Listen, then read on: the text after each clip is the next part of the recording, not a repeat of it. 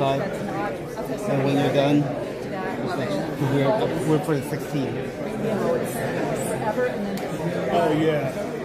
So I have one gray one that is the only one I use for live shots because You know it's good to go.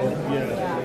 Because I've got two black ones to this side, and if I put the wrong one on, even though I Right in the middle. We put a battery on last night. It was like 70%. Woke up this morning, it's like 70%. they just stopped charging. They just.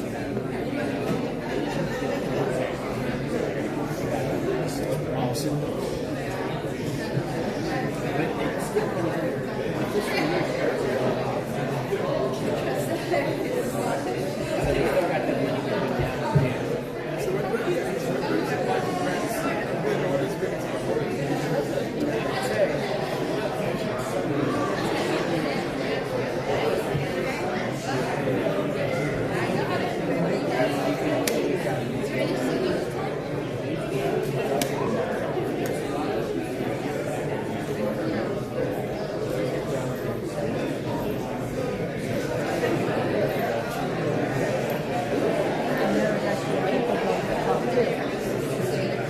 Oh, she loves that.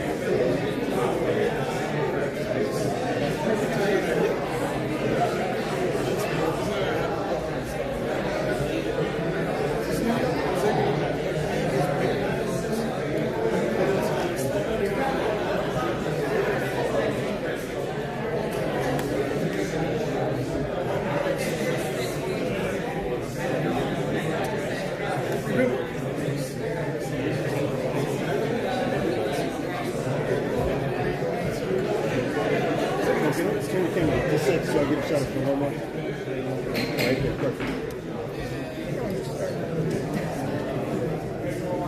You know, there's blind, right? Okay. Is it? Yeah. Thank you all very much for being here. Sorry, a couple minutes late. I was waiting for Supervisor Anderson, but no worries. Someone's going to go fetch him. In the meanwhile, we're going to move on to discussion item 14, modernizing the Sandy County Charter to strengthen transparency, accountability, and independent oversight.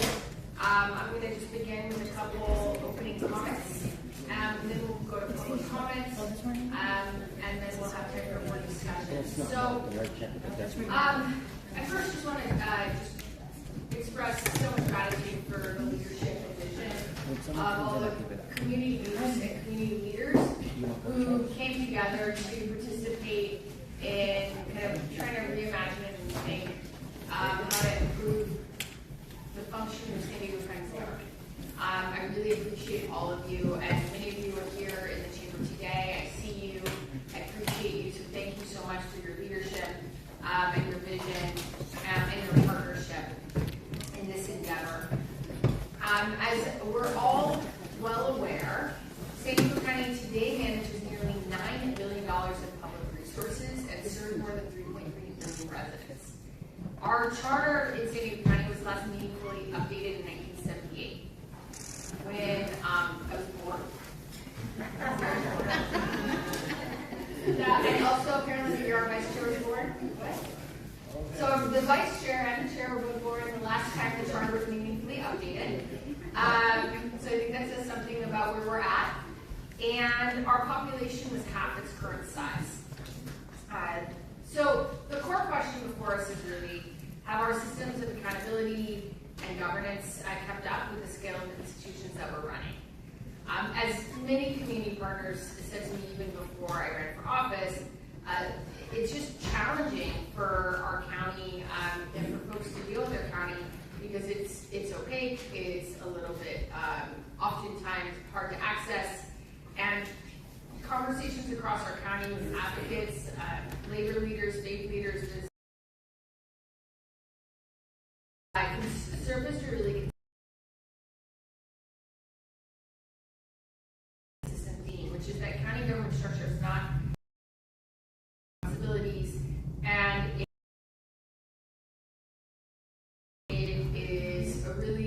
important moment to present to residents and voters some options to strengthen transparency, accountability, and oversight of the county.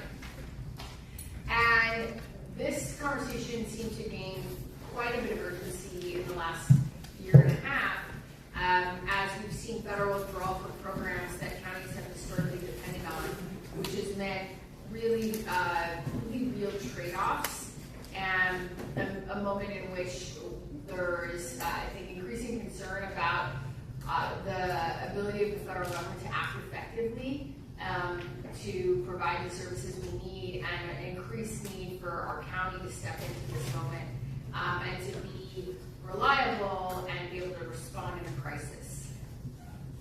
So today's item is a response to these issues, and it's really an effort to make sure that our government has the tools to evaluate ourselves honestly, make informed decisions, and earn the public's trust. So this is a package of reforms.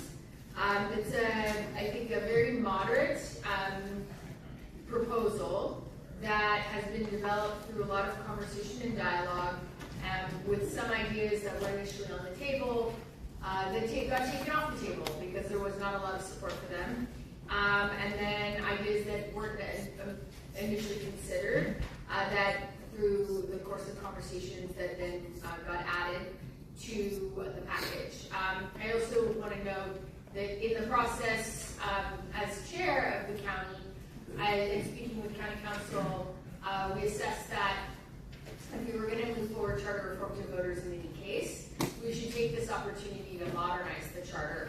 And I'm going to give county council a little bit of time to talk about what that means. But modernizing the county charter is really not addressing any substantive policy changes whatsoever, but looking through trying to bring county charter language into alignment with state law, deleting duplicative provisions that emerged over time, moving language around so that you don't have multiple sections saying the same thing in ways that are confusing. And we'll talk a little bit about that, what that means later. Very importantly, if this proposal passes today, it will not implement any changes. It creates the opportunity for voters of San Diego County to review these proposed ideas and ultimately vote for themselves this fall. So how this process will work is we're going to consider these proposals today, and if we're able to come to some agreement about what kind of options we'd like to present to voters, then there will be a second reading. I think that second reading would be May 19th. And once that second reading passes, then it would move forward to the voters to make the decision about whether they wanted to implement these changes or not. So let me just preview some of what I think of as the biggest changes that are currently described. One is the Ethics Commission. Right now, there's no independent ethics oversight of elected officials at the county level. So if a complaint comes forward, there's no structured, transparent body to review this complaint. And this is an issue that good government advocates and community organizations have raised repeatedly. The notion that really there's no way to move forward any kind of ethics complaint against countywide electeds. And we do know we have those mechanisms, for example, in the city of San Diego. So this is a clear gap. The independent budget analyst is another area that is I think, something I think is really important, but certainly emerged from conversations with community leaders, which is about having another set of eyes on the budget. So right now, our CO team builds our budget, and we as a board are responsible for decisions that impact millions of residents and billions of dollars. But there's not a second set of eyes or an independent fiscal check on the budget development process. So our hope would be that this would strengthen our budget development process. I think our CAO does a truly wonderful job, and our fiscal team do a truly wonderful job. They are hardworking and really incredible. So the idea of this independent budget analyst would be to complement that work, to be able to sort of test assumptions, evaluate various alternatives, and give the board members and the public kind of a route to some deeper understanding of budget trade-offs. Ultimately, the budget will be developed as it still is by the CAO and by our fiscal team.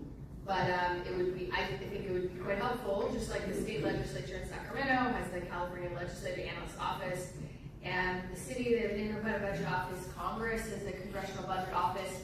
We don't have anything like that. And that would be very, very helpful, I think, for both the public and the board to just make good decisions about the budget. Another area that I think is worth lifting is the proposal for an independent program auditor. Right now, the way we work is we evaluate ourselves, basically, right? We grade ourselves of how well our programs are doing and whether these programs are working or not working and making an impact, and how they're serving constituents. But that is not best practice, is to like self-evaluate. I will tell you, I have a 6-year-old and she always tells me she's doing great.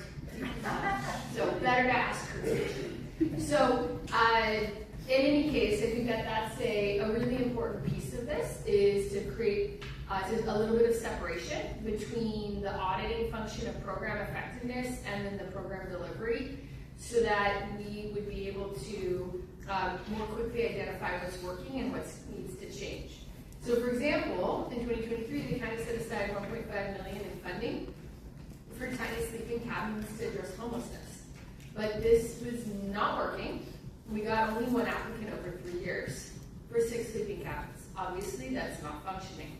So it would be good to know that quickly so we could pivot those resources to programs that do have proven effectiveness, where evaluations are showing that we're really making an impact and making a difference. So I think that having an independent analyst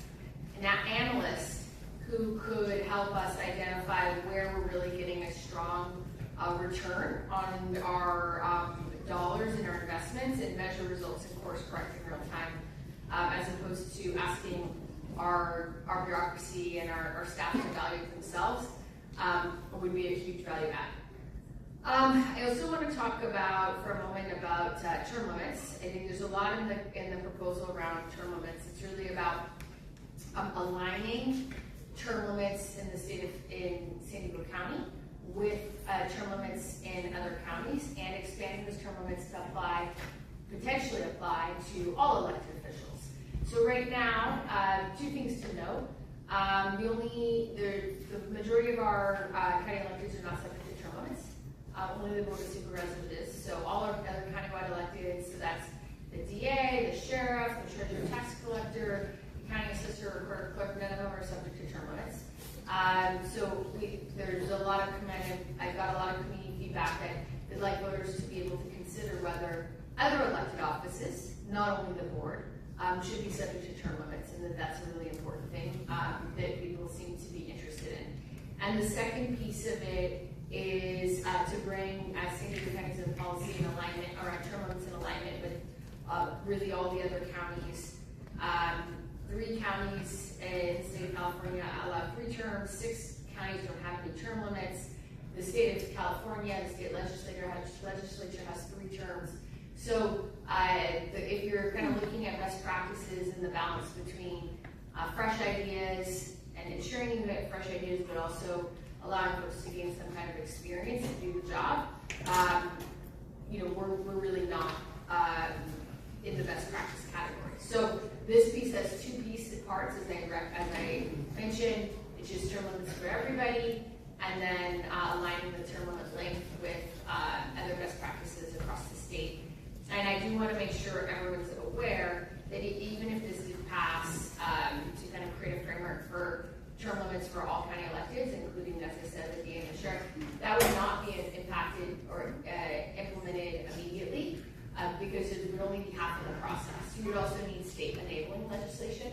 You would need state law to change to give counties the ability to enact such term limits. So just to be very clear, I think there's a lot of interest in opening up this as a conversation, but we certainly, you can't do that alone. You have to have both. You would both have to have a charter, and you would have to have state legislative change. And currently that state legislation has not been enacted. So this would not automatically implement. And I just want to make sure that that's very clear for folks. So we don't get too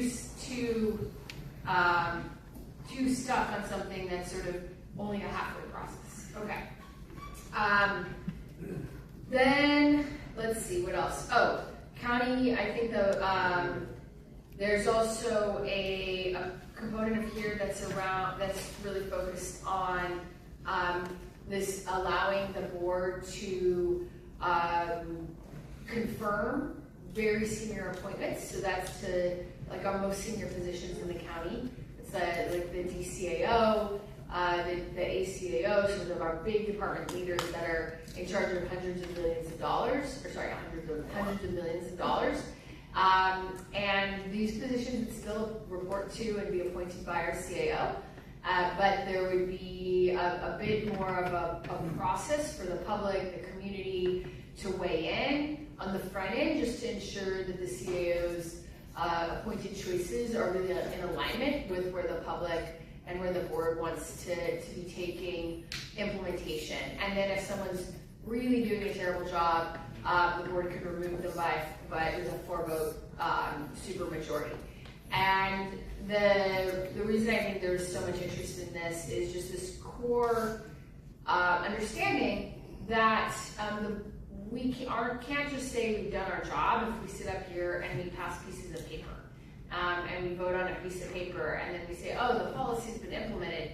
I mean, but it hasn't. If all we've done is pass a piece of paper and there was a policy made, but we don't have the right leaders who are able to really drive forward an effective agenda, those ideas will just die. And so the implementation at sort of the very highest levels of our county and making sure we have the right team in place is absolutely critical for implementation.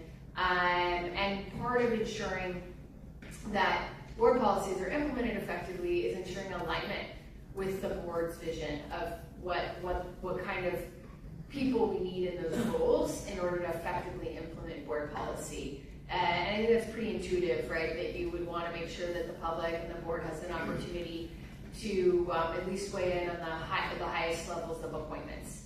And I'm going to talk a little bit more about this after public comment, the specific point around confirmations and removals, because this is, I think, probably of all the pieces being presented, if I was to say sort of potentially the most important piece of all of this is to kind of create a better mechanism for community involvement, public participation, and really board alignment with the CAO's appointed leadership. And again, those appointed leaders would still be appointed by and work for the CAO, but there would be a process kind of on the front end to ensure alignment, and then on the back end if things were really off the rails, to correct course.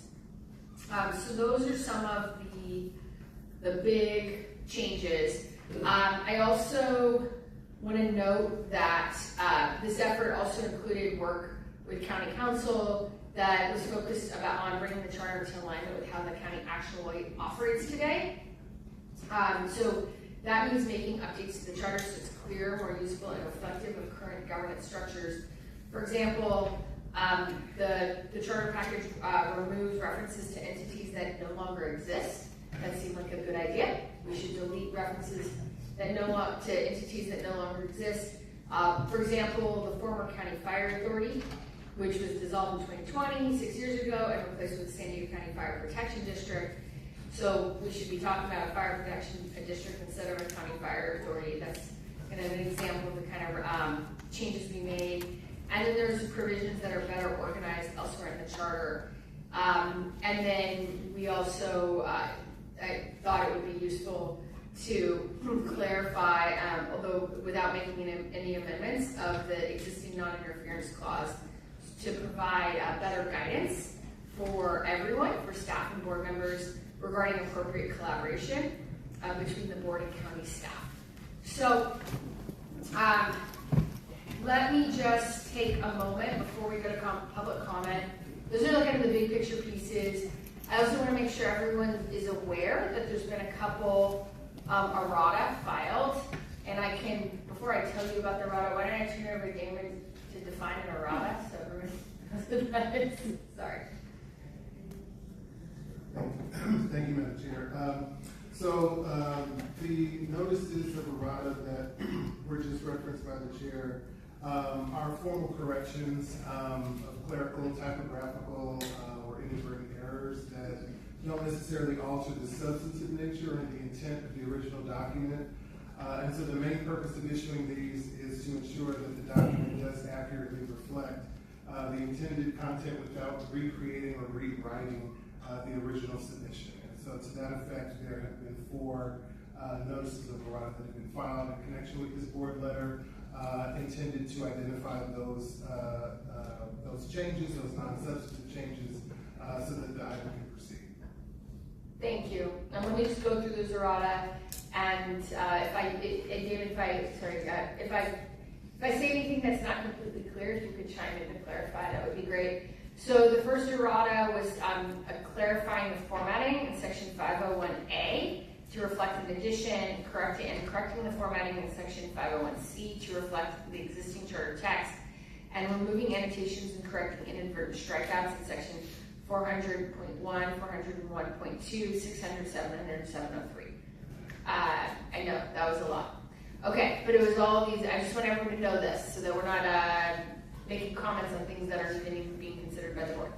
Errata 2 was to add a standard severability clause that's really best practice, and what that means is that if any portion of this measure was to be found to be unconstitutional or not legal, that the remainder of the ordinance, the remainder of the measure, the remainder of the charter reforms would still stand. They wouldn't all be overturned in court. And that's very standard. We should have had it in the first place. It was an inadvertent oversight. And that's a standard severability clause. Errata 3 was that there had been some initial draft language considered in section 401.2 regarding residency requirements that was not intended to be included in the final proposal because it's redundant to state law. All eligibility requirements for supervisors are set by state law, so there's nothing you can do regardless. So any of the language was just redundant to state law. Okay, errata 4 added a sentence to section 703 to clarify the role of the San Diego County Fire Protection District, because as I mentioned, when we initially were looking for consistency and clarity, a reference to the Fire Protection Authority was deleted and inadvertently omitted to add the sentence regarding the role of the San Diego County Fire Protection District. So again, really small things, but want to make sure we're all having a coherent conversation about the same set of proposals that's on the table, not proposals that are not on the table. And these are technical in nature and do not alter the policy substance of the proposal. I also wanted to just note, there's certainly, I'm aware, like I'm on Nextdoor and strange things are said. So for example, I saw a comment that we're voting on pay raises for supervisors. That is not the case. So just, there might be other things floating around that are not true. So in any case, just trying to keep us focused on the facts at hand, because there are some big changes being proposed here, and it is worth debating them on the merits and saying, hey, do these make sense, and is this the direction we want to go in our county? And I'm really hopeful that we can have a robust discussion here today, and really hear from the community about these proposed changes. Do folks think things make sense? Are we going in the right direction? And most importantly, should we give voters the opportunity to decide for themselves, which I think is really the crux of the matter. And I wanted to just take a moment to tee up this conversation so folks are not commenting on things that are non-existent. County Council, Damon, do you think I missed anything that you think needs to just be clarified from a legal or factual perspective before we move forward with public comment? I don't think at this time that there are any things that come up. I'm happy to clarify. Okay, fantastic. So with that being said, we can go ahead and begin public comment. Thanks. Thank you, Chair Lawson Reamer. We have 78 requests to speak on this item, 60 in person, 18 requesting to speak by phone. Also note for the record that we received 288 e-comments, 208 of those in support, 52 in opposition, and 16 neutral. For any individuals that requested to speak on item 14 by phone, please dial the conference line using the instructions that were provided to you. We'll begin with the in-person speakers. As your name is called, please come forward and stand on the arrows until it's your turn to speak at the podium. As there's speakers beside you will have 1 minute to address the board, and I'll ask you to begin by stating your name for the record. I'll be calling you in groups of 3, so I'll ask you to please listen for your name. And again, when I call your name, please come forward and stand on the arrows so we can have you queued up to speak. I'd like to invite forward the first 3 individuals: Ken Pineda, Mike Odine, and Hector Buenrostro. Call your names, please come forward.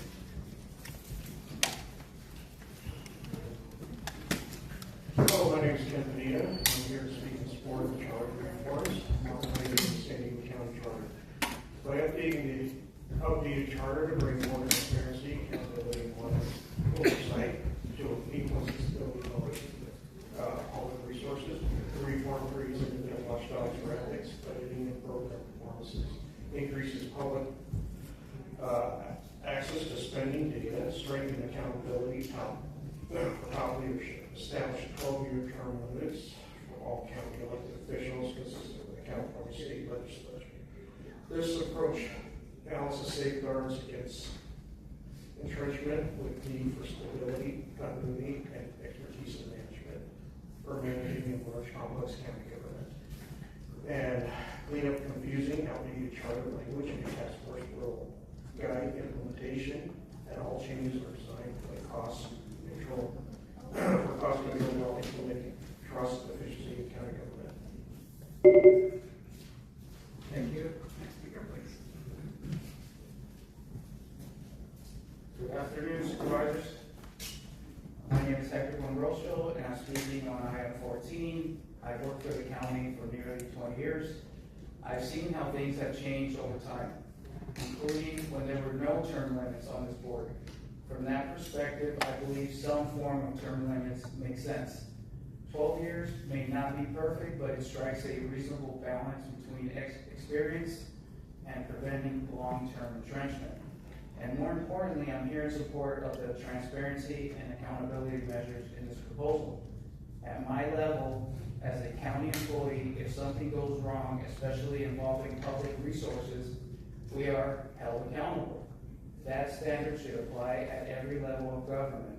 The public deserves clear oversight, independent review, and the ability to see how decisions are made and how money is spent. These reforms move us in that direction toward a more open, accountable, and modern government. Thank you for your time. Thank you. I'd like to invite 3 additional speakers: Mark A. Troutman, Noah E. Ick, Dino Starbucks Smith. Call your names, please come forward.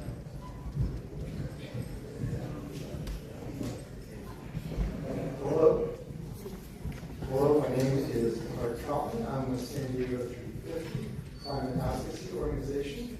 We are supportive of this reform package. Climate change is going to require a degree of coordination unprecedented in human history, and one of our main tools for coordinating amongst ourselves and problem solving is government. And government only works if we have confidence in it, and the kinds of transparency measures in this reform package are very important. I worked for the county for 5 years, and I can give anecdotes related to most of these measures on why they're important. This really quick one. I recently looked at the budget to try to find my old unit to see where it was, and just so I could just line it up. I could not find it in the budget, even though I knew exactly what I was looking for. So thank you for bringing these forward, and I hope you support it. Thank you. Thank you. Next speaker, please. Good afternoon, Board of Supervisors. My name is Noah Ick. I'm a resident of District 3 and a researcher with the Center on Policy Initiatives. Our county plays a crucial role in the lives of San Diegans. It helps people stay housed, put food on the table, and access the care and services they need. With a county of over 3 million people and a budget around $8.6 billion, we must constantly ask ourselves, are we serving San Diegans the best we can? Right now, our government is left to answer that question on its own, which leaves communities without real accountability. These reforms change that and are designed to be implemented without new cost to taxpayers, using what we already have more wisely and making our county work better for San Diegans. An independent program auditor ensures we are measuring real impact and whether people's lives are improving. An independent budget analyst ensures decisions are grounded in clear, honest information, so resources are spent equitably. Every single public dollar should improve the lives of San Diegans. This package of proposed amendments helps us do that. Please vote yes to put these reforms on the ballot and give San Diegans the power to shape what kind of county we want to live in. Thank you. Thank you. As the next speaker is coming forward, I'll invite 3 additional speakers. Jasmine Marquez, Ash Plaziak, and Jose Franco Garcia. Call your name, please. Good afternoon, Board of Supervisors. My name is Constantino Smith. I'm a resident of District 2 and volunteer with the Center on Policy Initiatives. I'm a student at San Diego Met High School. It is my belief that to engage in government, we first need to understand what is going on. But right now, that feels close to impossible. It is incredibly difficult to understand how our county is spending the money and how decisions are being made. When people can't see what happens in our government, they tend to disengage. But this is not because they don't care, it's because that door feels closed to them. I'm asking for you to vote for these reforms with the Independent Ethics Commission and the transparent budget. So please vote on these reforms and pass them. Thank you. Next speaker, please.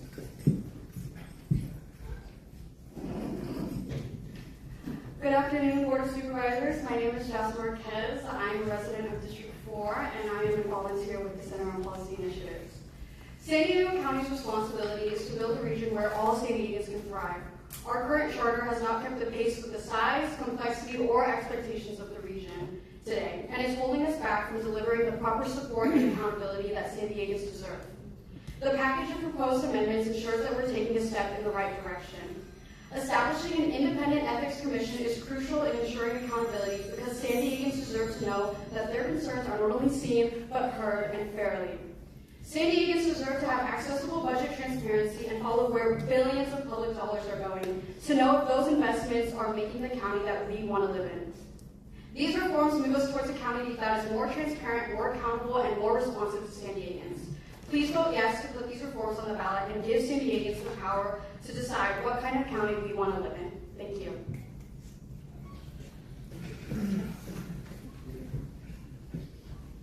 Good afternoon, Chair and members of the board. My name is Ash Plaziak, and I'm here today on behalf of Crisis House to express strong support for the proposed charter reform package, specifically the creation of an independent budget analyst and a program auditor. San Diego County manages $8.6 billion in public spending, an extraordinary level of responsibility.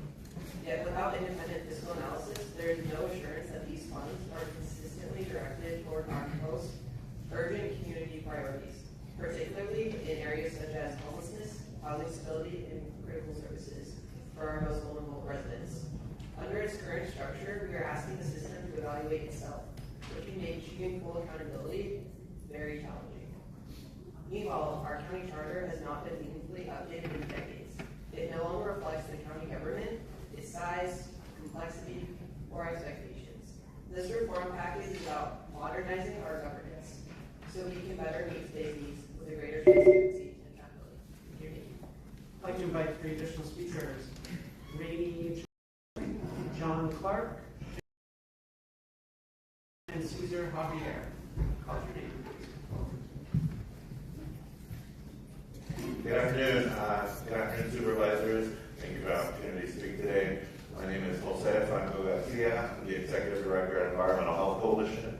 We are an environmental justice organization that has worked in San Diego for over 46 years. I say that because it's really important to say is that we've worked here in San Diego for over 46 years, but I got to be quite honest, up until a few years ago, there felt like not a lot of traction could be done on environmental justice, climate justice, air quality work with the county. So we've made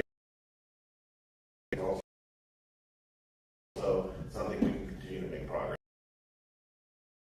We will really make real reform on climate justice, environmental justice, air quality, and those efforts that community members really want to hear about and want to do something about. The last thing I'll say is that, some of these issues around environmental justice are new, some of the air quality solutions are new, and we need supervisors to have time to come up with Thank you.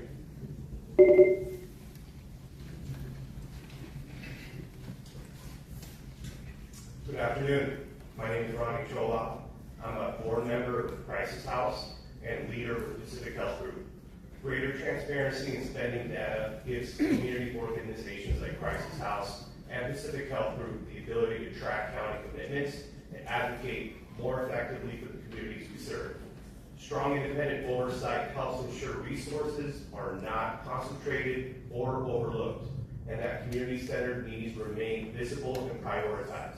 This reform package creates accountability infrastructure without additional taxpayer costs, which is critical for sustaining meaningful long-term investment at the county level. From the perspective of Crisis House and Pacific Health Group as a provider and community partner, transparency directly impacts outcomes. We're working with individuals navigating homelessness, behavioral health, and complex care needs every day. When we can clearly see how resources are allocated and what's working, we can align faster, close gaps, and deliver real results. That level of accountability strengthens not just oversight, but the effectiveness. Thank you. Good afternoon, Chairwoman and Supervisors. My name is John Clark, Deputy Vice President of San Diego County Firefighters, Cal Fire Local 2881.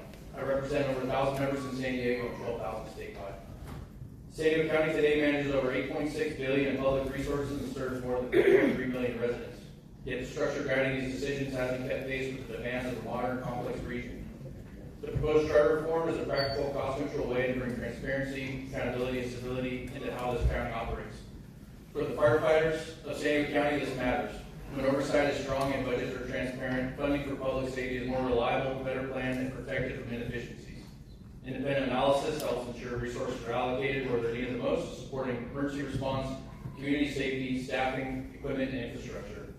Ultimately, these reforms build a system the public can trust, one where critical services like fire protection and emergency medical services are backed by clear, accountable, and effective governance. Thank you for your time.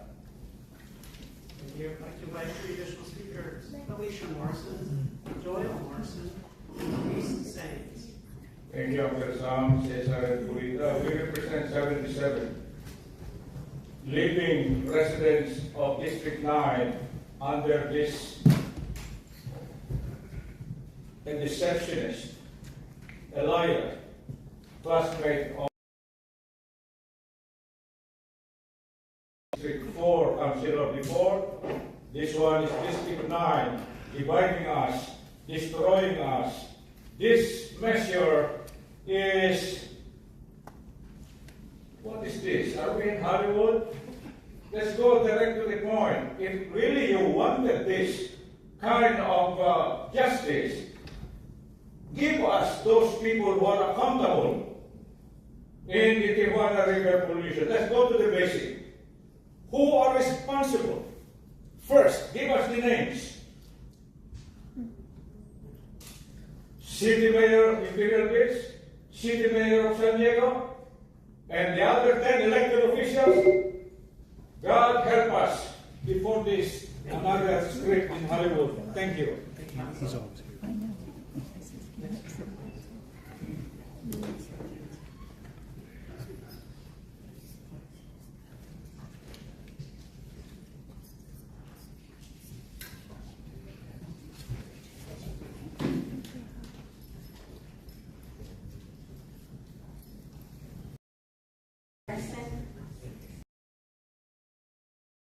The idea of changing the charter to extend to a third term,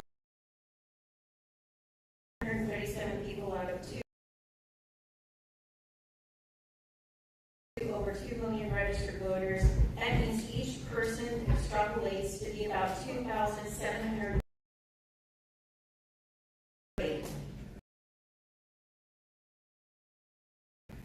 Proposition B required 120,000 signatures from registered voters to get it on the ballot.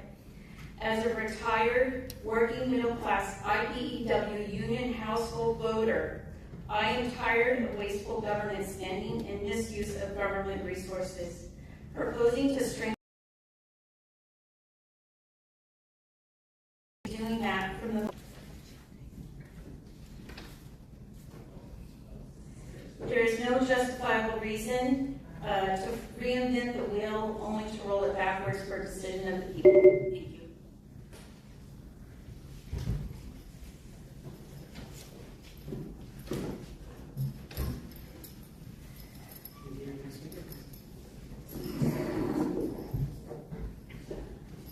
Good afternoon, Board of Supervisors.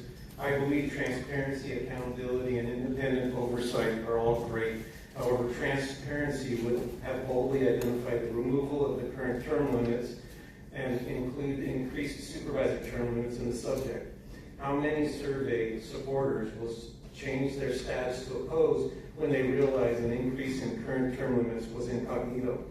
Accountability, the independent budget analyst and independent program auditor shall serve at the pleasure of the board in an unclassified service and may be removed at any time by a majority board of the board. This dilutes accountability. Independent oversight, most reasonable people think that independent oversight is performed by an outside entity that can analyze and audit with impunity, but the board will appoint the independent budget analyst program auditor. I already question impartial independent results, and appointments aren't even pending yet. If this manages to get on the ballot as is, we the people will vote it down. Thank you. Can you please state your name for the record? Sir? Please state your name for the record. Doyle Morrison.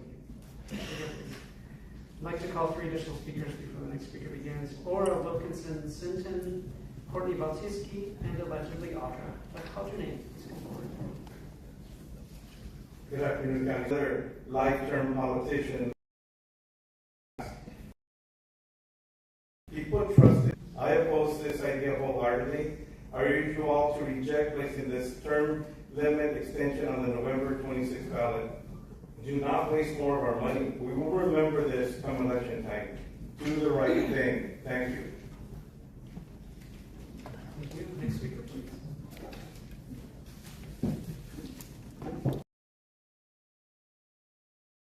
Good afternoon, Supervisors.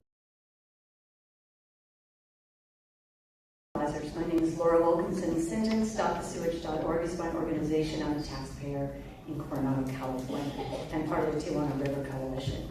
The county's charter was passed when no people of color nor women, save one appointed white woman, were allowed to sit on the dais that you occupy today until 1976, and it is way past time to change that charter. 2024, extremely dangerous hydrogen sulfide gas levels were found by privately funded nonprofit scientists because the county public health organ failed us. That same year, lawsuits and drama with no clear direction to your public health division, who behaved more like a tombstone agency to us as taxpaying constituents. That, honorable supervisors, is Exhibit A of why this charter is broken and needs to be updated. We need to lessen the power of one position in county government to unintentionally wreak havoc. Thank you for your time.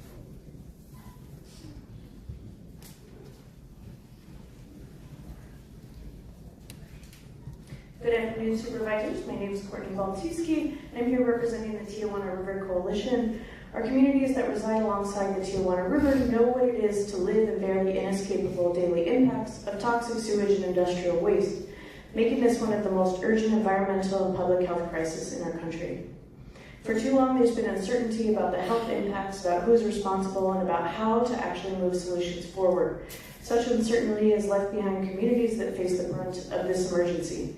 This charter reform is a bold step into the 21st century. It strengthens independent oversight, improves transparency, leverages institutional knowledge, and creates real accountability for long-standing issues like the Tijuana pollution crisis. With a stronger, more efficient county government, we can continue building the momentum needed to address the foreseeable challenges with the Tijuana River watershed. Thank you. Thank you. As the next speaker is coming to the podium, all my additional speakers. Yes, I love how you think this is stay in power. Ones that are and making them come and beg and plead for just the basic necessities of life. You can see the world around us is the way it is because of the things that you guys implement. And you want us and have total control. We see that absolute power corrupts, absolutely. And that is what And it's interesting to see that all the people have to do is take their power back. You guys are afraid of the people, that's why you silence us. And that's why we have to act as though you are afraid of us and change the course of history as we see it. Next speaker, please. Good afternoon, Chair Lawson-Remer and Board of Supervisors. My name is Judy Boz, and I'm the Public Affairs Manager of Planned Parenthood of the Pacific Southwest.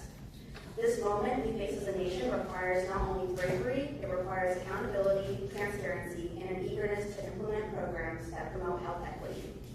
And now more than ever, a strong local government is needed. As we strive to create programs to better address health disparities, the county must work directly with nonprofits and community leaders that already do this work, especially given the fact that the county still does not have a public hospital. Thank you for your time, and I urge this board to adopt this county charter. Thank you.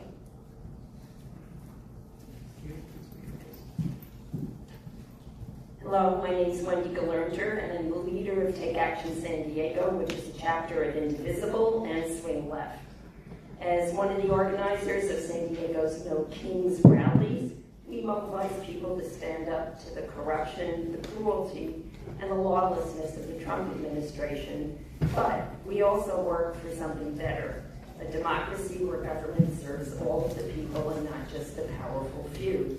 And that's why we support this overdue reform. An ethics commission with teeth, a budget analyst who answers to the public, an independent auditor to measure results, and public oversight of key leadership assignments. And it does all this with no additional cost to taxpayers. When government loses focus on the people, accountability breaks down and people lose trust in the government. That's what we're seeing in Washington today. But San Diego can be different by building a system where no one is above oversight and no one stays in power without accountability. Thanks. Thank you. I'd like to invite three additional speakers: Brian Lafferty, Mary Soriano, and Mark. I use the name Michael. You are the master linguistic gaslighter. This chamber is full of people, and you've got the media here, and they never show up unless it's something dramatic like this. Talk about no kings, and I'm not a Trump fan, let me be clear about that. It's no queens, and this is what this item is trying to advance. More queendom. Tara, Monica, Paloma, and I'm not a misogynist. What we have here is misandrous schedule. Misandrous. If you don't know what that word means, look it up, misandrous. Because we've got two impotent males here who have not stood up mostly for the last 6 years. This isn't a red-white, red-blue issue. This is a government against people who choose to live their own lives and not be interfered with. Stay in your own lane. We do not consent. We do not comply.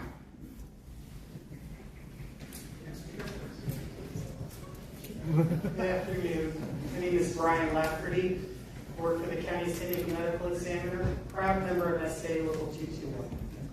So in 2020, voters literally elected for change, and throughout this decade have consistently affirmed that period. And it's resulted in high turnover, low morale, and fear. Now, where I work, my department head and his predecessor, unlike almost every other department head, they have accepted the fact that there's been change to the board of supervisors. They've been willing to work with you. And I wish, and so we need accountability for senior leaders. No to extending term limits, and here's why. Mark, item 14. As for your core reform priorities, establishing independent officials. Bullshit. Supervisors are shown ignoring their core responsibilities in the 10/22/2024 Supervisors PM session on item 30 at 2 hours, 44 minutes, 30 seconds that Jim Desmond motioned to approve.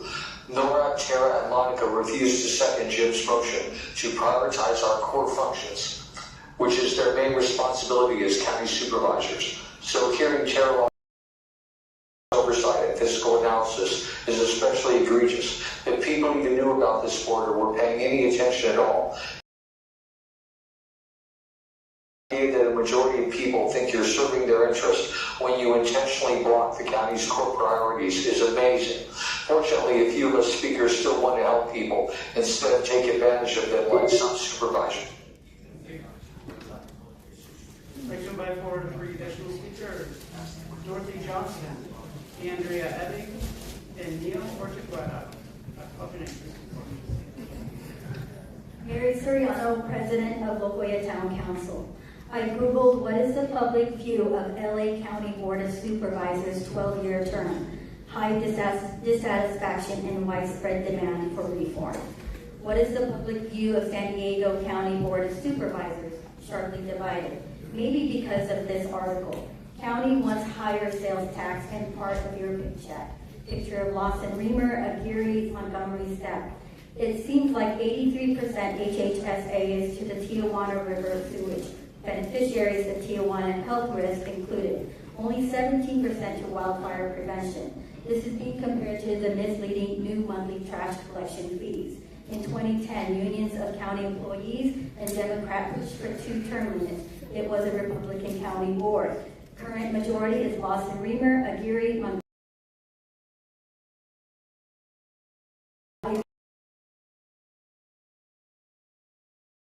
Independent when county board appoints. Ethics board, who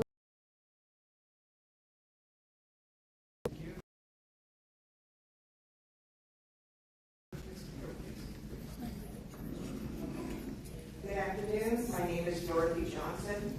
I'm a 40-year resident of District 1. Our communities suffer every day from arbitrary actions of a hostile federal government that wastes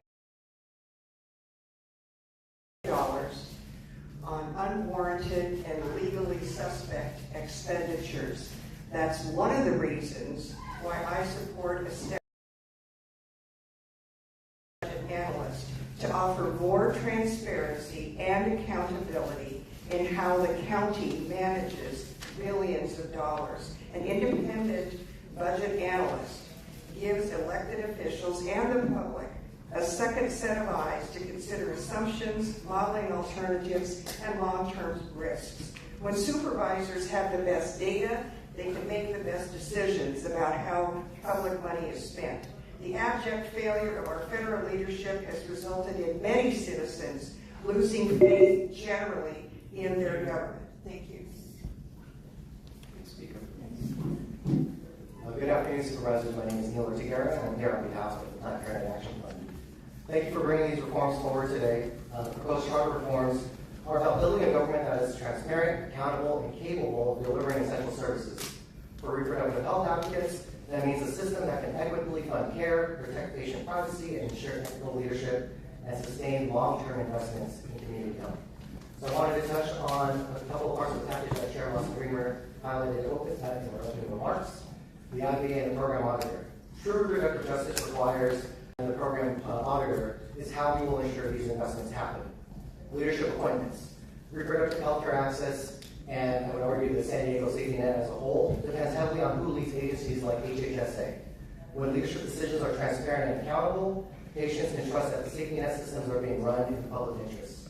And on term limits, improving reproductive health requires sustained commitment, not short-term offense. Thank you. Before the next speaker begins, we'll call 3 additional speakers: Anthony Dang, Andy Lopez, and Summer Ismail. My name is Andrea Ebbing, and I just want to congratulate you guys on this genius move. On your own. And for those who don't know what that is, it's a mob running this county. I'm not talking about every person on the dais here. I'm just saying that it's very difficult to remove extremely criminal syndicates who will definitely kill you, will definitely blacklist you, will definitely manipulate the system however they so wish if you raise an eyebrow to them. So strengthen numbers, and I would say, hell yes, let's definitely have a term limit on Summer Stephan. She should be in prison right now for what she's already done. So let's limit that absolute mob boss. And then let's take a look at what Kelly Martinez is actually doing. I mean, Las Colinas, whoa, you do not want to go there. It's a death camp. But yeah, if you guys need more time, have it, but just get rid of Summer Stefan. Thank you. Good afternoon, board. My name is Anthony Dang, and I'm speaking on behalf of Climate Action Campaign, and where we're building an affordable 100% clean energy and resilient San Diego. We are happy to support this community charter modernization item. San Diego County has a good climate action plan, and yet we have no independent way to verify it's actually being carried out, or that the money for it isn't going somewhere else. We need it to be implemented on time, on target, and with public dollars spent where they're supposed to go. Right now, there's no independent auditor to evaluate whether county programs are delivering real community benefits, no independent budget analyst to tell us if climate commitments are funded or quietly deprioritized. Item 14 fixes that and creates watchdog entities that climate action plan. Accountability is trusting the people and the people trusting in the system that's for them, a system that was created not with people like me in mind, a system that blows my mind that is still going on, and it blows my mind that it has not changed. So I hope y'all vote yes on changing this. Have a space in this system. Thank you. Thank you. Before the next speaker begins, I'll invite Janaya Palmer, Adu Bengal, and Sravithya Ganapathy. Good afternoon, Board of Supervisors. My name is Summer Ismail, and I am also an MPA student at San Diego State, and I've had the great opportunity of researching this proposed reform. And I'm going to say that this is a form of excellent governance. You have an opportunity to create change. After all, Noble is not motivated by the public good. And we are providing the people with accessibility. You ask for the county's budget right now, and you get, I can't even tell you, thousands of stacks of papers. But having an independent auditor is able to translate it in a manner that is palatable to the people. On term limits, we have, as Chair Lawson Reamer brought up, we have so many promising ideas, but we need this continuity and extended term limits to carry them out. The people in the past realized that we needed to enact one, but now we saw that 2 years isn't comparable to what the state has already. So let's extend it, and after all, a term limit doesn't really mean that the person's going to stay in power all those times. It's up to the people still. So thank you, and please vote yes. Hello, my name is Danae Palmer. I'm a grad student at UCSD and a member of UAW 4811. I'm very excited to speak in favor of passing this reform. San Diego County manages billions of dollars, and this reform presents a powerful opportunity to make sure that the public understands where every dollar is actually going. This reform requires clear disclosure of how money is spent, and it will allow us as workers and residents of this county early over time. Thank you.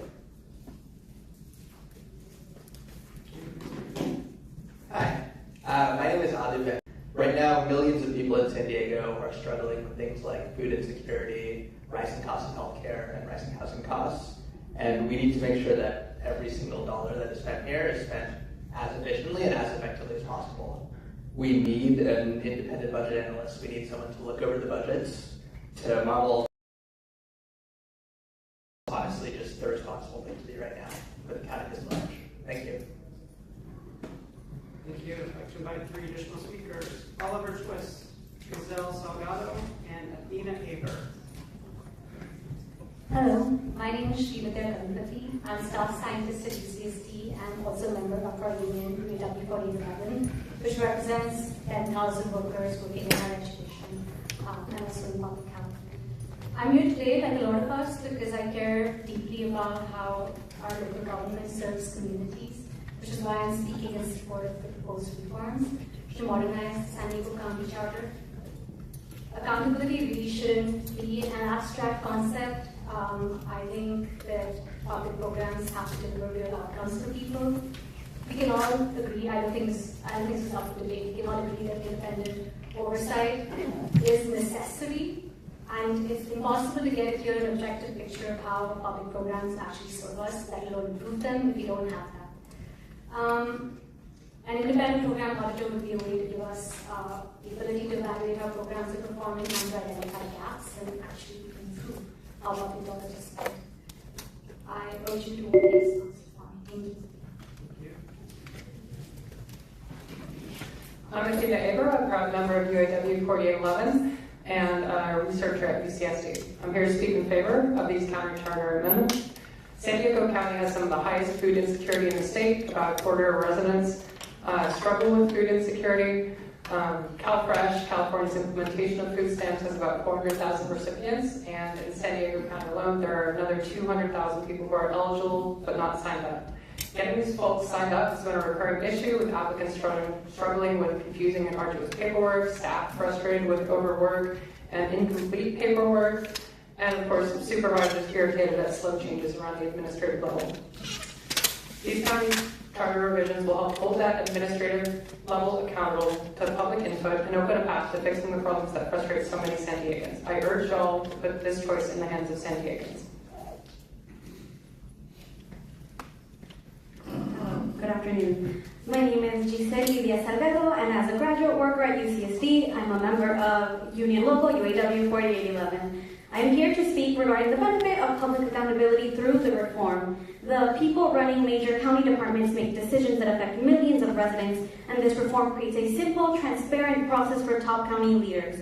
Candidates are also nominated by the CAO, but confirmed publicly by the board with input from the community.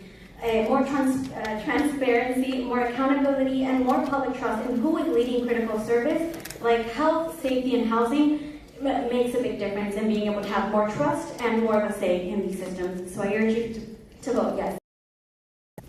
Thank you. Before the next speaker begins, I'll invite 3 additional speakers: John Gamino, Alfonso Sanchez, and Anna Ramos.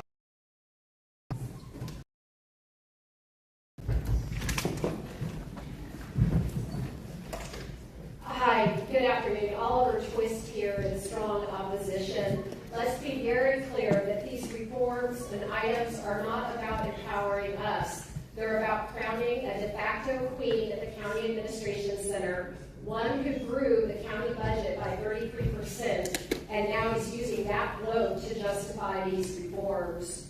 Chairwoman Wasson-Reamer is dressing this up as a transparency and good governance issue, but buried in the fine print is exactly what every San Diegan should reject: more power for politicians and a special gift of a 3rd term for supervisors. And look who's being lined up to tee this up: Jack McRory, the infamous Charter ticket guarantee, now brought in to use his Machiavellian machinations to help reform power structures. I urge a no vote on these reforms. No queens in San Diego, no to extended reigns, no backroom control over the people that are supposed to serve the public, not their own self-interest. Thank you. Oh, and just more political theater.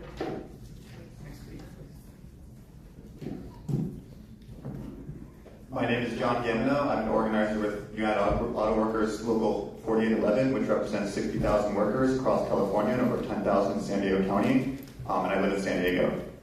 I'm proud to have canvassed for Supervisor Lawson-Reamer and Supervisor Aguirre to help get them elected, along with fellow UAW members and my brothers and sisters in the labor movement, who I'm proud to see have come out in numbers today to stand in solidarity. But no matter who is in office, we the people deserve transparency and accountability in government. San Diego County currently has no independent ethics commission. These charter reforms would create an independent ethics commission to review ethics complaints and hold our elected representatives accountable. That is just one reason among many why I'm in favor of Agenda Item 14, modernizing the charter to strengthen transparency and accountability in the San Diego government. Thank you.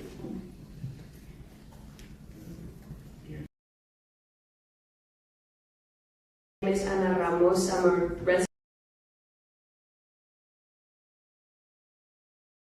of District 1 and also a community organizer with ACE.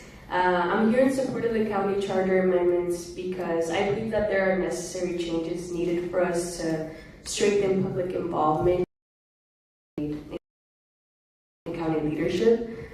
We cannot have a functioning democracy if the will of our community is not at the table. And so requiring public disclosure on how our county is spending taxpayer dollars is important for building public trust. And I think any changes that we can make to create transparency in the already complicated mechanisms of our government is something we at ACE will always support. We're also living in incredibly unpredictable times. Our community is apprehensive about trusting our government to protect our constitutional rights, especially working class immigrants who are actively being targeted by our federal government. So if we can strengthen the people to receive some amount of power. I can invite 3 additional speakers: Lori Litzman, Calvin Ho, and Grace Rojas Jimenez. Good afternoon, Chair and Supervisor. My name is Al Sanchez, and I'm here on behalf of Laborers Local 89, representing nearly 5,000 working men and women.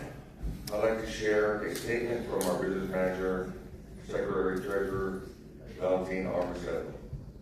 For the nearly 5,000 working men and women we represent, accountability comes down to transparency, oversight, and responsible governance.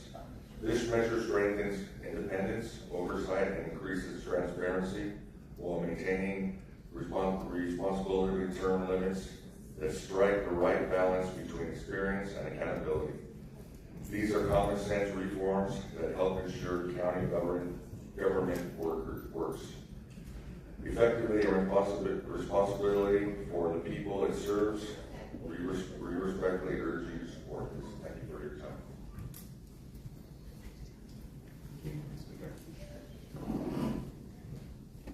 Good afternoon. My name is Lori Litzman, District 4 constituent and ACE member. I support this charter reform because it strengthens transparency and accountability in our county government. An independent ethics commission holds elected officials to clear standards, greater transparency in spending, lets the public see how decisions are made. An independent budget analyst and program auditor provide objective oversight.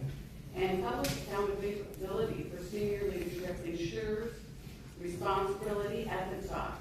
These are practical, necessary steps towards building public trust. I urge you to move forward on them. Thank you. Good afternoon, Supervisors. My name is Kelvin Ho. I'm a resident of District 3 and a member of UAW. I work closely and represent over 10,000 members of our union in the county. Our members perform a variety of civil servants, educators, and university staff. I'm here to speak in favor of item 14 because our members deserve a county government that's accountable to the public. Our members, along with 3.3 million other San Diego County residents, elected this board because they believe they perform their job in representing their interests.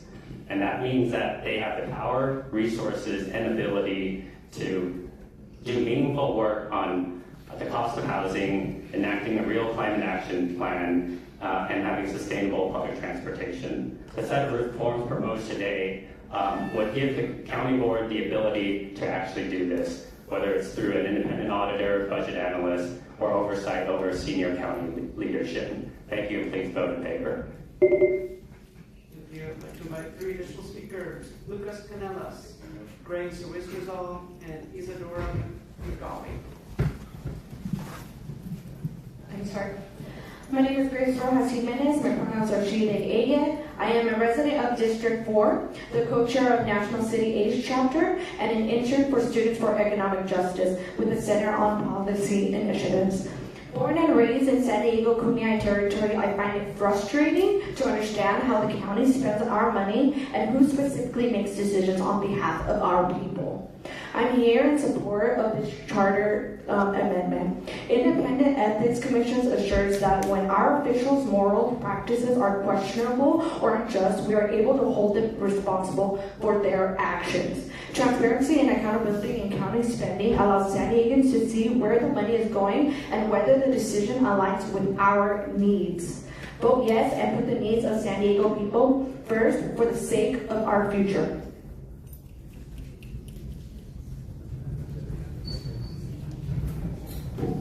Good afternoon, Supervisors. My name is Lucas Canales. I was born and raised in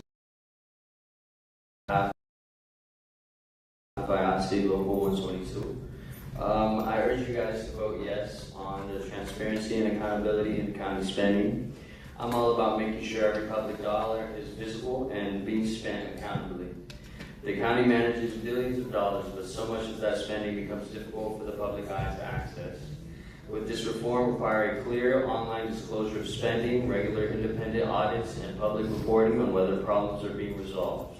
When taxpayers can see where money is going and whether it's working or not, we create a confident community, making sure better decisions are being made together for the betterment of us all. San Diego has the potential to be one of the best cities in the country, and we can lead with example. Thank you. Good afternoon, supervisors. My name is Greg Wisterthal, and I'm the president of IATSC Local 122. I'm here today in support of these charter reforms because public trust is not automatic. It has to be earned. In a county this large, serving millions of people and managing billions of public dollars, transparency and accountability cannot be optional. The public should be able to see how decisions are made, how money is being spent, and whether the systems in place are actually working. That is why these reforms matter. Independent ethics review matters, public visibility into county spending matters, independent budget and program oversight matters, and modernizing our outdated charter matters. These are not extreme ideas. They're the kind of basic standards people should be expecting from their government. With that said, I respectfully urge you to support this effort and move it forward. Thank you. I'd like to invite 3 additional speakers: Simon Andres, Richard Sciaba, and Pam Rubin. Hello, my name is Isa, and I am a community for community empowerment. We are a statewide multiracial organization of working class and low-income neighbors who know that the only way for our needs to be prioritized is for us to get organized. From housing justice to keeping ICE out of our neighborhoods, we know that those of us without political status or billions of dollars have to rely on each other or on people power to demand change. We in ACE San Diego are in support of the proposed charter change because in order for us to organize, we need to have transparency about what's going on in our county. The proposed changes aren't going to fix a system that by design puts profit over people, which is inherently anti-democratic. Real accountability comes from the community getting organized. That being said, we think this proposal is a step in the right direction, and if anything, a bare minimum. Thank you.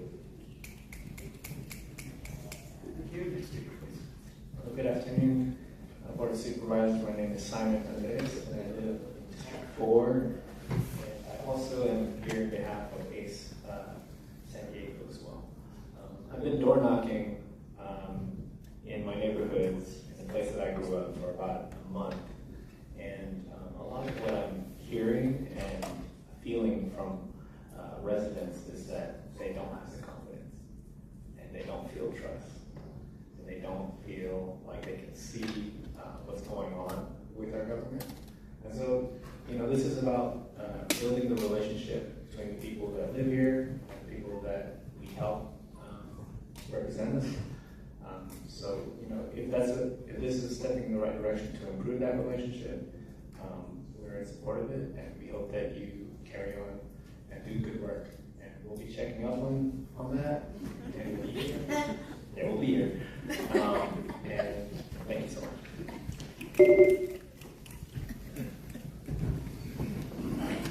Richard Sciaba, IIT Local 122. I support a transparent public confirmation process for the senior county leadership. People running major departments make decisions that affect every resident. So the community should have a real opportunity to see who is being appointed and hold leaders accountable through their elected representatives. This reform would strengthen trust and the public. Thank you.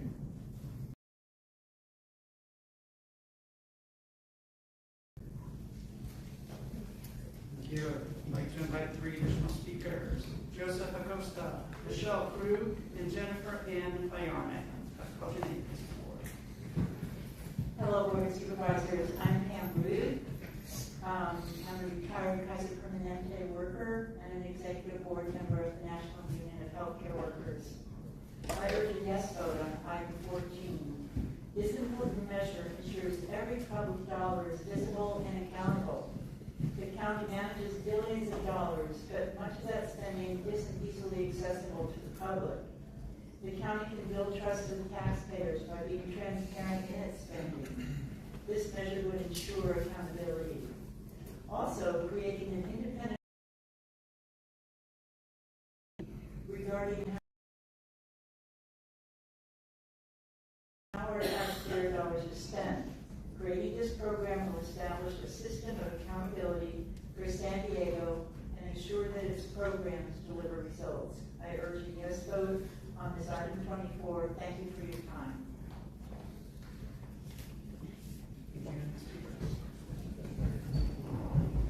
My name is Joseph Acosta. I'm here with IATSE 122, and I'm in favor of this reform. Right now, too often, government is evaluating itself, and it's not a best practice. This reform creates an independent program auditor to answer the question, are programs actually delivering results? And if not, how do we fix them? So moving forward, let's keep in mind that 2 heads are better than 1, because this is about outcomes and making sure public dollars are actually improving people's lives. Please vote yes. Thank you.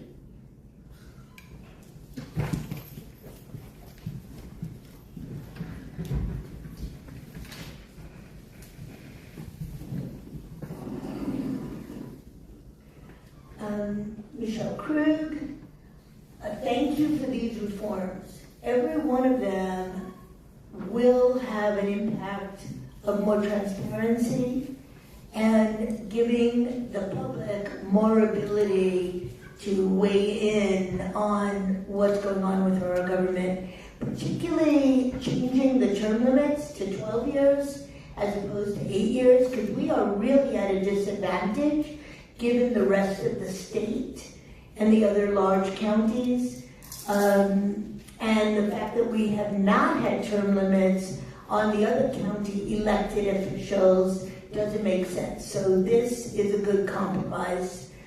I also really appreciate the fact that there'll be some oversight over the top leadership in the county. And the independent budget analyst and the ethics commission are no-brainers. They should have been put in a long time ago. So thank you. Please vote yes. Here begins all my 3 additional speakers. Kate Wagner, Francisco Mayoral, Ezra Cadena.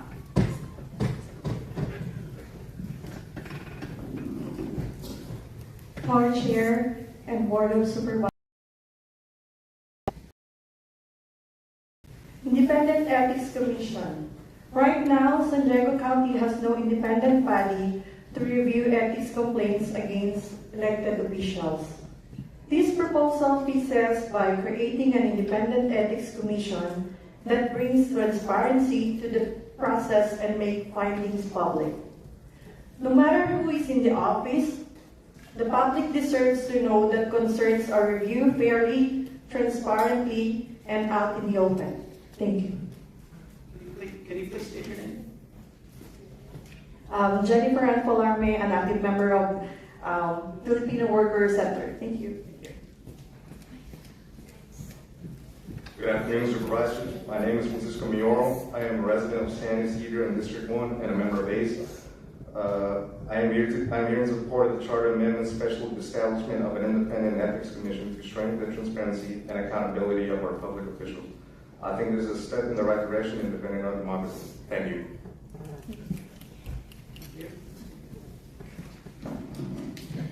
Hello, my name is Kate Wagner. I'm a part of the group Indivisible 49, and I'm here to express my support for the updates to our county charter.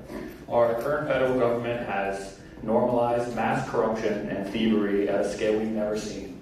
And I believe a modern charter is the perfect thing that we need to counteract these forces and restore some trust that our local people have in the government of our county. Furthermore, as Californians, we're used to being taxed to the bone. And personally speaking, I wouldn't mind paying taxes if I knew that money went to something important. We're drained by taxes, and yet most of us have no idea where they go or what it's used for. Maybe this independent budget commission can finally put someone in charge of showing us how our money is spent. Thank you. Thank you. I'd like to invite 3 additional speakers. Marilyn Soto, Alexia Palacios Peters, and Aldo Brambila. Good afternoon, Board of Supervisors. My name is Ezra. I'm a resident of District 3 and undergraduate.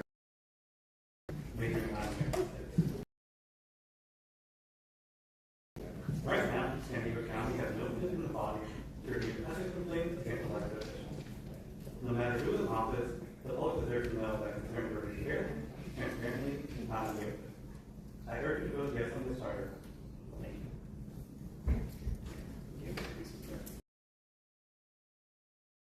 Hello, board. I'm Aldo Rambila. I'm a community organizer from District 1. I just want to register my support for this county charter reform package, specifically the point on independent oversight, because a body can't be expected to look into itself. That's not how real accountability is achieved. So I definitely support more transparency and accountability for this body and bodies throughout the county. Thank you.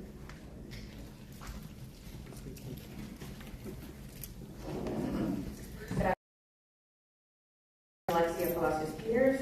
I'm currently a trustee on the Coronado Unified School District Governing Board, and I'm an associate attorney at Singleton Schreiber. I'm here today on behalf of Singleton Schreiber LLP, and we are proud to support this charter reform package for 5 reasons.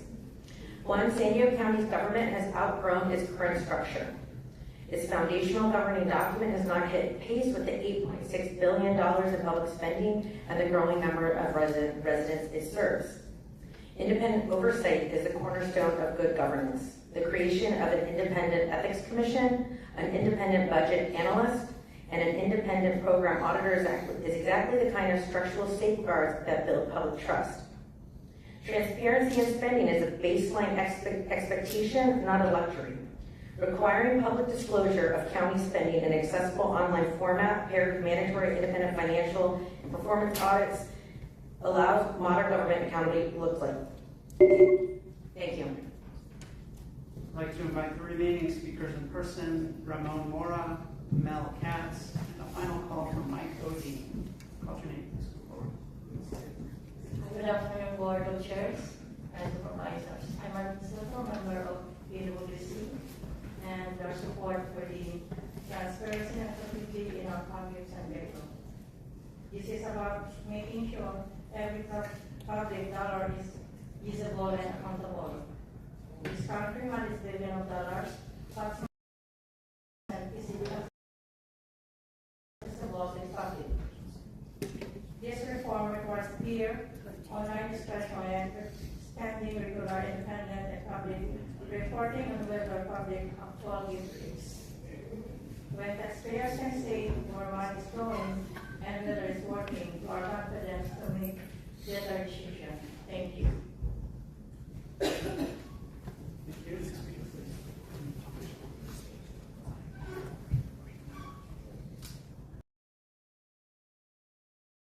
My name is Ramon Mora. I'm a resident of District 3 and a graduate student at San Diego State. I'm here today to support the charter reform changes being proposed because for me, it just makes sense. It should be common practice to revisit and reevaluate the governing structures of any government entity. And we all know that today, the reality and needs of San Diegans have changed from where they were 10 years ago, 20 years ago. And so, the government and the way it is run should be regularly reevaluated to meet the current needs of San Diego County residents. That is why I support the proposed charter reform package. County government has a responsibility to provide essential services that affect the daily lives of all of us. San Diego County resident, I am grateful to my elected representatives because it shows that you are being proactive and trying to make government better. Thank you. And our final in-person speaker, I'd like to invite forward Crystal Gurney. I'm Mel Katz, and I'm a business owner here in San Diego. A strong region requires effective, accountable government leadership. Businesses depend on stable, transparent, and accountable government. Clear oversight structures build public trust. These charter reform measures are exactly that. It is built on principles of transparency, accountability, and public participation. They promote open communications, foster trust between the government and the communities it serves. 12-year term limits are also good government. These these terms are in alignment with our state legislature. It allows our elected officials to develop expertise, institutional knowledge needed to manage the complex long-term county issues. These measures are pivotal steps towards creating a more inclusive and effective governance model, ensuring that every voice is heard and valued. I encourage you to put these charter reform initiatives on the member ballot. Thank you very much.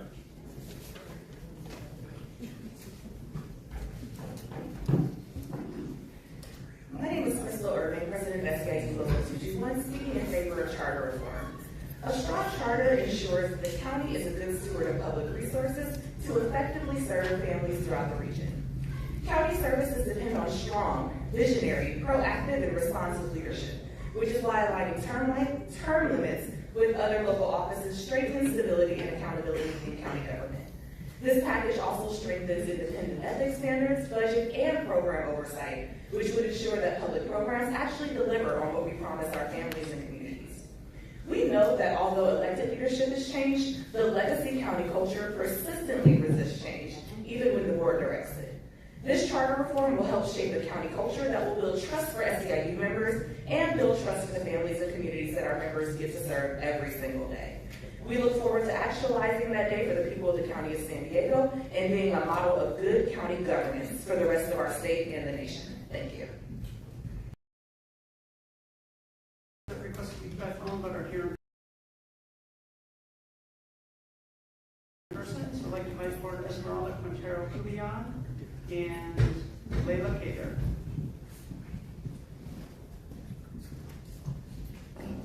Howdy, Soups at all. I'm Esmeralda Quintero Cubion. I go by Esme. I use they, she pronouns. I'm the organizer for San Diego Pride and a proud member of SD Pride United. I am a resident of District 4, so happy Monica. I'm here to offer our support at San Diego Pride on behalf of the charter reforms. As you all know, there are over 239,000 LGBT residents in our county, and LGBT residents, like all residents of our county, deserve a county government that is transparent, that is actively providing the information necessary to not only govern, but to govern well. The last thing I will add is that specifically for LGBT residents, we are distributed across the county and we all serve to benefit from the level of transparency that these reforms could offer us. And unfortunately, there is no guide to governance, so you have to learn through experience, and we recognize 12 years will help you do that. Thank you.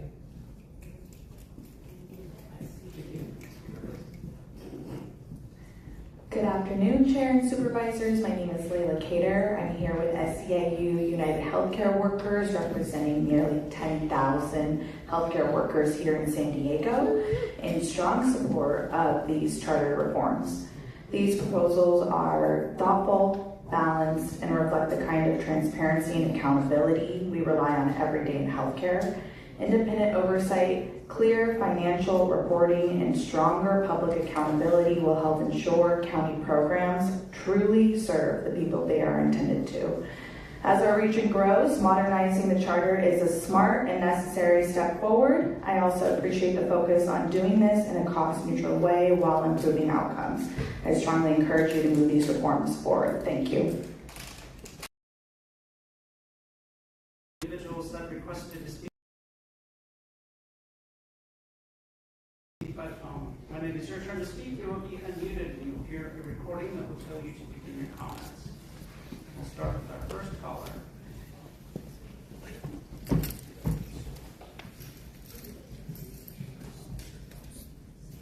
Consuelo here, okay. Some more voice of reason. I appreciated a lot of all them, but it's just so evident just how people are not paying attention and how inverted this whole system is, and that they're actually begging for bigger government. It's kind of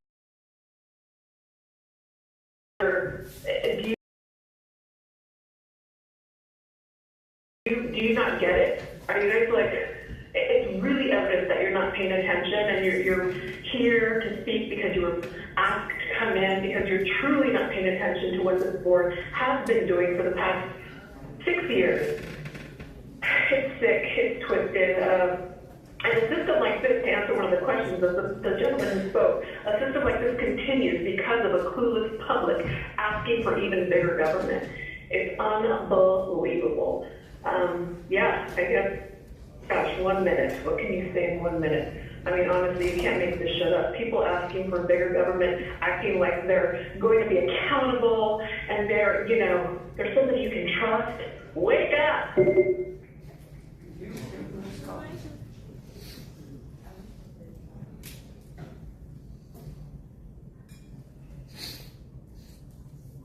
Bold. A lot of this is self-serving and promotes partisan politics, but does not do that much for transparency or independent oversight in county government.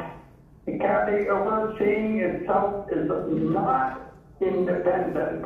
Let's talk about the section 600. There's no reason to expand term limits for elected officials. Not a moderate proposal, Tara said. Let's have a limit to 2 consecutive terms. Breathing space. You can be re-elected once we've had the experience of a better person. 501.9B. Sounds like you're authorizing staff to do quasi-political work for you instead of preparing your own initiatives. 915, prohibiting relatives up to the point.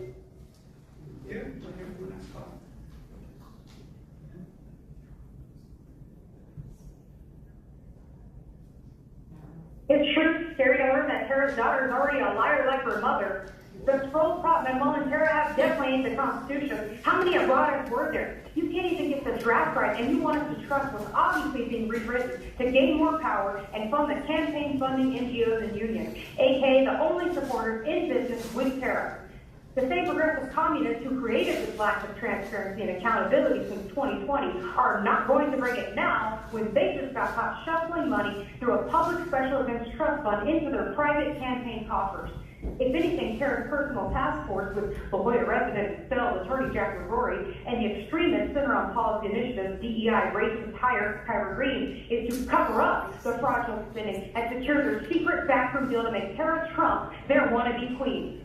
We don't want your wiped out brain anywhere near charter language to send the county into an economic freefall. We don't need a change in the charter. We need a full change of this corrupt board. Tara for prison. Put that on the ballot. No queen.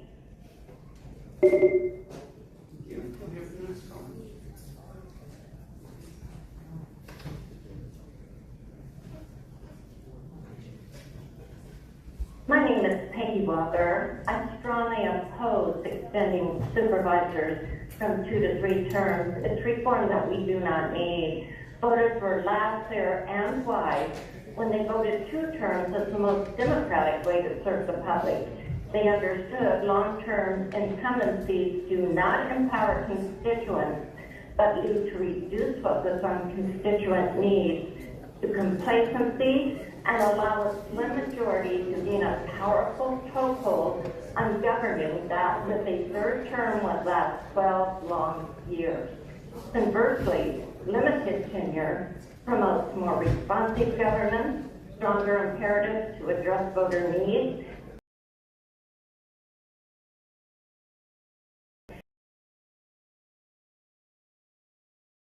it reduces corruption, and encourages fresh perspectives. Keep the limit at 2 years. We don't want elected supervisors. Thank you. Now here for the next call.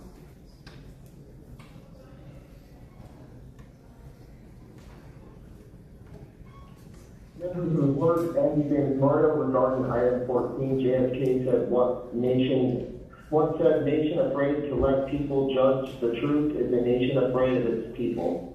You are modernizing a charter that is currently shields a closed loop of split corruption involving Joseph Vinci, a current high-level DHS employee who owns the Claremont ILF at 4001 Colorado. The lack of oversight has created a hotspot of violence throughout our city. and public corruption that has created body counts, including the murder of Dennis Robinson at Oak Park and the systematic bullying of a disabled, mentally ill resident. I have video evidence of these failures and violence.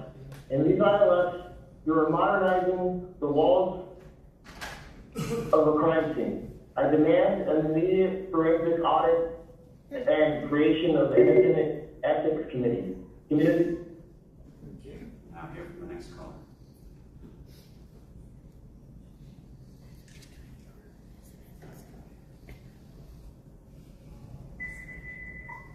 Hi, this is Rudy Hernandez, county employee. I think my only critique here is about the line item regarding the extending term. Honestly, if this had any merit, I think it should be presented on its own. It should not have been bundled with everything else. It should be up to everybody else to figure out. There should be more term limits. We put them in there for a reason, and I think we should kind of work from there. That's it. Thank you. Thank you. Now hear from the next caller.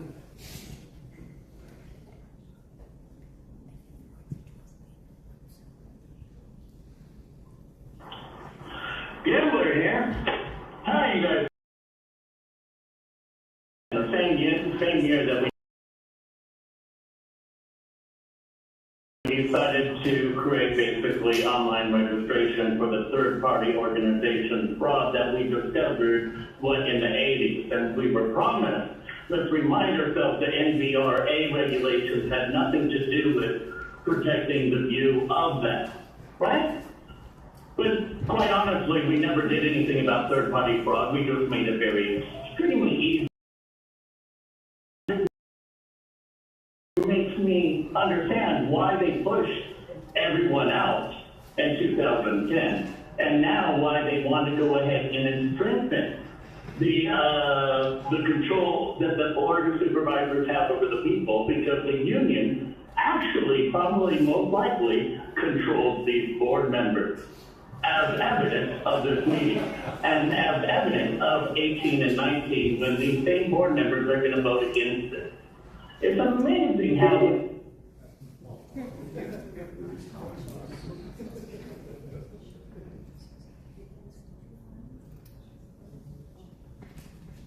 My name is Pat. I live in D4. Reamer and Steph, you guys were really slick to slide in the term extension and with some very good ideas for better management and oversight, which you knew would get you a yes vote. Extending terms from 8 to 12 years max, I am a hard no on this. I'm an absolute yes on the other items. You can provide oversight, improve transparency, and provide information simply by responding to your constituents, being honest, no more discussions behind closed doors. Focus on doing for your constituents, not to your constituents. Remember what you brought to this board today is totally self-serving. 3 of the board members seem to routinely bring bad ideas to these meetings, and because they're the majority by party, seems to endorse whatever one of them brings. The other 2 vote yes to go along to get along. Who loses? The constituents. Just stop.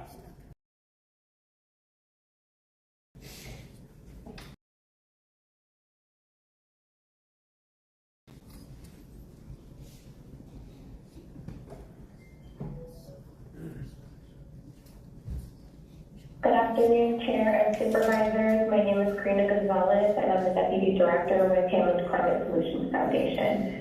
At their core, these changes are about transparency, accountability, and trust.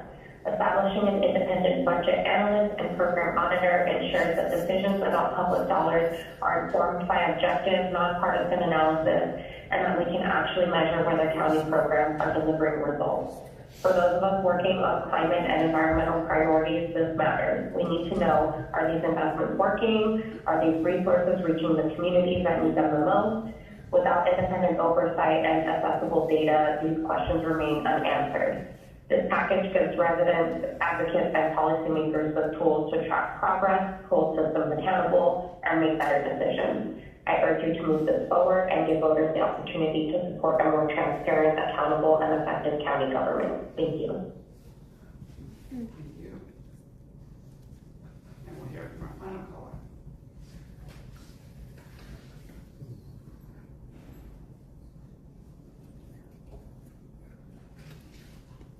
Hello, my name is Tristan Beery, and I'm the youth organizer with the Youth Will. I'm calling because we at Youth Will wanted to stand in support of transparency and thus support this charter, especially in these current times with the government, the federal government being constantly unclear about what's going on and things ever shifting. The least we can do is make sure that our local government is more transparent. Thank you so much. Thank you, Chair Lostman. That concludes public comment. Wow. Thank you all. Thank you for so much participation. First of all, I just really want to thank everyone who took the time to be part of this conversation. It's really important for us to think together about what makes sense for the Charter of San Diego County. I did want to share, this was brought to me, all the folks going to move forward in charter reform, the set of charter reform options to voters. So I thought that was pretty extraordinary to those who came here with a different set of views, because it's just really important to have this conversation. So thank you everyone for being here. I'm going to read the proposed San Diego County Charter Amendment entitled Transparent, Accountable, Modern County Government. This is what was drafted by County Council, just so we're all really centered on the question on the table, and also clearly acknowledging there's quite a bit in the charter red lines that would go to voters. But just to read this and center for our board conversation, it says, proposed San Diego County Charter Amendment entitled Transparent, Accountable, Modern County Government. Shall the San Diego County Charter be amended to create an ethics commission, independent budget analyst, and independent program auditor? Require public disclosure of spending data, require Board of Supervisors confirmation of senior county leadership, set term limits to 3 terms for members of the Board of Supervisors, and were allowed by law for the sheriff, district attorney, treasurer, tax collector, assessor, or county clerk. Clarify non-interference provisions, update terminology and structure. The complete text of the proposed amendments to the San Diego County Charter set forth in a resolution adopted by the board and will be mailed to each qualified elector in the County of San Diego by the registrar of voters not more than 40 nor less than 20 pursuant to Election Code Section 13303. So at this time, to kind of set the table for our conversation, I would like to make a motion to adopt the recommendations set out in the board letter that I presented here. But I also know that this is just setting the table for a board conversation, and I'm sure my colleagues will have many, many things to say. I just I do want to make that as an initial motion because there's 2 amendments I'd like to make to those recommendations. So, and I've sent these to Andrew so we can bring them up on the board. The first is just acknowledging, addressing an issue that came up in the last few weeks in conversations with stakeholders, and well, specifically the stakeholders who did a deep dive on kind of doing comparative looks at other counties. And it came to my attention from that really rigorous research that if we want to align with best practices for other counties, we need to take a look at our reporting structure for the public defender, which is a very critical role, especially for our underserved communities. Every other county across the state of California direction the Board of Supervisors. So we're really an outlier in terms of the structure of our public defender office. Again, these other counties, all the other counties have a public defender that either reports directly to the board, like county council or the CAO, or is elected like our DA. So I'd like to add an amendment to amend my motion and the board item to provide our communities the same opportunities as other counties. And what this would mean is it would give the Board of Supervisors the opportunity to appoint a public defender if the board chooses. It would not make the public defender position immediately appointive. It would allow for kind of continued consideration and reflection on whether it makes sense to move the public defender to an appointive position, but it would at least create the opportunity for the board to make the public defender an appointed position again, just like the probation officer, the chief probation officer is now, if the board chose to do so in the future. Currently, that's not possible with the structure of the charter.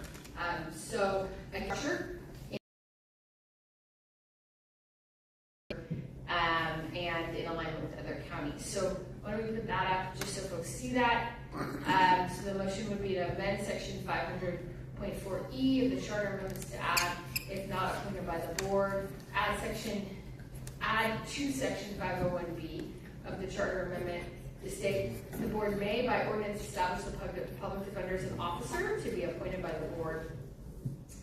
And then additionally amend the ballot question of the resolution and ordinance to include potential board appointment of the public defender. So let me just pause there. I know that was a little complicated. Damon, is there any factual basis, any legal issues that I misstated that would help? I know I want to make sure I have a grounded conversation. I don't. That is consistent with the way in which public defenders are appointed throughout the state. Okay.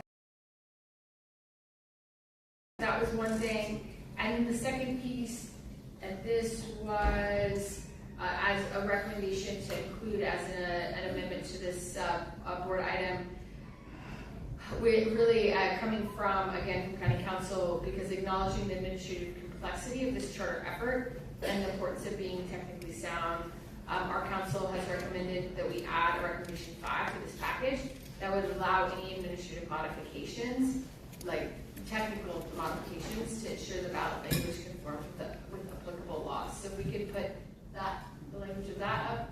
So that would be authorize County Council to modify the text of the measure of the ballot question as required to conform to any requirements of the California Election Code, other law, or the county registrar of voters. Given how many kind of small local lines we've seen just in the last week, I thought that was quite wise. We don't want to end up moving something forward to the ballot that we've all voted on and agreed, but we made two words wrong, and then it's all for kaput. So I do trust our county council can. They were great. These errata as they arose and flag them for me, and I think they'll do would be great for them to at least have the delegated authority to kind of fix any technical legal issues if there are any. And hopefully we wrote this well, but let's just note it is complicated. So that would be my motion, and really it's just looking at moving forward the whole package that kind of came through from all the public conversation. And I also just want to note, I think this has been a really interesting, important, difficult process. I'm sure there are things that are perfect, and I think that's why it is important to have a charter reform implementation task force, so that there's a group of community folks. How do you really implement this in the best and most impactful way? Because you can't write every little tiny sentence in a charter reform package. A lot of those things have to be worked out, and I think it's going to be really important to kind of continue this process. And the hope here is that we've at least created a framework to have more transparency and accountability and oversight, and really just better mechanisms to ensure that when there's huge priorities that our community needs. I heard a lot about the Tijuana River Valley today. There was one testimony that really struck me as sort of not being able to get movement on issues of monitoring around public health, and that being such an important issue.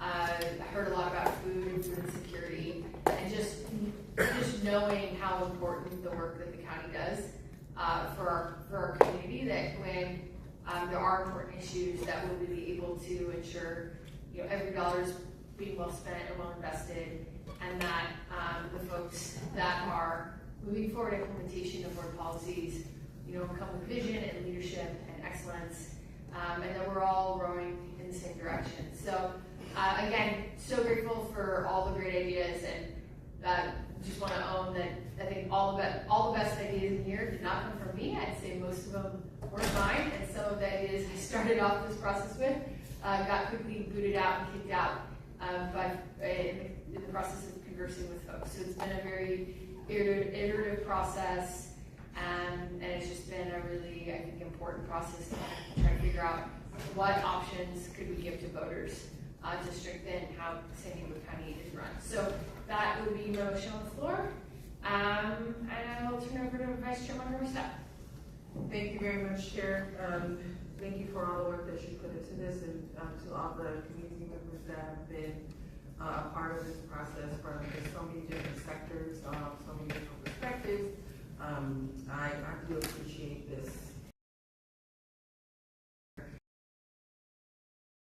Wading through right now. I do, real quick, I have a question about the motion, and then I have a couple of other questions. With regard to the motion, just want to clarify that the first part, amid section 500.4E, the quoting part is not appointed by the very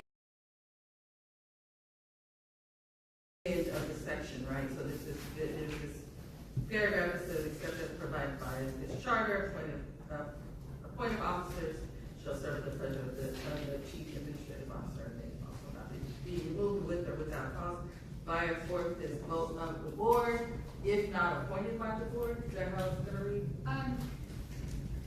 I think, this is a great question, thank you so much. I think that the intent here was actually like a comma next to public defender.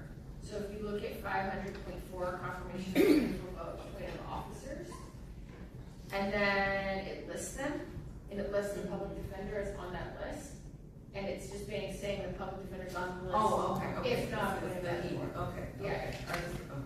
That is clear on the motion. That was me. I was not clear on that, but now I am. So thank you for that. And then the second part, 501B. So there is a section 501B. So the sentence will just be added at the end of that instead of creating another subsection. I will turn that to Sherry, who helped me write this. Thank you. Thank you, Vice Chair, through the chair. Andrew has the language upstairs, so it's just a summary. But we would be in subsection B and the other sections would be recovered. Okay, got it. Thank you for that clarification. So I do want to go to just my quick questions about ethics committee here that is called out in the charter reform measure.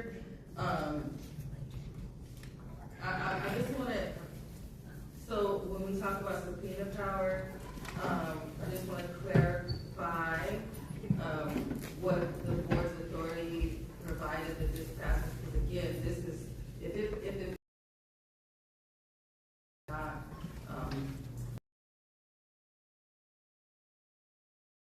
going to be codified by us. Will the board have the opportunity to establish subpoena power for an ethics committee if it is approved by the voters? Good question, Madam Vice Chair. Yes, section 711.5 authorizes the board by ordinance to grant subpoena power to the ethics commission. Okay. I see. 711.5. All right, and then there's been a couple of questions about just the staffing of this committee in particular. I will just say, I have never dealt with staffing the charter change, but I've been a part of a couple of them. At the city, the biggest one I think that I've been the most involved in is the Commission on Police Practices. I just want to get clarity from county council that, of course, that authority will remain with the board and the appropriate action to be taken provided this happens. That's correct. Okay, all right. Thank you very much. Again, I appreciate all the work on this. I'm happy to second the motion along with those changes. Thank you so much, Vice Chair. Supervisor Anderson. Yes, Madam Chair. Thank you so much. I really want to get to yes. And I've gone through this, but, we had erratas come out, and then we have the errata 4, and I'm reading through it. And, I brought the board letter forward that asked for more time to make sure people in the Incorporated get time to review what we're voting on. This is huge, probably the biggest thing that we voted on thus far in my career on this board. And I'm struggling trying to keep up with all the amendments and the changes. Here's one little section, section 705.3. It strikes a supervisor or an officer shall not attempt directly or indirectly to influence or coerce a purchasing agent in performance of their duty. The purpose of inquiring. A supervisor shall not deal directly with a purchasing agent for the purpose of buying supplies. The board shall conduct official business with the purchasing agent only as the board convenes in a regular session. In other words, we can't call down purchasing agents and put undue pressure on them to get a single source contract. That's all been struck. What's there left is an officer shall not attempt directly or indirectly to influence or coerce the director of the Department of Purchasing. We've eliminated the supervisor. So we identified the officers earlier, and to me, this is very, very problematic. I think that nobody on this board would try to influence that process, but we had a single source contract that went terribly, poorly, that is under criminal investigation, and I need more time. Can I just note for you, I want to give this to County Council because they should answer it, but just noting that supervisor means officer. Officer means supervisor. So I get that. Okay. Here's the issue. I'm making a decision on the most important decision. This fundamentally changes the direction. There is no emergency. If we delay this for 2 weeks, the next board meeting, and give us time to go through it, give me time to go back to my district and let everybody in my district look at it, come back with questions, fully prepared.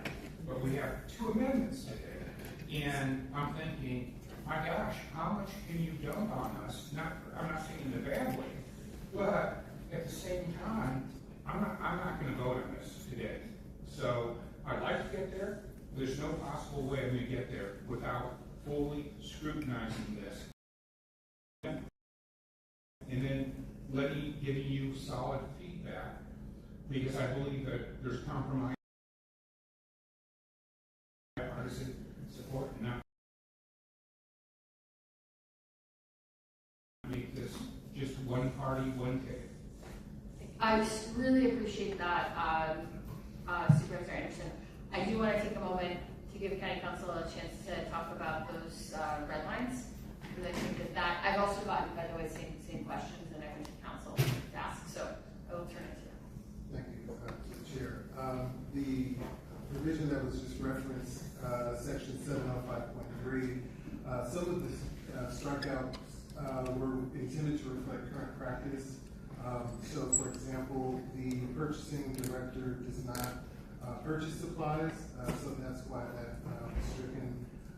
And then there's also a reference to the non-interference provision, which again directly encapsulates some of these other prohibitions about dealing directly with staff.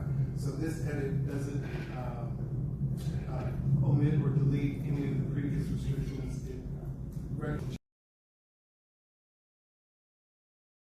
changes in practice since this was originally drafted. Do you think we could, okay. I get that. That's not what I'm saying. I can go on for the next 4 hours with additional ones.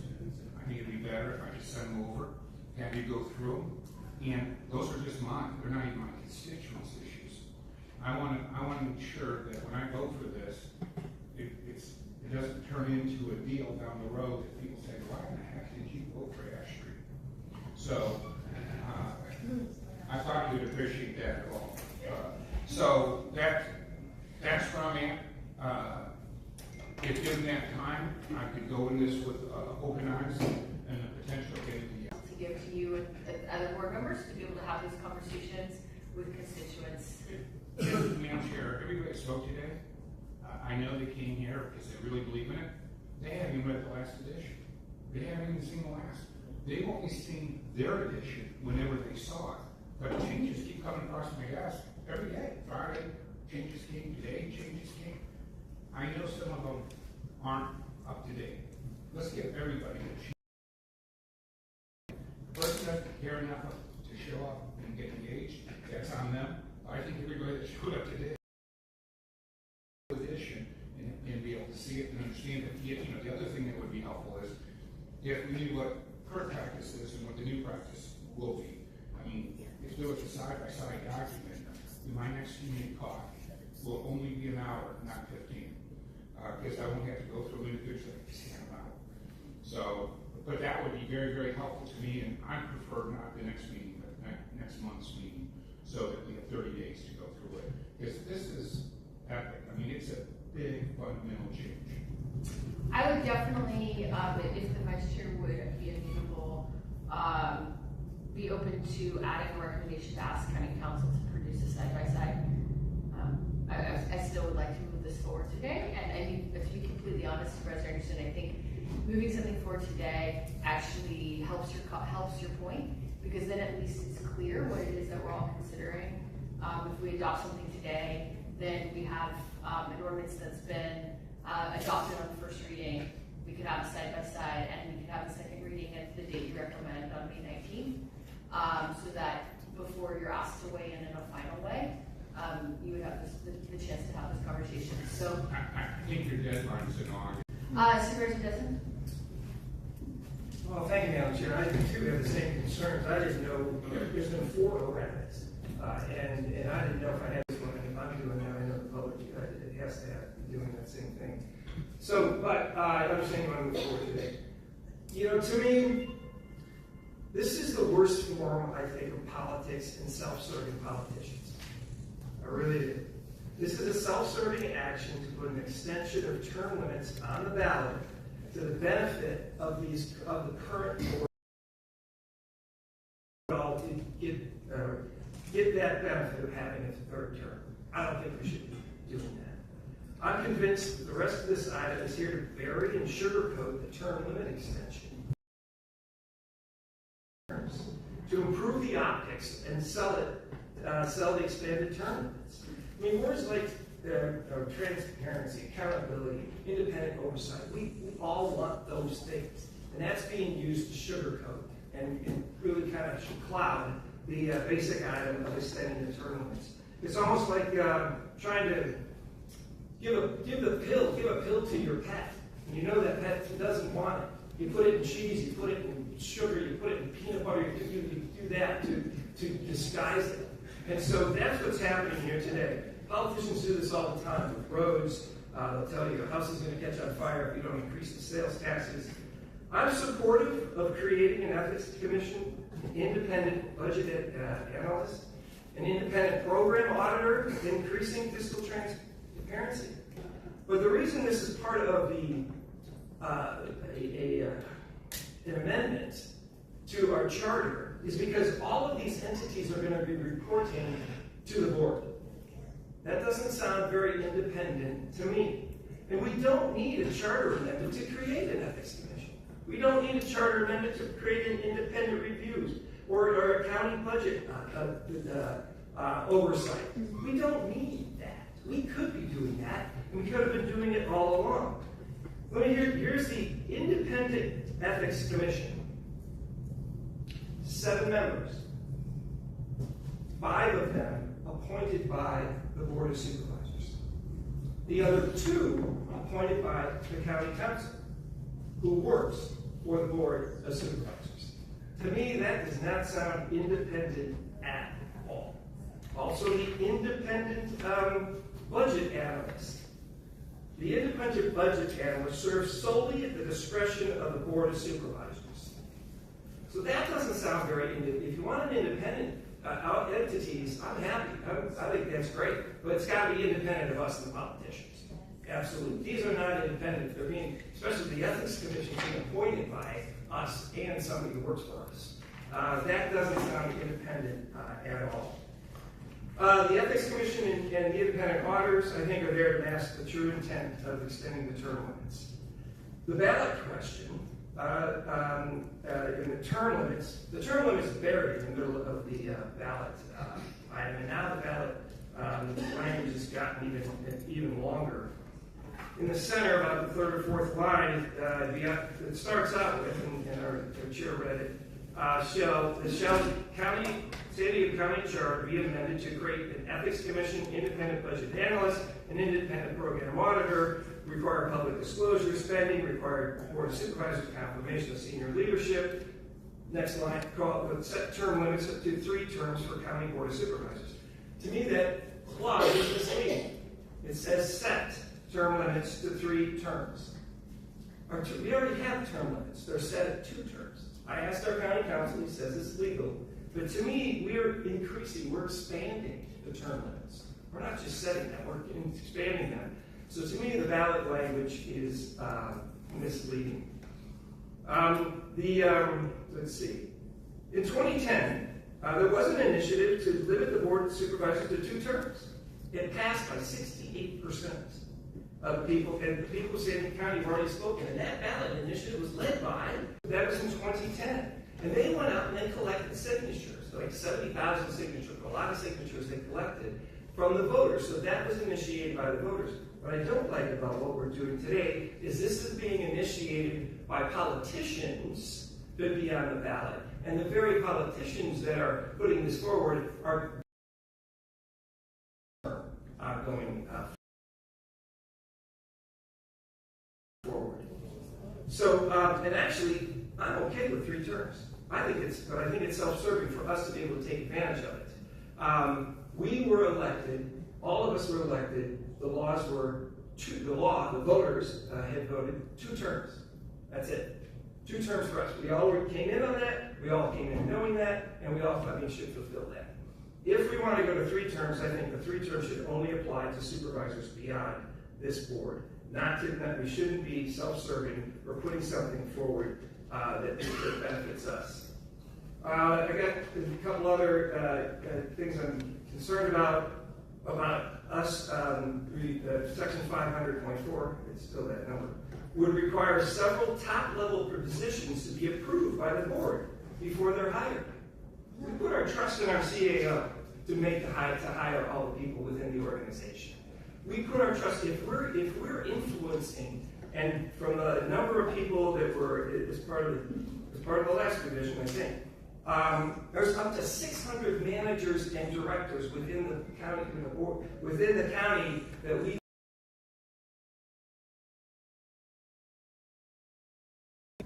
So they're working then at the will of the politicians, not at the will of the CAO, who works for us.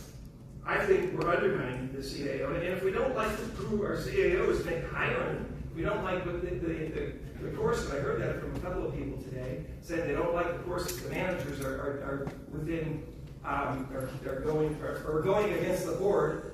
That needs to be brought to the attention of the chief administrative officer, and that person needs to deal with this. I don't think we're getting too far deep into the weeds. We're the policy makers. We're not the managers. We're not. The hiring should be left to our CAO. So I also, as Supervisor Anderson had mentioned, the non-interference clause is troubling for me, particularly with contracting and entities. We should have 0 input on this. As I already mentioned, I'll wrap it up. We can create the Ethics Commission, fiscal transparency, hire independent auditors. We can do all of that. And if that's what we really want, then I think I'm hearing loud and clear that's what we should do. But I'll tell you what, as a compromise, I'd like to offer a friendly substitute motion. That we're actually just add on a motion to add on, now make it a substitute motion. Substitute motion. That I'll support this item if the extension of the term limits to 3 terms does not apply to any of the members of this current board. Thank you so much. I appreciate the thoughtful comments. Just have a question for County Council because I do think what Supervisor Desmond said directly contradicts my understanding of the current charter provisions. He's an independent auditor. We couldn't create a program auditor. We couldn't create an analyst unless it's reporting up through the CAO. There would be no. That would be fine. Well, I think that's what is not fine for me. So I think that's maybe the distinction. I'm very interested in kind of the notion, the core notion that there should be mechanisms here that are independent and are not. I think frankly our CEO has a lot to manage, right? There's like a lot of, she has $9 billion of people in demands to manage, and it's really hard to figure out how do you manage program auditing that might then make mad someone who needs to get to deliver on some really important program priorities, and that's just a lot to put on one person's plate. I think it's much more important that those functions are independent, and I think the model for that really is the city. At the city there's an independent budget office that reports to the city council. And in Congress, there's a congressional budget office that reports to Congress. So is my understanding correct that we would need charter reform if we wanted these functions to report to the board? I'm going to defer that to my colleague Sherry Hoffman to answer the question. Sure, that's correct. That's for the independent budget analyst and the program auditor. Those would require a charter amendment because the charter specifies which appointed officials report to the board of supervisors. It states that everybody else reports to the CA. Thank you. So in order to add 2 more appointed offices to report to the board, that would require a charter amendment. The Ethics Commission could be formed without a charter. Okay, that's very helpful. Thank you so much. I appreciate that. Just follow up. Yeah. To me, if they're reportable to the board, then they're not independent. I would rather see them, but if you don't like CAO, how about they're reportable directly to the people, or to the voters, as opposed to anybody here? Because that would make it true. Thank you, Supervisor Desmond. Supervisor Anderson? I'd just like to point out 2 quick things. One, last I checked in the federal budget, it's not looking so good. It's not easy to track or follow, so I don't think that's a good example. And when we think in terms of the city of San Diego, I can't turn on the news that they aren't fighting each other over budget issues. So I don't use that as an example either. We're trying to promote this on the ballot. The third thing is I did do a little research. Some of the counties in California, the Treasurer Tax Collector's Office does the audit function. In some, the county assessor does the function. So my question to our council, have we looked at, do we have the authority?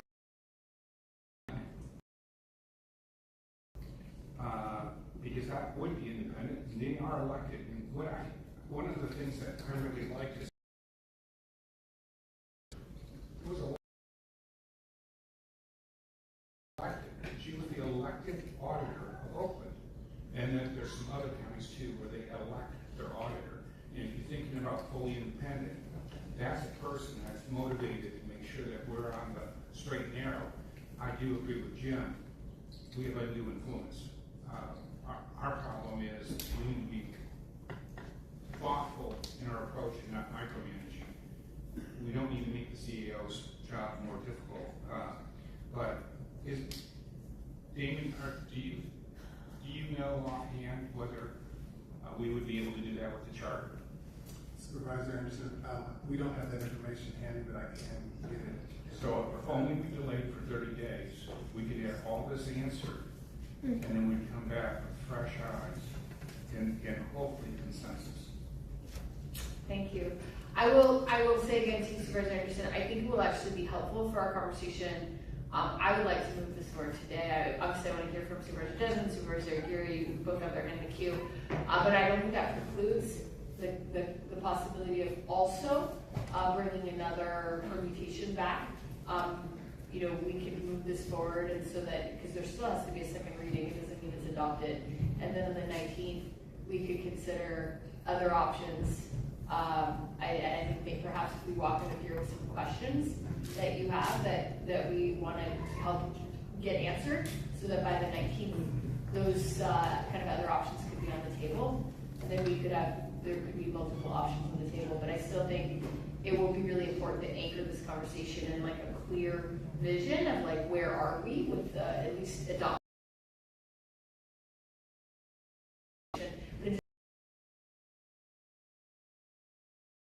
Does not preclude additional conversations on the 19th on the date that you've requested, because I think, as we all know, it has to have a second reading. Chairperson Geary. Thank you, Madam Chair. Everybody who took the time and came out to speak your voices, whether it was in favor or against. I'm always very thankful to hear all the perspectives. I want to just make a quick comment to what Supervisor Desmond just mentioned about the people having the ability to be independent or have independent oversight. I just want to remind us that we are the voice of the people. We are literally elected to represent the people, and each of us represent at least 600,000 to 700,000 or so constituents. And if your constituents disagree with the direction that you're taking, then that's why we have free and fair elections, so that they may decide to go with someone else. Now, how I understand the independent budget analysis and this independent program oversight, I read it as independent from the enterprise itself. And it's such a behemoth of an enterprise, and I say that very in a positive way, but that doesn't mean that it's not difficult to navigate, especially for the public. We heard it quite a lot today, but it's something that, as I was campaigning, I heard it over and over that the budget was not clear and that it was not as accessible as they would like it to be. And that's not a reflection on our CAO, it's just the nature of the beast, if you will. So I think having this ability to conduct an independent budget analysis is very positive. I also like to be clear about one part of this proposal, about the term limits provision. Just want to be clear that this vote does not extend anyone's term to date. All we're doing is simply giving the voters the opportunity to decide what they want the rules to be going forward. That's all we're doing. If voters want to keep the things the same, then they can. If they want to make change, it belongs to them and not to us. So ultimately, I think this is about the public. And one of the best ways we can build trust with the public is to let them weigh in directly. Put it before the voters, let them decide. So at the end of the day, that in itself is democracy. So for that reason, I will be voting yes today on this bill.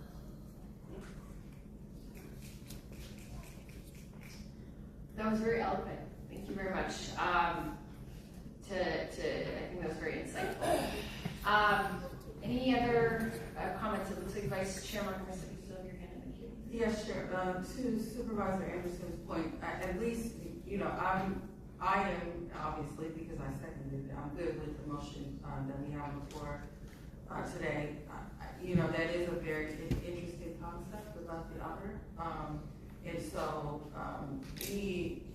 I don't know what's legally permissible at this point, but any additional research around that would be good to have prior to that second reading, even just for us to have in the event that we want to do anything or make any changes in that vein on May 19th or whenever we see this come back.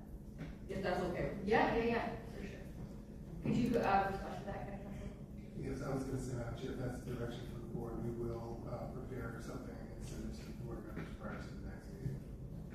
With that kind of information. Well, yes, the information that supervisor has mentioned about that authority being vested within the treasury tax budget assessment. Okay, and I think probably also the side-by-side that Supervisor Anderson asked for, about the changes. We can include that as well, yes. Okay, okay, thank you so much. That would be great. Supervisor Anderson, that you think would be helpful to kind of prepare? The side-by-side, the analysis. That's awesome. You're right, turn down to 30 days, so. Well, we will, I mean, we will have to consider this again on the 19th. I know, but if you were to reflect over the 5 years that we served on this board, we've never changed anything in my memory that's moved forward. So while we say that, and it sounds good, we've actually in practice never changed it. So that's okay. You've got your votes today. Yeah, thank you. Actually, go ahead, Supervisor Geary. But the chair pro tem was whispering to her colleague that that's not accurate. That just 2 weeks, a month and a half ago, we had an entire ordinance developed with all sorts of input. It moved forward. It was adopted, and then on the second reading.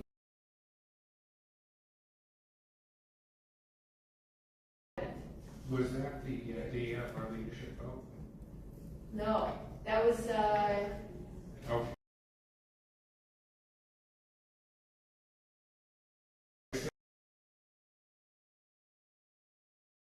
A few minutes ago. I appreciate the excellent memory of, especially because there were a number of changes to an ordinance that we all thought was done, and then there was a lot of feedback. Second reading, and then we had another first reading, and then we adopted it later. So that was just, what, 2 months ago? That's right. So I just would say to you, Supervisor Anderson, I feel very confident that if there is a consensus to go in a different direction, that we will have time to do that, and we can do that on the 19th. What I don't want to do, I think part of what I'm being responsive to is exactly what you said, that things keep changing, amendments come in, there's an errata. I would rather adopt something today so everyone says, okay, well, this is what's moving forward unless there's a change, and at least we're clear what it is, and everyone's on the same page as what it is, instead of there being like a lot of questions and confusion of what the it is. I think that will help.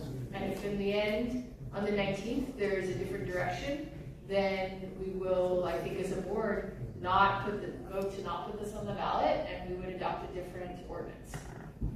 Does that make sense? Is that a correct summary of the procedure? Did I misstate anything? Procedurally, yes. Procedurally, okay. Thank you very much. Thank you. Okay, well, thank you for all of the thoughts and participation. One more. Okay. Oh, sorry. Excuse me, Supervisor Desmond. Go ahead. Thank you. I just wanted to address what Supervisor Geary said, and you're right. This is going to the voters. My main beef is the fact that the previous term, the question was originated and came from the voters, and then it was put on the ballot.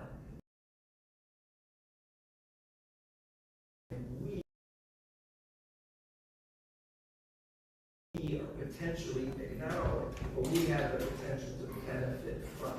So that's the angst I have, that we should not do that. It should be the voter that initiated right here.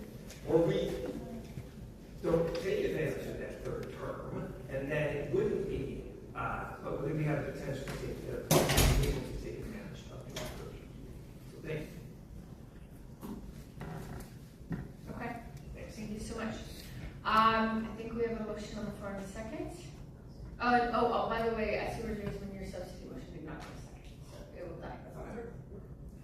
It's died. It's dead. It's a dead substitute motion. Your substitute motion is dead. So we have the original motion on the floor with a second. Please vote. And then as the board is voting, I just want to make one note for the record that when this ordinance comes back for second reading, we will make a change in paragraph 2, section 1. The date should be November 3rd, 2026.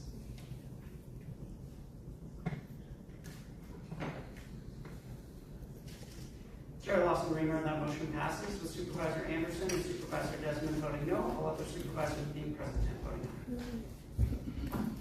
Okay, thank you very much. Thank you all. Does everyone need a break? Okay, Supervisor Desmond, okay, yeah. Okay, we'll take a 10-minute recess. We'll be back in at 5.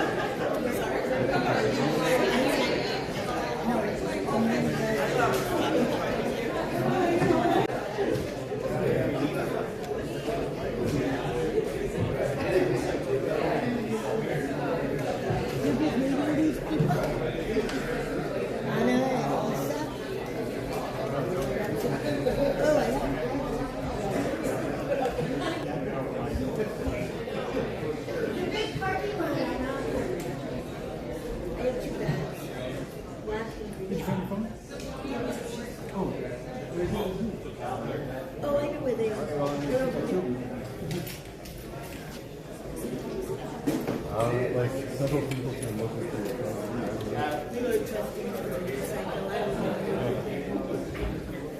well, then we're looking at our phone.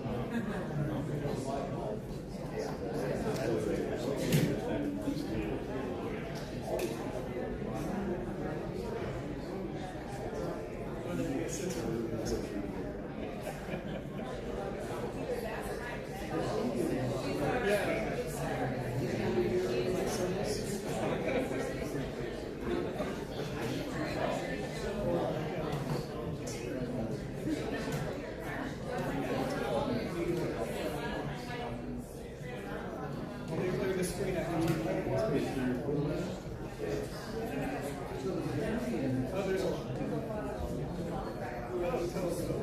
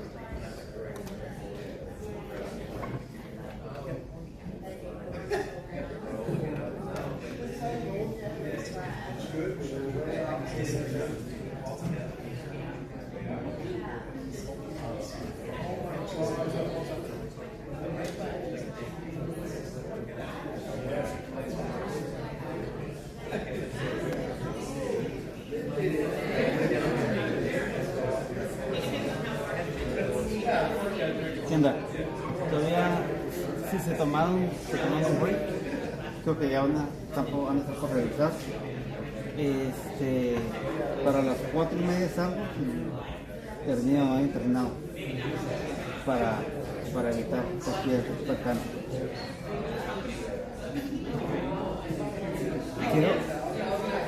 Creo que está uno antes de nosotros. Sí, regresa y creo que hay uno, luego ya no se teme.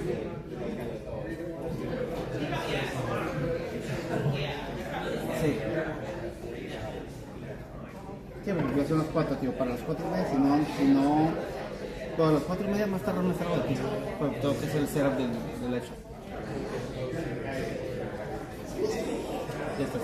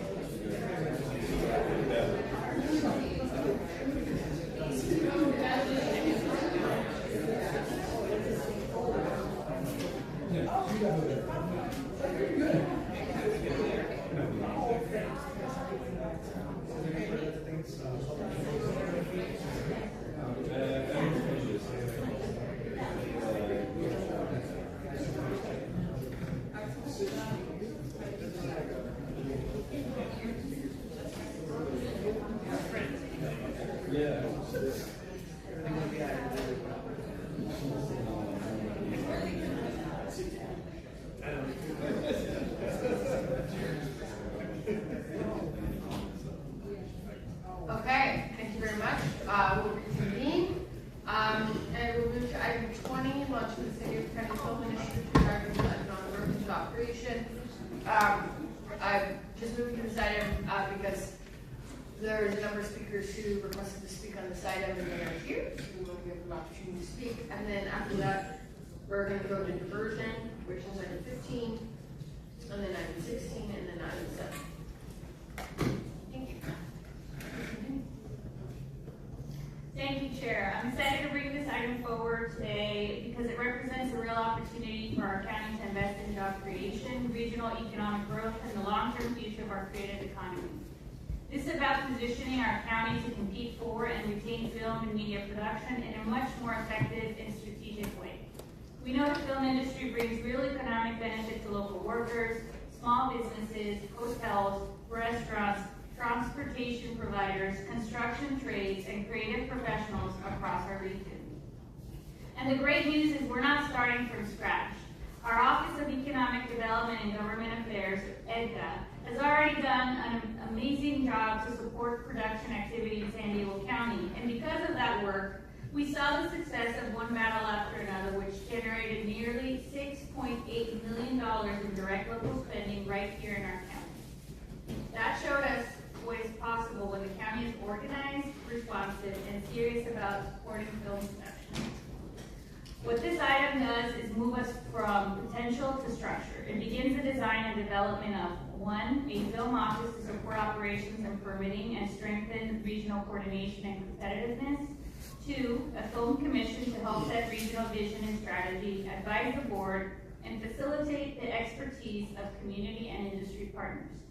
And 3, a rebate program to help attract productions, retain economic activity in our region, and ensure public investment is tied to verified local spending, local hiring, and measurable return for our county.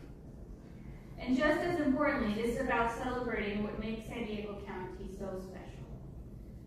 From South Bay to East County to North County, our communities offer extraordinary beauty, talent, hospitality, and character.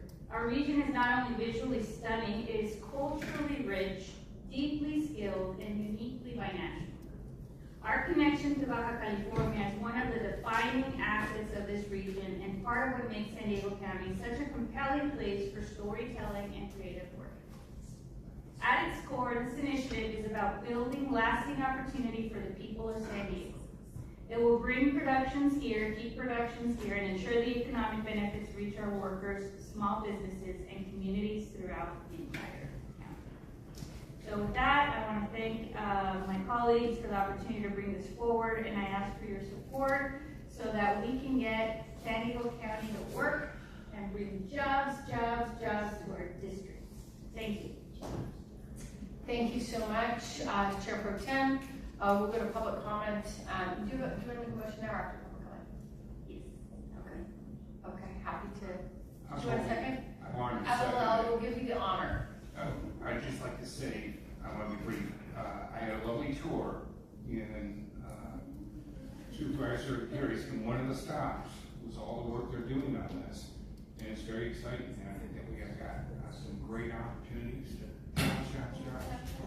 So I'm happy to say. Okay, thank you. Sounds great. Okay, so let's go to public comments. Thank you, Chair Lawson-Remer. We have 21 requests to speak on this item, 17 in person and 4 requesting to speak by phone. Also note for the record that we received 4 e-comments, 3 in support and 1 in opposition. For any individuals that requested to speak on item 20 by phone, please dial into the conference line using the instructions that were provided to you. We'll begin with the in-person speakers. As your name is called, please come forward and stand on the arrows until it is your turn to speak at the podium. Because there are 10 or more speakers on this item, you'll have 1 minute to address the board. And I'll ask you to begin by stating your name for the audio record. I'll call you in groups of 3, so please listen for your name. I'd like to invite forward the first 3 individuals, Consuelo, Cesar Javier, and Tom Glover. I'll call your name.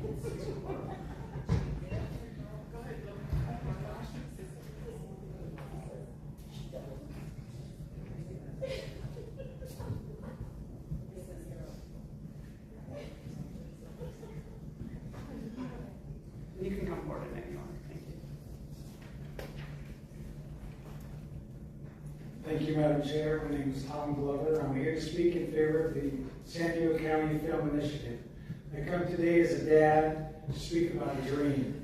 I'm the father of a young adult on the spectrum. Like many other neurodiverse folks, success in school, making friends, and accessing society as a whole can be difficult. The one place where these barriers disappear is where my son and I are at the movies. We can laugh, we can cry, we can learn about others, simply enjoy a good story, and together without all the other noise in this world. This art form makes a positive difference in his and my life. My son has created several short films, with one featured here in San Diego. Making these films builds his self-esteem, fuels his passion. He's engaged, prepared, and more importantly, sharing his unique voice with the world. I am very proud of him.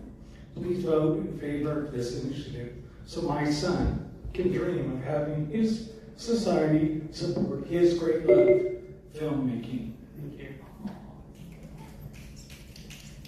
As the next speaker is coming forward, I'll invite 3 additional speakers. Allegedly Audra, Michael Brando, and Mark. Okay, so I'm going to double down. Okay, Consuelo here. Here we go. You're proposing a film initiative to drive economic growth and job creation. But let's not ignore the reality. There's a reason the industry that once had roots in La Mesa moved north to LA. It didn't just leave it concentrated there because of infrastructure, incentives, and scale that San Diego simply does not have. So the question is, are we being honest about what this actually is? Because if this turns into another taxpayer-funded experiment with vague promises and no measurable return, we've seen that story before. San Diego is not LA, and that's exactly why people love it here. So don't LA our beautiful coastal community, centered county, in the name of chasing an industry that already found its home. If you want real economic growth, invest in what actually works here, not in trying to replicate something that doesn't. Next speaker, please.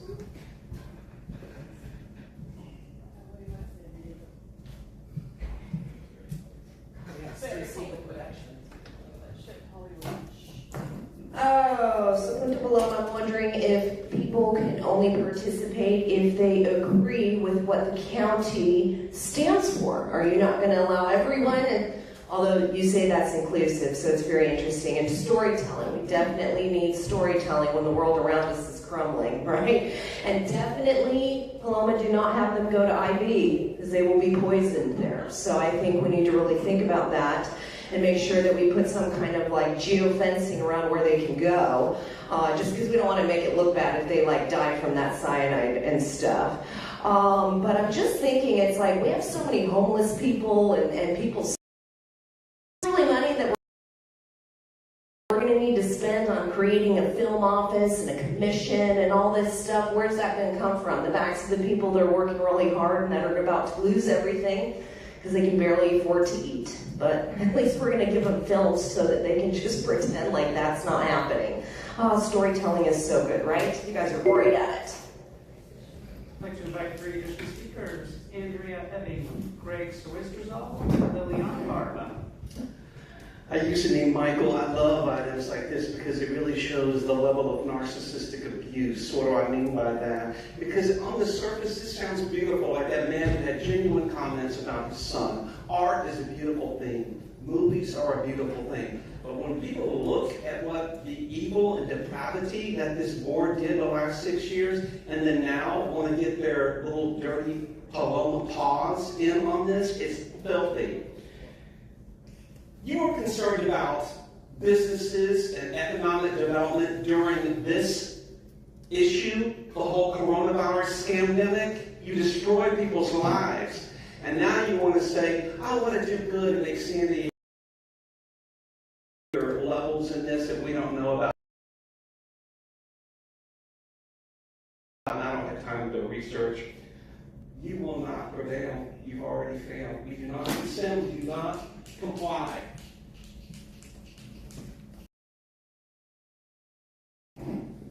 Thank you, Supervisors. My name again is Greg Swizzerslaw. I'm the president of IATSE 122 here. I'm tired of watching San Diego's grow talent for everyone else while other people struggle. They deserve more than being asked for support. They deserve real opportunity, and they deserve a San Diego that invests in them the way that they have invested in this region for years. That is exactly why we are doing this, because our workers, our artists, our crews, our small businesses, and our young people should be able to build a life here without having to leave home just to find a future. This region already has the talent, the creativity, and the workforce. What we have been missing is the structure to support it. This effort is about changing that. It's about creating jobs, supporting local businesses, opening doors for new talent, and building a San Diego where creative workers do not just come from here, but they can build a future here. Thank you. Hi, I'm Andrea Ebbing, and I just think the city and county should connect on what the initiatives are, because the city wants to cut all of the arts funding while county wants to invest. I personally do like the idea. I think it will drive hotel room nights, it will drive business to local businesses, restaurants, that sort of thing. So I think it's a pretty good idea. I just wonder what all of the arts cuts that Gloria has proposed and how that's going to affect that. I also would stress that if we are to attract that kind of talent from the filmmakers, producers, actors, whoever we're bringing in, we want to invite them to a really beautiful, clean, safe place to visit. It's really embarrassing in the state of our city right now. It's not every part of the county, but the city of San Diego, and I think that's where it's going to be primarily concentrated, so we want to focus on improving that. Thank you. I'd like to invite 3 additional speakers. Richard Ciaba, Jane Hare, and Mike Logan. Good afternoon, Chair and Supervisors. My name is Liliana Barba, and I'm here on behalf of Assemblymember Alvarez in strong support of the San Diego County Film Initiative. I also submitted a letter of support on his behalf.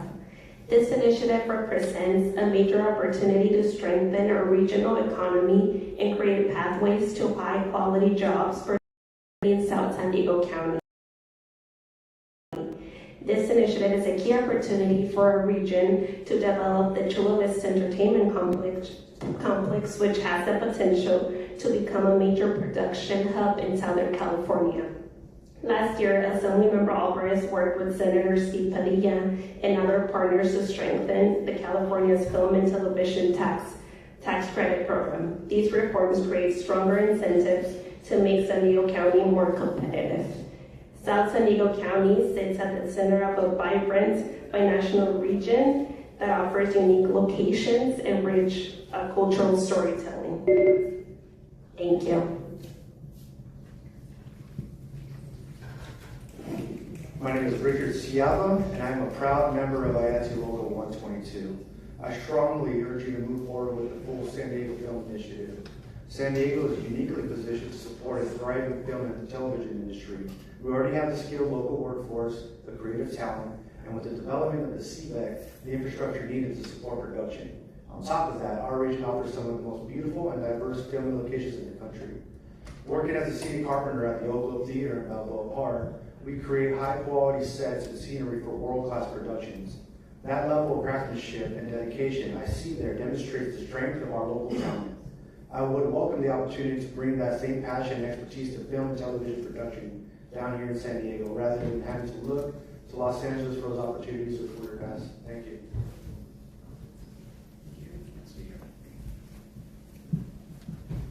Hello, my name is Jane Hare. I own a production production company for the last 30 years called Everon Media. And I'm also the past president of San Diego Media Pros, which is a nonprofit educational organization. So I'm pretty well versed in what's happening locally and nationally in the production industry. I understand that a consultant would be the next step to assess how a film office and a film commission may operate.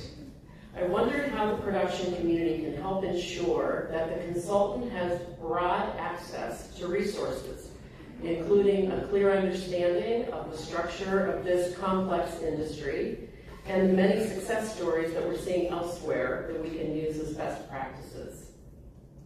It's easy to think of lights, camera, action, equipment, and celebrities, but I work as a producer, which means I'm really more about project management and risk management.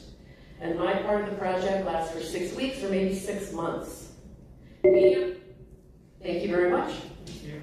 As the next speaker is coming forward, I'll invite 3 additional speakers: Jordan Jacobo, Thierry Dennis, and Rachel Hayes. Call your name, please. Hello, my name is Mike Logan. I'm the founder and CEO of Craftworks Productions here in San Diego. I've been in the film business since '95, and it's time for us to basically bring a film commission back. It's not a hobby of what we do. My company supports IATSE, which is right behind us, SAG-AFTRA, the San Diego County Film Initiative, and it is an absolute passion of what we do. It creates jobs, as you heard, and my company has developed a grip and electric class that is basically going to serve our industry, which will essentially bring in, after we train all of San Diego, we'll bring in other grips electrics from other parts of the country, which brings in money for hotels and local spending. So it's a win-win for everyone. Thank you.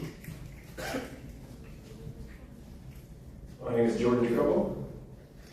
Austin, Texas, which is slightly smaller than San Diego, has a film commission that offers lucrative incentives, provided productions hire locals and pay a living wage. As a result, they boast a return on investment of almost 470%. The proposed future incentives of the SEC Film Initiative will strive for the same. The question now is, can it work here? During its roughly 6 weeks of production in San Diego County, the film One Battle After Another brought an estimated $7 million into our economy. That's about $150,000 a day, or just over $1 million a week. But San Diego cannot hope to make a return if we do not invest. The time is now. Thank you very much.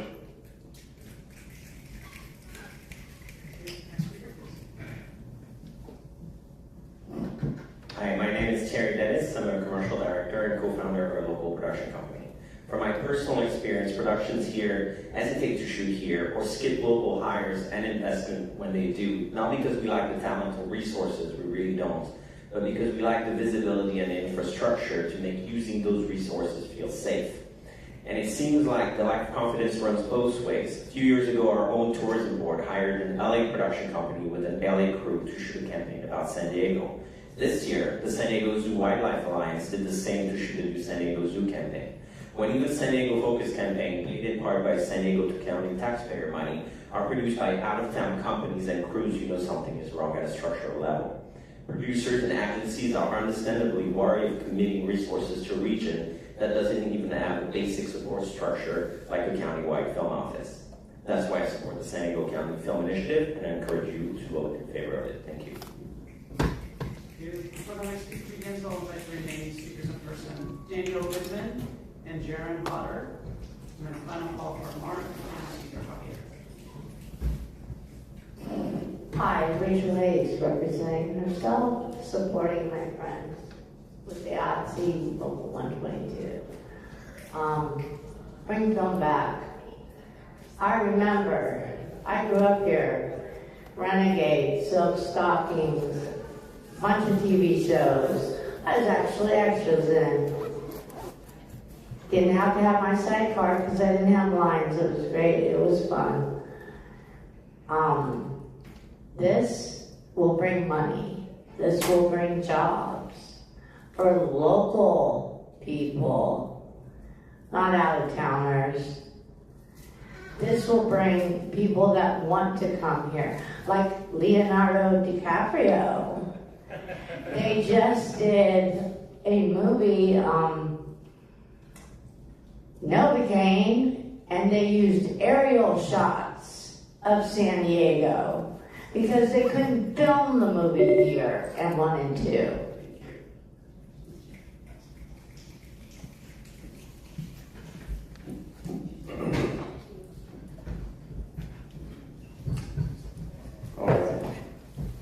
My name is Dan Goodman. I'm a stagehand with IATSE 122, and I'm a local filmmaker.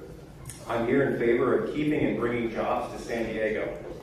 The recent proposed cuts to the arts and entertainment in San Diego, they're not some abstract thing, they're my job.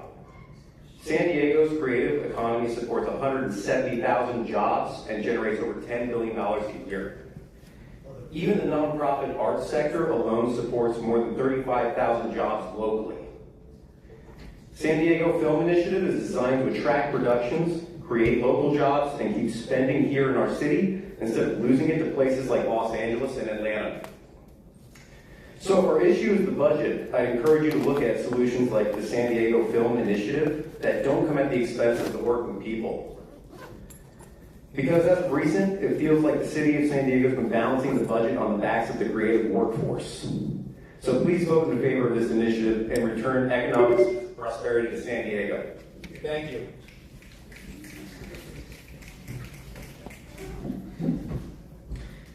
Good afternoon. My name is Sharon. I'm a college student and aspiring filmmaker here in San Diego County. I moved here a little over a year ago, and I was shocked by the gap between how much creative potential is here in San Diego and how little support exists to help this industry grow. The talent is here, there are locations here, there's a generation of young filmmakers who want to build careers here, but too often it feels like the only way forward is to leave to LA. I'm here with my friend and colleague Mauricio Cantu, who may be some of the youngest people speaking on the issue, and that matters because this decision affects whether people like us see San Diego as a place to stay, work, and create.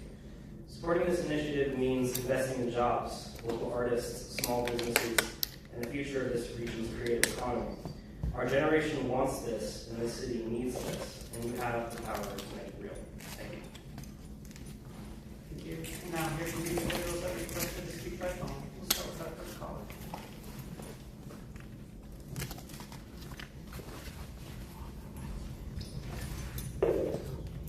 Although not satisfied with the political theater in this chamber, you want to expand to movie making, but clearly you don't know how.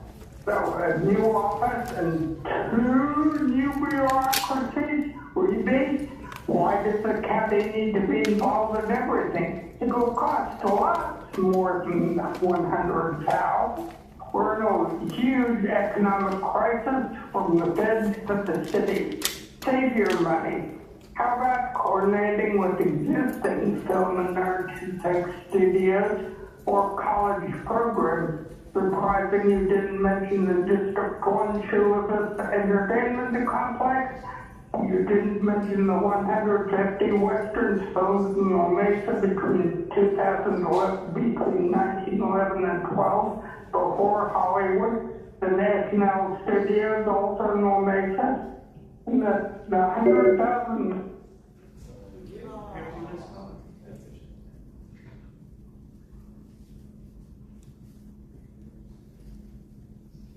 Hey, sure for skipping ahead to item 20 because somebody in the film group obviously donated to Manuela's campaign. Which union? Because this item is missed, that the advisory group will be supposed to labor partners. It's pay to play just like Hollywood. Might as well stay there. And Joel, what tour was there of yet another City of San Diego Bella? Was it taxpayer funded? Was the public invited? I predict once the 100K back from Bill Consultants is going to quickly spend $1 million because that doesn't include programs, committees, or other history projects. But there's no cap or metrics to the spending. 2, other funding will be benefiting connected, non-local Mexican citizens in Baja. This is allegedly a county program, but not really, because Manuela loves Mexico's sewage polluting and Vero Beach at record rates on a daily basis.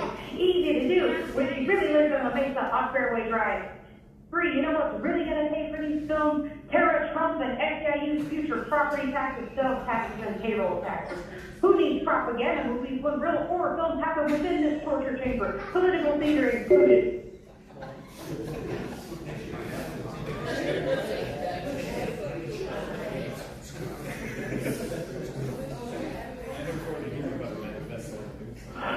Wow. I love the fact that you keep on proving me right. And so, clearly the union needed you to go ahead and fast forward this one to it so you make exceptions for the union, but you refuse to do that for the people. Matter of fact, you could care less about what the people say in 1 minute. And on top of that, regarding the production, hell, I was almost cast in friggin' Veronica Mars. There wasn't a really problem there. We just did not pay them to promote propaganda. Now you want that. You want a particular team. Well, of course, since we have faulty elections and now you control the elections through the third-party organizations and you cover it using the NVRA regulations without ever once fixing the problem, which is all documented, by the way, down through the Heritage Foundation, which I've been telling you for years. So if you want to continue playing this game, by all means. For the record, they identify themselves as gambler. Chair Lawson Raymer, that concludes public comment side. Okay, there's a motion, let's want a second. Chairperson McCreary, your hand up. I just want to close by thanking everybody who came out and stayed all day to support the item. And I also want to specifically thank Senator Steve Buddy and Assemblymember David Alvarez for their work around the tax incentives. That's important work. And lastly, I just want to say a proud extra in the film of Lords of Dogtown, which was filmed in Imperial Beach. You were proud in Johnson, Cincinnati, which was also filmed in Imperial Beach. And just FYI, Leo DiCaprio did stay at Pier South Hotel in Imperial Beach. I can't believe you were Lords of Dogtown. Yeah, the first scene when it opens, the body work coming in. I'm totally gonna watch it. Okay, that's it's like 1 millisecond. Wow, that's very cool. Well, I just want to say I'm just really grateful for the enthusiasm of our entire creative film community in bringing this together and putting this together and having the vision to drive this forward. This is great. You know, I think we should be doing everything we can. So I'm really appreciative of my colleague to bring this to the board. Happy to support Vice Chair Walker's step. Just real briefly, I want to say thank you, Chair Pro Tem, for your leadership here. I'm happy to support the creation, all of the recommendations, one including the creation of the film office, and looking forward to receiving that implementation plan and getting all the cities on the same page. And you know, it is quite the effort, but it is a needed one. So thank you for bringing it forward. There's a motion on the floor and a second. Seeing no further request for comment. Chair Lawson Raymer, that motion passes unanimously with all supervisors.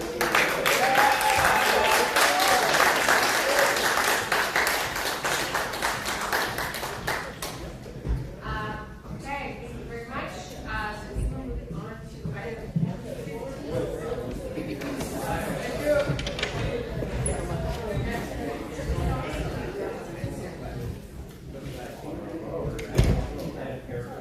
Next on the discussion of item 15 is item standing agreement efforts or reallocating within partnership funds and authorizing a contract with San Diego. This item is brought forward by Chair Lawson Raymer from a team in solidarity. Thank you all so much, and thank you. Thank you all so much. Thank you for the partnership, Supervisor Anderson. I'm Ms. Montgomery. Can we have a moment? We need to quiet down. Okay.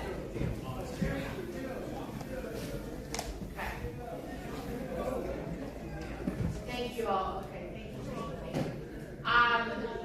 Thank you for the partnership of Supervisor Anderson in bringing this forward.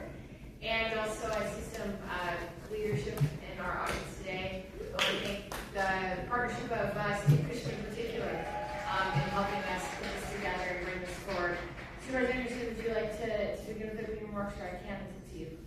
Why don't you go first? Great, happy to do so, and then I can give you the floor, and then we can go to comments. So I think, just zooming back, I mean, we all agree, kind of cross bipartisan, nonpartisan, that homelessness is a major issue in our region that we have to be laser focused on tackling. And the 2025 point time count was really the first time that we saw any kind of meaningful decrease over 12 months. So this is also the first time we're having more people every month that are falling into homelessness. So this kind of progress doesn't just happen on its own.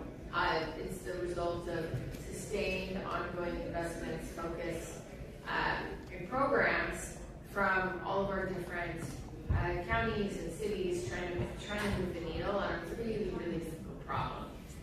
So, unfortunately, while we've been making progress, we also know that we now are seeing disinvestment, by both the state and federal government in some of our key homelessness programs. So, this is putting us, making it really imperative that we continue to focus on fast, flexible programming that can stop homelessness and people's housing situation becoming entrenched.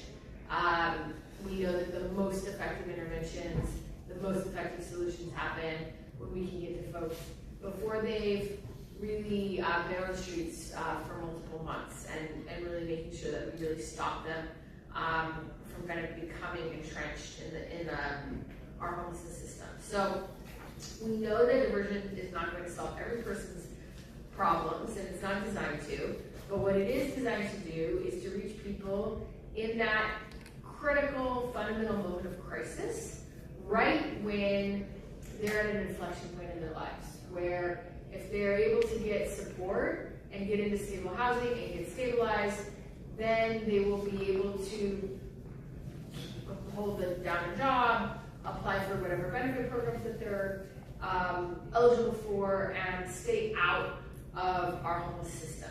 And if we don't get them in that moment of crisis, we really miss the window. So that's what diversion is all about. That's why it's called diversion. It's about diverting people from becoming homeless right at that exact moment when they're most vulnerable. So what's on the table and what we're asking for support today is the second round of our regional homeless diversion program. We did a first round, I think it was, what was it, about a year and a half ago, and proved remarkably successful, remarkably efficient. A really extraordinary partnership with philanthropy, where the county put in a little bit of money, and our philanthropic community came together and put the rest of it. And we had really extraordinary results in terms of cost efficiency of keeping people stably housed and from falling into homelessness. I think it's a kind of example of a program that works and works for a fairly low cost per person. So the $1.1 million from the county would leverage about the same from other sources, so looking for philanthropic matching funds. And some of these sources include the San Diego Foundation, Promise Foundation, the Cushman Foundation, the Jewish Community Foundation, and the City of San Diego. And according to, or based on the experience we had in the program we launched a year and a half ago, we anticipated about 600 households exiting homelessness. So that's a lot for that amount of money. That's incredibly efficient if you kind of compare the cost that's spent to house folks for a month or 6 months or sometimes years versus the cost per family and per household for keeping people out of homelessness. And the regional scale, I think, is really important because we are a region. As San Diego County, we're responsible for our entire county. And so we're going to be partnering with at least 20 providers countywide. And about a third of the programming and program partners and funding is dedicated to the unincorporated areas where there's really nobody else to take on this role at all. And while we will continue partnering with our cities, they have to do their share within their city boundaries. And in our unincorporated areas, we have an even significantly greater obligation to do significantly more. So just a little bit of backstory about where this money is coming from. I think this is kind of a good success of identifying programs that aren't working and moving the money to the programs that are working. So the funding is to be reallocated from the Building Partnerships Program, and as people might recall, this was our sleeping cabins program, where only one grant was awarded, and basically I think was 6 cabins built or something not acceptable at all in terms of effectiveness. So we're taking the money from an ineffective program, giving it to a proven effective program. We know in the first round of diversion in 2023, $1.5 million helped about 600 households. It was about a $3,000 one-time cost per household, and this should be contrasted with $15,000 for average cost for a shelter, which is the average cost of someone who lives in a shelter. So what I thought was most impressive about the program data was that 96% are still housed 12 months later. That's amazing. That's like huge. It means that a one-time intervention really changed the course of lives, which I think is the kind of thing that we're looking at. So what does this mean very concretely? What kind of situations? Maybe someone lost their job, so they missed a paycheck, they have a major medical bill, they have a car repair cost that they have to repair the car, they can't get to work. If they don't repair their car, then they're going to lose their job and not be able to pay their rent. So diversion covers arrears, deposits, moving costs, utilities, and catches people before shelter. So again, thank you so much for all the partners working on this, and turn to Superintendent. Madam Chair, I'd just like to thank you for partnering with me on this. We know these projects work. They're changing lives for the better. And every time we can intervene before somebody finds themselves homeless, it's far better for society to intervene before rather than after. Although both are important, this is money well spent lifting people in our community. So thank you for your help. Thank you so much. And I second your motion. Oh, thank you. Thank you. Actually, we're about to make it, so I will make a motion. Do you second it? Yes. Thank you very much. I appreciate that. I will go to public comment. Thank you, Chair Lawson-Remer. We have 16 requests to speak on this item, 8 in person and 8 requesting to speak by phone. Also note for the record that we received 5 e-comments, 2 in support, 2 in opposition, and 1 neutral. For any individuals that requested to speak on item 15 by phone, please dial into the conference line using the instructions that were provided to you. We'll begin with in-person speakers. As your name is called, please come forward and stand on the arrows until it is your turn to speak at the podium. You will have 1 minute to address the board since there are 10 or more speakers on this item. I'll ask you to begin by stating your name for the audio record. I'll be calling you in groups of 3, so I'll ask you to listen for your name. I'd like to invite forward the first 3 individuals: Consuelo, Kelsey Parra, and Teresa Bocan. Call your name, please come forward. Not seeing Consuelo, thank you. And I'll call 3 additional speakers: Cesar Javier, Leslie Audra, and Michael Brando. Okay, 1 minute. Okay, here we go. Let's see. Dang it. Okay, so you're reallocating the $1 million from a failed program into another without clearly explaining why the first one failed. Recycling failure is not strategy. The people of San Diego have watched millions get poured into homelessness programs and affordable housing that frankly most people can't actually afford. At this point, calling it affordable isn't just misleading, it's insulting. Now we're told this will work because you're partnering again through the City of San Diego Housing Commission and authorizing another contractor. But again, here's the pattern: same system, same contractor, same results. You go with the lowest bidder, the most convenient option, and then act surprised when the outcomes are low quality and short-lived. You get what you pay for. And meanwhile, real people who work. Thank you.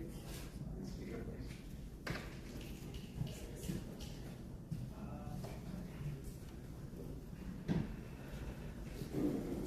Teresa Beauchamp, Encinitas, California. Good afternoon, board members. I'm here speaking on behalf of St. Andrew's Faith and Action Committee in support of this highly effective, proven program. We see hardworking families hit by a perfect storm of medical emergencies and sudden job loss. Take the Miller family, facing eviction due to father's job loss and a child's leukemia treatment costs. Diversion provided a lifeline, negotiating rent with the landlord while the father secured new work. Diversion is cost effective and prevents the trauma of displacement.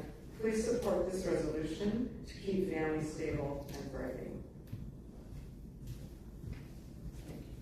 As the next speakers coming forward, I'll invite the remaining speakers in person. Mark and Andrea I used to name Michael. Oh, bravo, Joel. You're almost just as good as a linguistic gaslighter as Tara Lawson-Remer. We know these programs work. Now, that woman just described a positive experience, so I'm not saying people can't have a positive experience. But when you look at what's caused homelessness, and when you look at what Tara Lawson-Remer doesn't talk about, she did not talk about how this is somehow tied to the American Ruination Plan Act funds, ARPA funds, remember that? Where people did experience trauma when they were subjected to the coronavirus pandemic. Not only that, subjected to horror when employers were trying to get people to do this and do this, and then you turn around now and present, oh, we're going to help people. No, you're not doing that. We see right through you. We do not consent. We do not comply.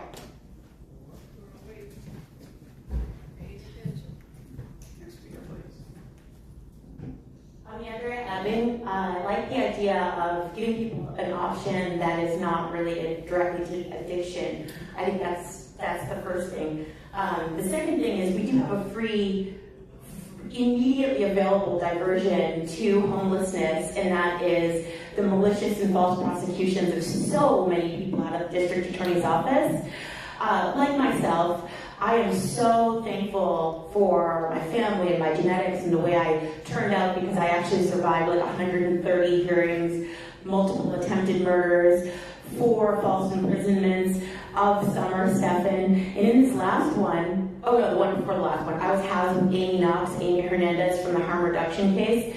And first of all, we should not be granting millions of dollars to former meth addicts. That's the first thing. So the CEO is a former meth addict who I found out was actually overdosing on the samples in the office. So they came to be tested. She was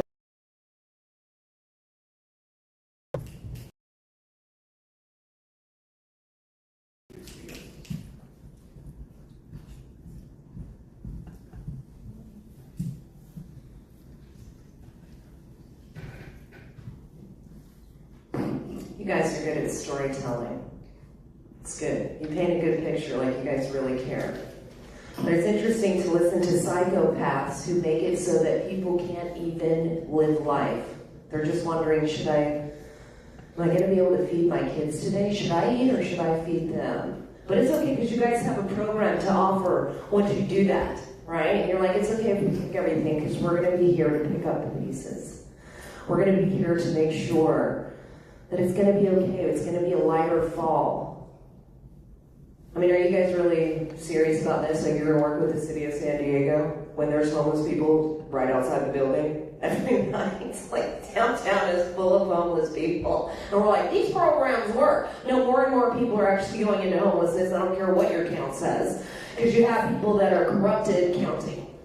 And this is a business. And you have no intention on stopping it. But you do have every intention on making sure that you're there to pick up the people once you make them fall. Final call for Kelsey Parra, Cesar Javier, and Mark. We'll now hear from the individuals that requested to speak by phone. Let's start with our first caller.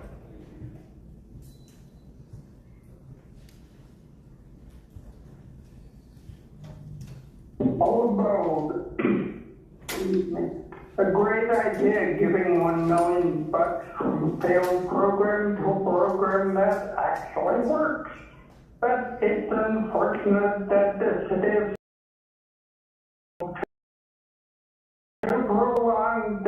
crisis in the first place, pushing it out to the rest of the county rather than solving it right there. Just ask them how things is going. And by the way, all of their homeless projects. Functional has wasted millions in housing, has a hard time making it affordable, and you should find a better contractor. It may be cheap, but you get what you pay for. And we're talking about people who can contribute greatly to society, and many of them have. Diapers and might work, might also not work. Thank you. Here's the next caller.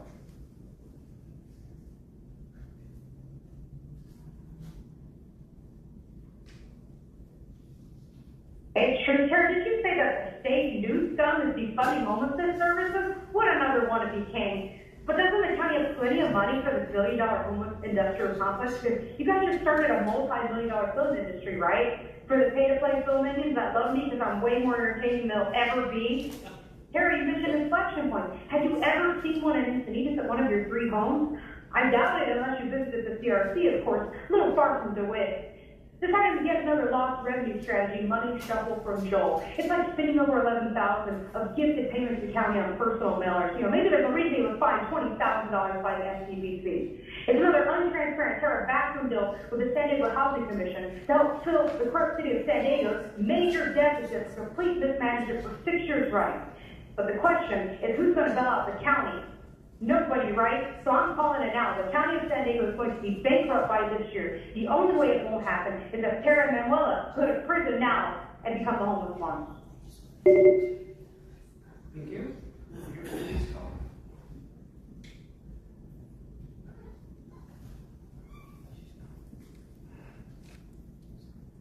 Good afternoon, my name is Becky Rath, and I support the efforts to reduce homelessness.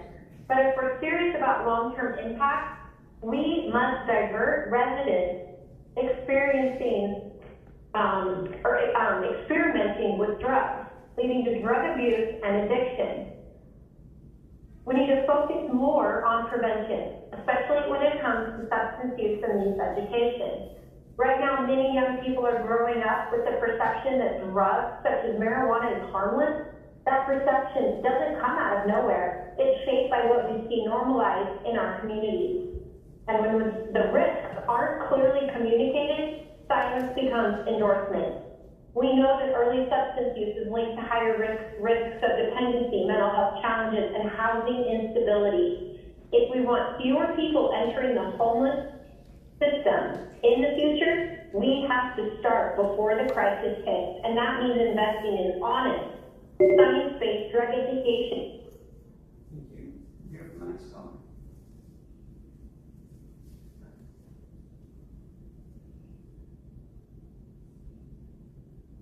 You know who it is. So how you guys doing?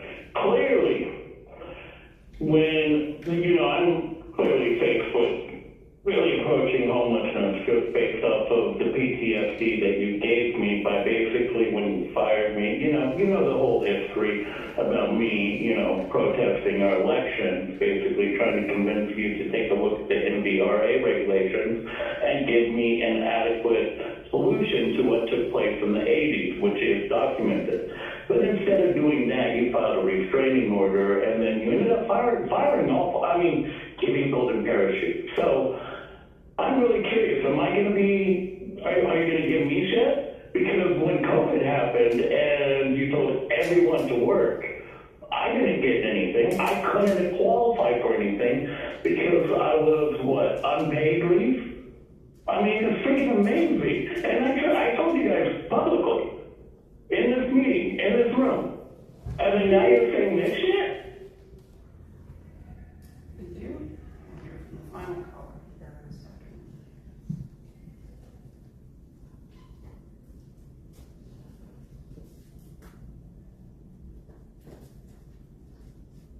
Pam, Tara, you just insulted 99% of the residents in the county. Just a little bit of money, that's all we're spending. 28 NGOs can't handle this. this is a bipartisan failure that we're even working on this. A decrease of 7% on your count, point in time count from 2024 matched up against the per month of 1,089 falling into homelessness for the first time. Really? These numbers are bad, they don't look good. Let the 28 NGOs take care of this, because remember, it's just a little bit of money, $1.1 million, that the county can't afford.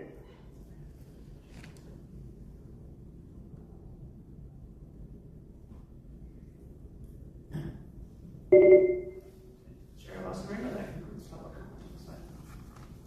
Okay, Supervisor Desmond. Thank you, Madam Chair. Appreciate it. Thanks for you, Chair, bringing and Supervisor Anderson bringing this forward. That is a smart move. The $1.1 million that building partnership program is not utilizing. I think we need to put it to good use to try to get people off the streets as we can. So thank you for bringing it. I'll be supportive. Okay, thank you. We have a motion on the floor in a second. Seeing no more requests to speak, please vote. Chair Losarino, the motion passes unanimously. All supervisors may be present at voting hours. Okay, thank you so much. Moving to item 16. This is the item expanding consent for the Direction of the Resources for Department of Mexican Consulate. Chairperson, would you like to begin, and Michelle? First of all, I just really want to thank my colleague for her partnership. On this issue. There's really no one better to work with on kind of bridging.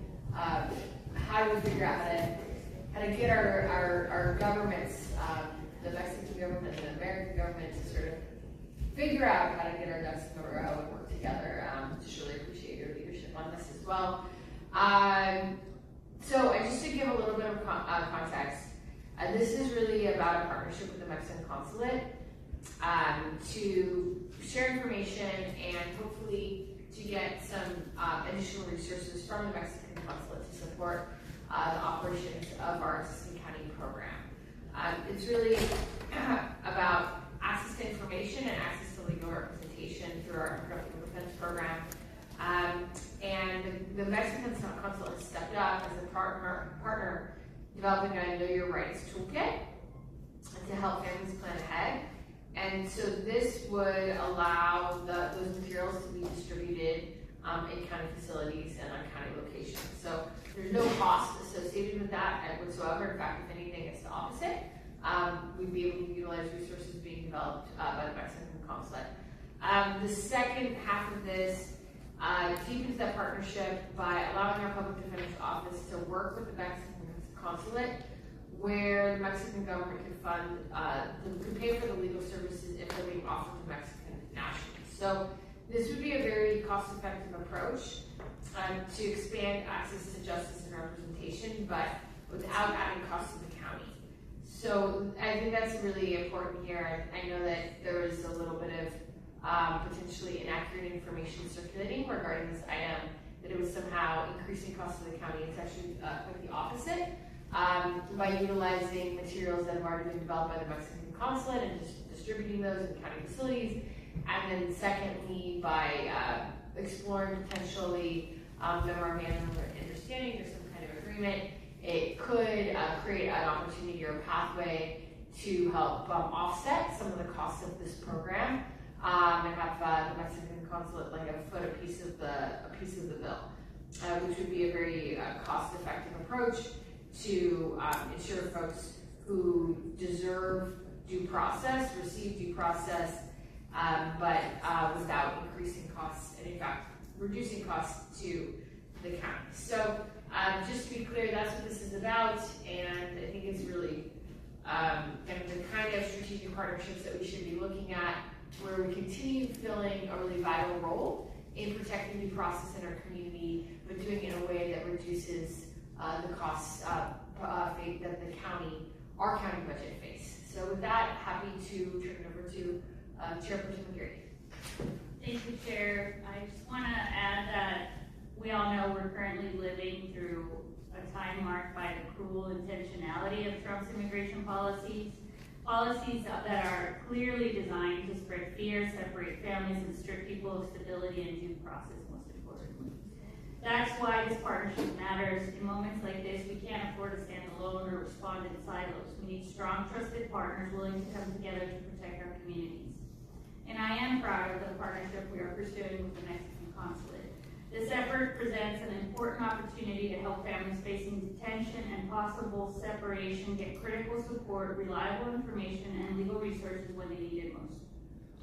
I want to take a moment to recognize the tireless work being done every day by community members. They're really stepping up to keep each other safe, support families in crisis, and raise funds dollar by dollar to help people fight their cases. I see that work, I respect that work, and I want our communities to know that I am here to advocate and to find ways to help. I want to thank you, Chair, for your partnership on this letter, and I hope to gain the support of our colleagues. Thank you. Okay, we will now go to public comment. Thank you, Chair Lawson Reamer. We have 14 requests to speak on this item, 7 in person and 7 requesting to speak by phone. Also note for the record that we received 6 e-comments, 1 in support and 5 in opposition. For any individuals that requested to speak on item 16 by phone, please dial into the conference line using the instructions that were provided to you. We'll begin with the in-person speakers. As your name is called, please come forward and stand in the arrows until it is your turn to speak at the podium. You will have 1 minute to address the board, and I'll ask you to begin by stating your name for the audio record. I invite forward the first 3 individuals. Consuelo, Cesar Javier, allegedly Audra.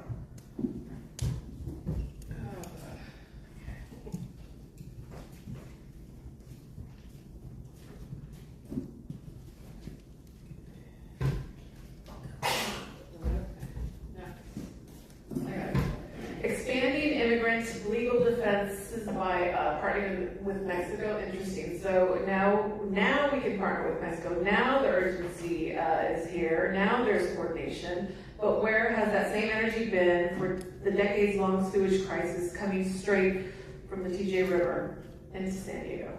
Millions of gallons of raw sewage closing beaches and making people sick. So I mean, where the pressure was. That's nothing, because evidently partnering them for this is more important.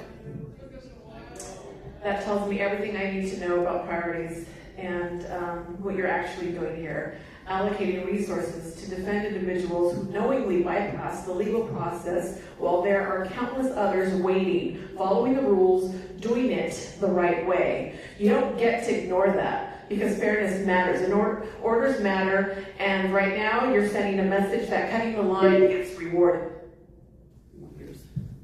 As the next speaker is coming forward, I'll invite additional speakers in person. Michael Brando, Mark, Andrea Ebbing. Mexico made for Mexicans to stay in America. Oh my gosh, that's so cool. So we can work with Mexico, she was saying. That's great. And you guys know that due process when you come illegally is to be deported, right? But do we want to change what due process is and then pretend like Americans get it? It's so interesting because I feel like this is racist. You're not inclusive of all of the immigrants that have come through Mexico. I mean, Mexico was even sending the Mexicans back the last few years. And so all the people that came were not these Mexicans who have been here for 30 years that are coming out of the woodworks. So it's interesting to see how you guys want to bait and switch and act like this is a Mexican thing. No, they came from Mexico. And there are people that are in very dangerous places that are coming here, like terrorists and things like that. But we're not going to acknowledge that. Because you guys want to act like this is what's happening. It's very interesting because you guys have lied to people, and now you're just, let's work with Mexico. Good. Next speaker, please.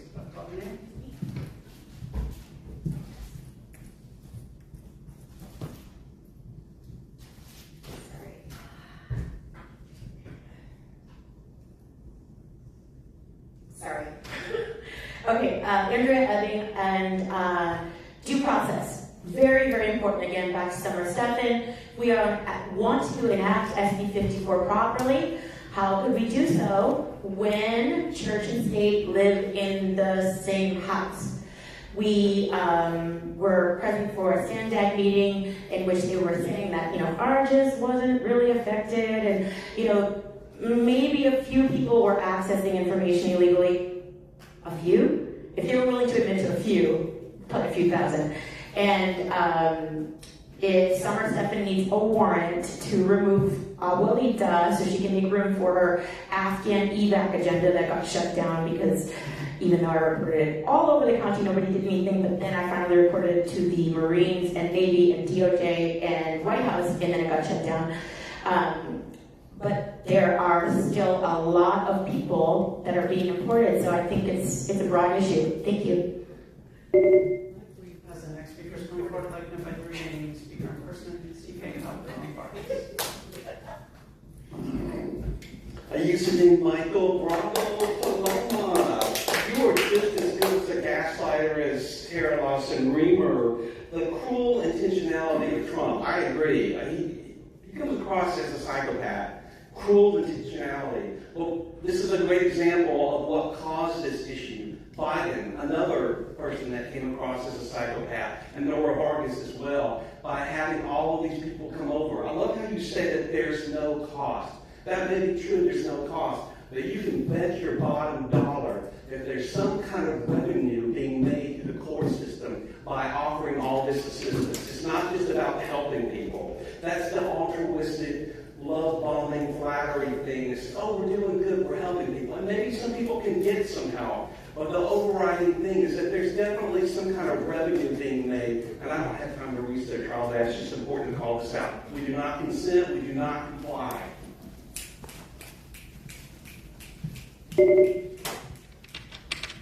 Next speaker, please.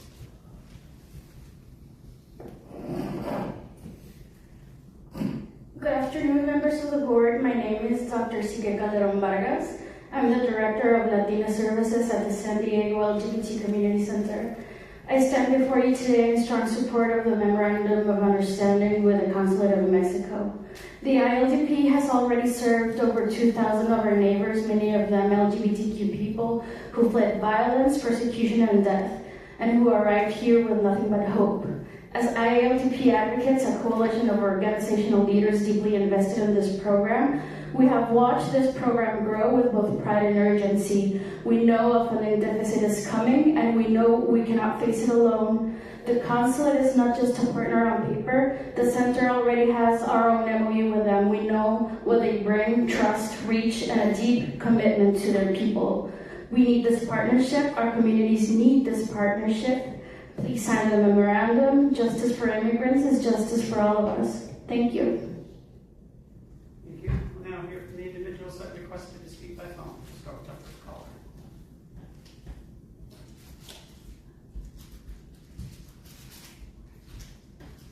Although the immigrants who are being mass deported by ICE they certainly deserve legal representation, and I am glad that the Mexican government has stepped up to the plate and agreed to provide some level of legal services for these people. This is very generous of them, in fact, since they appear to be only marginally involved. The bulk of recent immigrants and deportees seem to be mostly from other countries. And comments about the people who ICE is deporting, not all, I mean, yeah, a lot of them, most of them seem to have crossed the border illegally. I'm not sure to what extent that's crime, but some of them have not. Okay, hear from the next caller.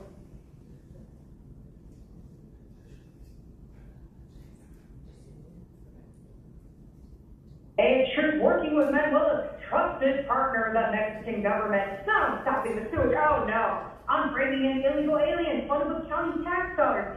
You trolls are even willing to work with a foreign entity, the cartel-run Mexican consulate, to traffic people. The question is, does the county inequitably intend not only illegal aliens from Mexico being allowed to eat our tax dollars, or do illegal aliens from any country also qualify for help? We already know anti-Myrtle Beach Mexico loyalist Manuela loves to pretend she's a Mexican citizen. But why does the county consider any other country's consulate? Many illegals who broke into the country during the open border era came from communist Vietnam. Aren't those your people, Tara, having Hanoi Jane as a campaign donor? You anti-American traitors on the board, I can assure you that there are lawsuits building against this agenda item. What happens if the federal government hears about this unconstitutional activity and decides to shut down this Mexican consulate front organization, now operating as a cartel human trafficking ring? Good luck, you're gonna need it, I can assure you. Thank you. We'll hear from the next caller.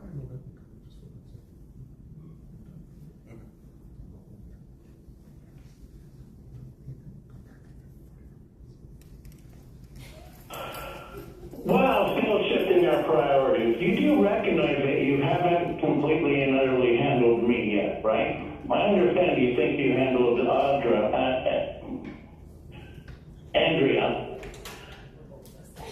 but I'm glad I met her.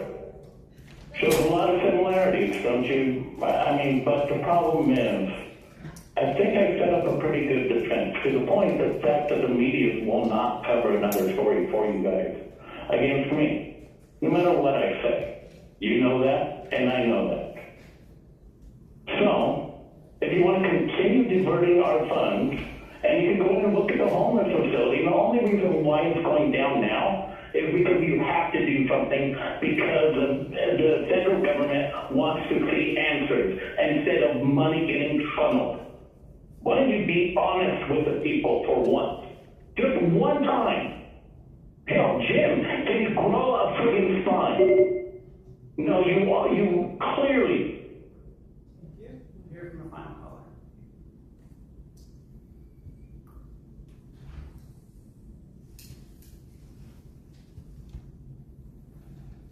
Pam, this is my favorite agenda item today. Paloma wants to partner with the Mexican consulate.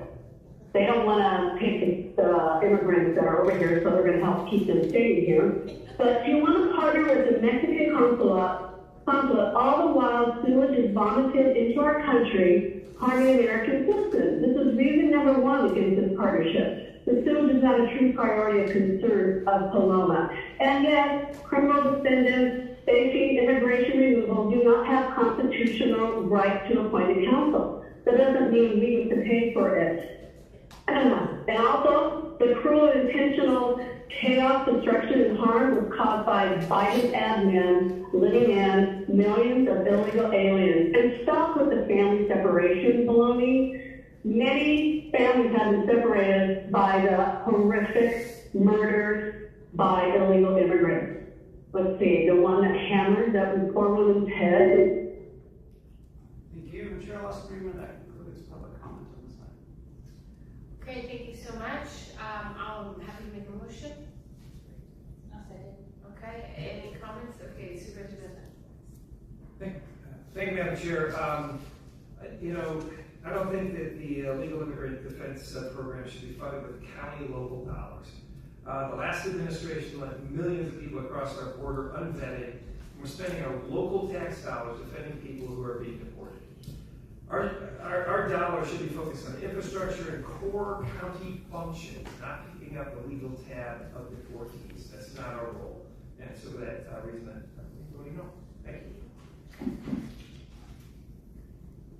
Any other requests or comments? Okay. Seeing none, there's a motion and a second, please vote. Hypocrite. Chair Lawson Reamer, that motion passes with Supervisor Anderson and Supervisor Desmond voting no. All other supervisors being present and voting. Okay, thank you very much. We're moving to item 17. This is continuing from our before and establishing the framework for supervisor ad hoc subcommittees that demonstrates transparency. I'll turn it over to Supervisor Anderson to introduce the item. Then we'll go through public comment and board discussion. Thank you, Madam Chair. During the March 3rd board meeting, I expressed my interest in having a uniform process for boards' ad hoc subcommittee meetings. This process should include notifying the public of issues that will be discussed through posted agendas, by providing the public with an opportunity to attend the subcommittee meetings and to view recordings of the meetings, and to have access to materials used in those meetings as well as the meeting minutes. The ad hoc subcommittees I've been involved with, including the Fiscal Transparency and Accountability Subcommittee that Chair Pro Tem Gary and I have co-chaired. We've had 2 meetings so far and made sure that public access to the meeting and other information through the county hosted website. It's important for the public to know what we do, the same level of access that they would have during a normal board meeting. While it's not covered under the Brown Act, we never want to do anything behind closed doors that lead to board letters and lead to how the county thinks. This item directs the clerk of the board to draft amendments to Board Policy B74 or draft a separate policy if necessary to provide clear rules and guidelines for all future ad hoc subcommittees to follow. I'm also recommending that the CAO create an updated county website where the public can go and easily access all ad hoc subcommittee information, particularly when important policy decisions are being developed by those subcommittees. That's essentially what it is. I just want to see more transparency. I know that we all work very hard, and we should get credit for our hard work. Those ad hoc committee meetings are extra work that we do above and beyond servicing our communities, and I think it's important that the public sees the great work my colleagues are doing. Okay, thank you so much. Any public comment on this item? Yes, thank you, Chair Lesnar. We have 11 requests to speak on this item, 6 in person and 5 requesting to speak by phone. Also note for the record that we received 1 e-comment in support. For any individuals that requested to speak on item 17 by phone, please dial in the conference line using the instructions that were provided to you. We'll begin with the in-person speakers. As names called, please come forward. You'll have 1 minute to address the board, unless we begin by stating your name for the audio record. I'd like to invite forward the first 3 individuals, allegedly Audra, Andrea Epping, and Cesar Javier.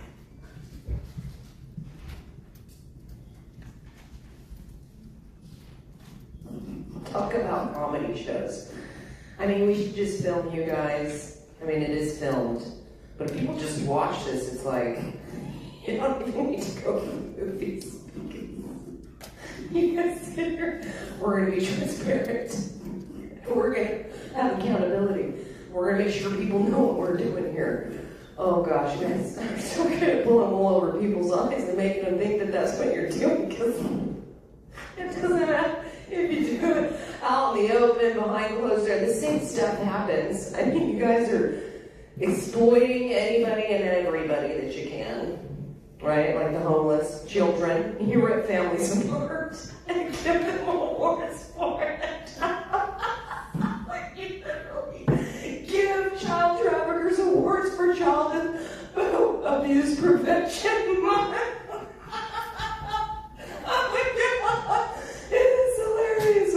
Oh my gosh, like, let's give you guys. I'd like to invite other meeting speakers in person, Consuelo, Mark, and Michael Brandon.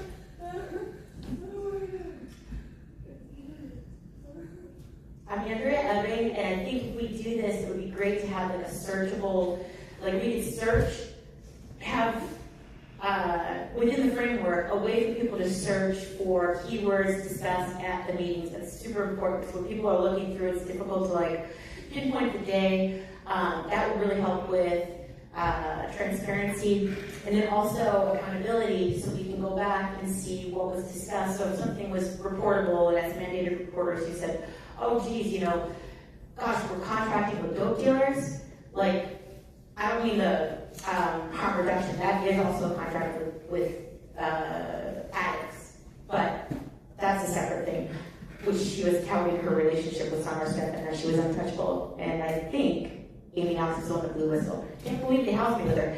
I got a lot of information. Already shared it with Voice of San Diego. But I just want to say that searchable keywords and mandated reporting checks is good. Thank you.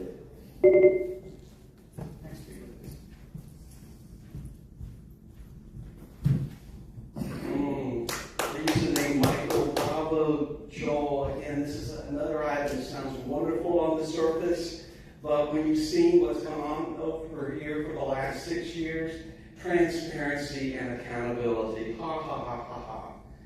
What about honesty and decency? There were people here in the chambers today that came up to us and were talking with us, and they were laughing at Joel. They could not believe someone would sit on this dais and scroll through his phone, and not even engage the speakers. So how can someone like what you present yourself as be bringing forward transparency and accountability? Of course, it sounds great on the surface, but it's more smoke and mirrors.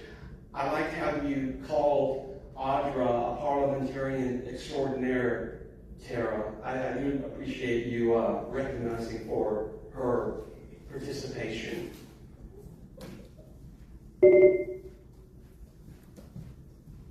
Final call for Consuelo.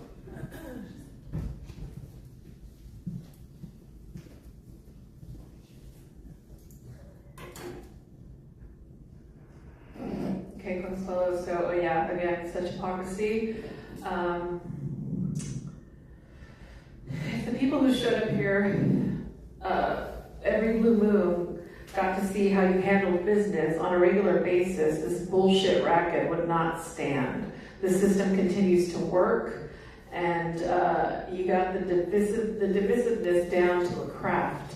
You cater to the ones not paying attention, but the ones who call you out and they keep their eyes on you, you continually ignored. And Monica, I noticed you giving me the evil eye back there. That's why I had to fix my lipstick. Yeah. We'll now hear from the individuals that requested to speak by phone. We'll start with our first caller.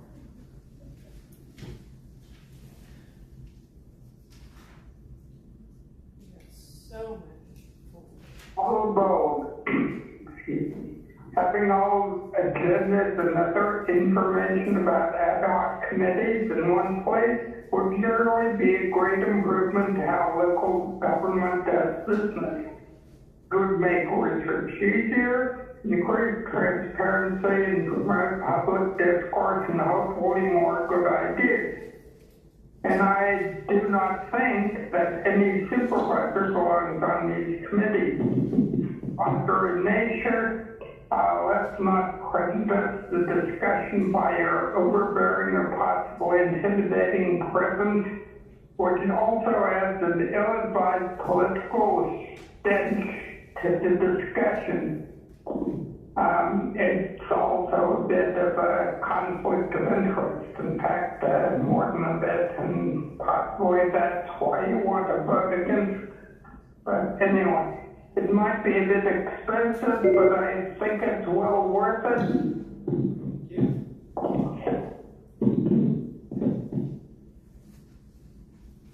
We'll now hear from the next caller.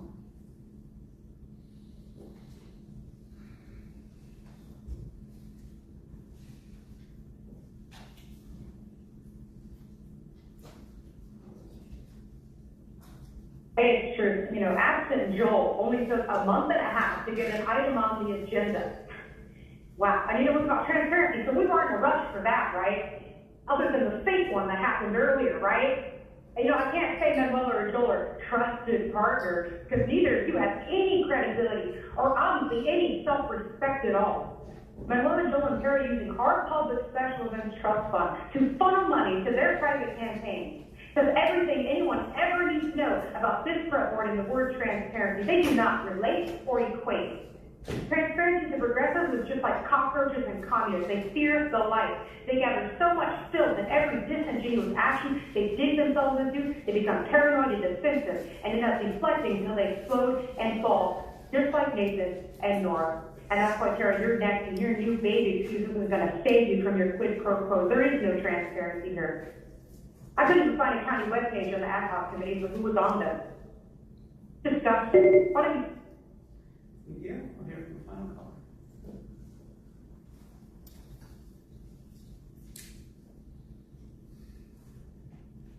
Yeah, let's just stop pretending that you guys are controlled by the union, because what I learned about PAC information, like all the money that you raise, you get 15% back from them. At the same time, they encourage you to use particular petitions petitioners, and those petitioners do what is called the cottage house, which is basically fill out information that they can go ahead and slide in to guarantee that their ballot will be, or their petitions will be counted. I mean, hell, we could probably look at that through statistics and would clearly point that out.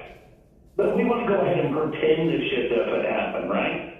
We want to pretend and keep on with this illusion that this shit isn't happening. You're trying to figure out how to handle me, huh? I know you are. But clearly I'm showing the fact that I got over the loop. Figured it out. I'm much more calm. Thank you. Chair Lester, that concludes public comment on this item. Okay, thank you. So I want to just kick it off. I want to say I agree that it would be great to have sort of more standardized frameworks on our subcommittees and our ad hoc subcommittees, and kind of just really figure out how to be more transparent to the public, but also just more standardized in the framework. But I actually think my kind of core problem with this is it's a little bit piecemeal. So I think if you just back up, when I was looking at this, we have 3 types of bodies. We have these advisory committees, then we have these standing committees, and we have ad hoc committees. And this only addresses the ad hoc committees. But I think one of the big kind of operational challenges that I think needs to be addressed as we kind of put together a policy framework is we also have to look at the intersection of the relationship between ad hoc committees and standing committees, and what is appropriate to be a standing committee versus what is appropriate to be an ad hoc committee. Because I think that's where we had, frankly, some challenges. Like a lot of things I think committees are ad hoc committees probably should be standing committees. And then we have to look at, okay, well, if we have standing committees and ad hoc committees, what are the differences between them, and making sure that we have rules that make sense for both. So the board letter that my colleague brought focused only on the ad hocs. Totally agree, it's a gap, and we definitely need to address that. But I think it's hard to do that in a vacuum, because then we'll kind of continue to end up with this piecemeal approach. So I just want to kind of put out there, I feel like you beat me to the punch. I've been kind of thinking about this for a while, about this kind of challenge operationally with all of our committees, and that it's not coherent, and when you have what kind and what the rules are that govern each of them. So I do appreciate your leadership, even if you beat me to the punch, so maybe I don't 100% appreciate it. Just kidding. I do appreciate your leadership. I think we were going in the same direction.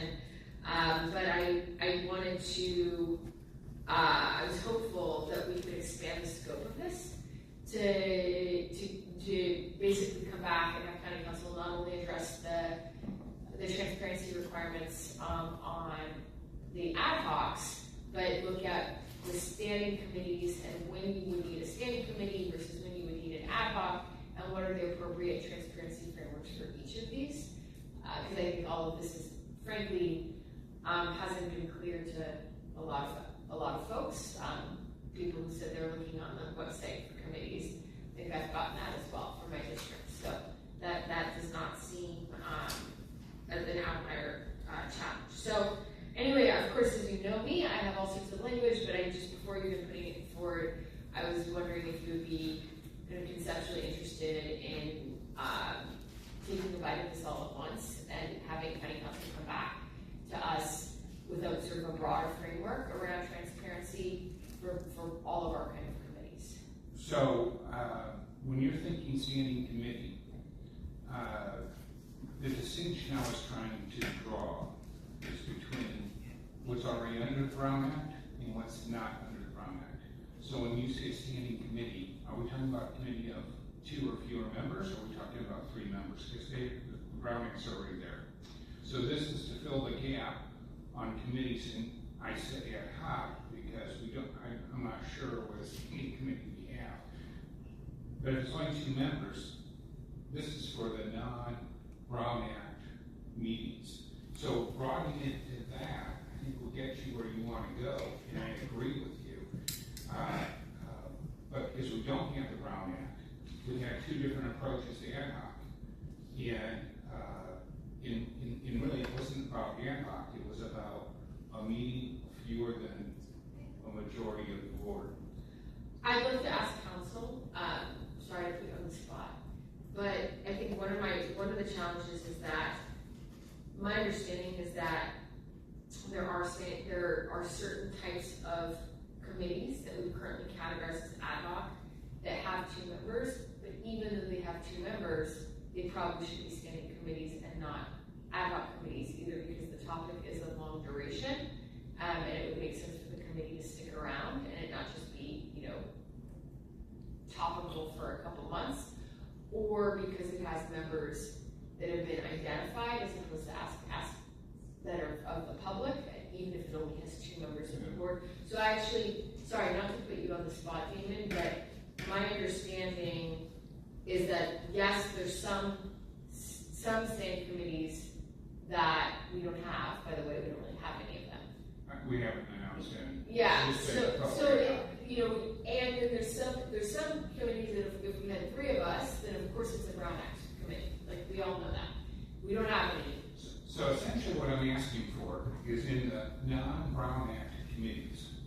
So how are we defining them? What I'm asking for is that you don't have to take public input in the sense of speakers, because it's not required. But you have to give them a mechanism in which they can send their own ideas so that we're not paying off the public their part of it. That we are capturing whatever's said in the meetings because we're doing the work in the public. Otherwise, you're just doing a board letter together. And you don't require it. If there's 3 of you, well, that's a Brown Act. So you're not doing that. So what we're doing is just making the process public. And then, of course, having it on the website, people can go there and see. I know you all worked hard on your ad hoc committee, but it created a lot of brouhaha in the sense that nobody knew who you spoke to, nobody knew about your minutes, nobody had access to any of that, and yet it produced board letters.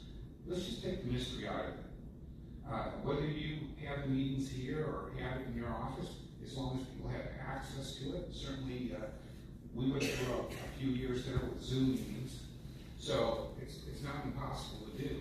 But I don't know why any of us will want to do something clandestinely and not let the public know what we're doing, because we're working awfully hard, and we should get the credit for our good hard work.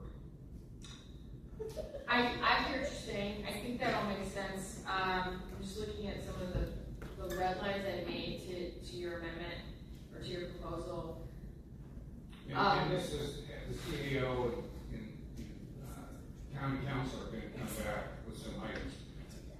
What I'm worried about is sometimes people, even though they could be transparent, they choose not to be.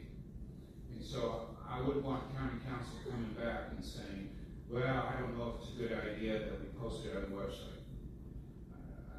I want to make sure that we're absolutely transparent.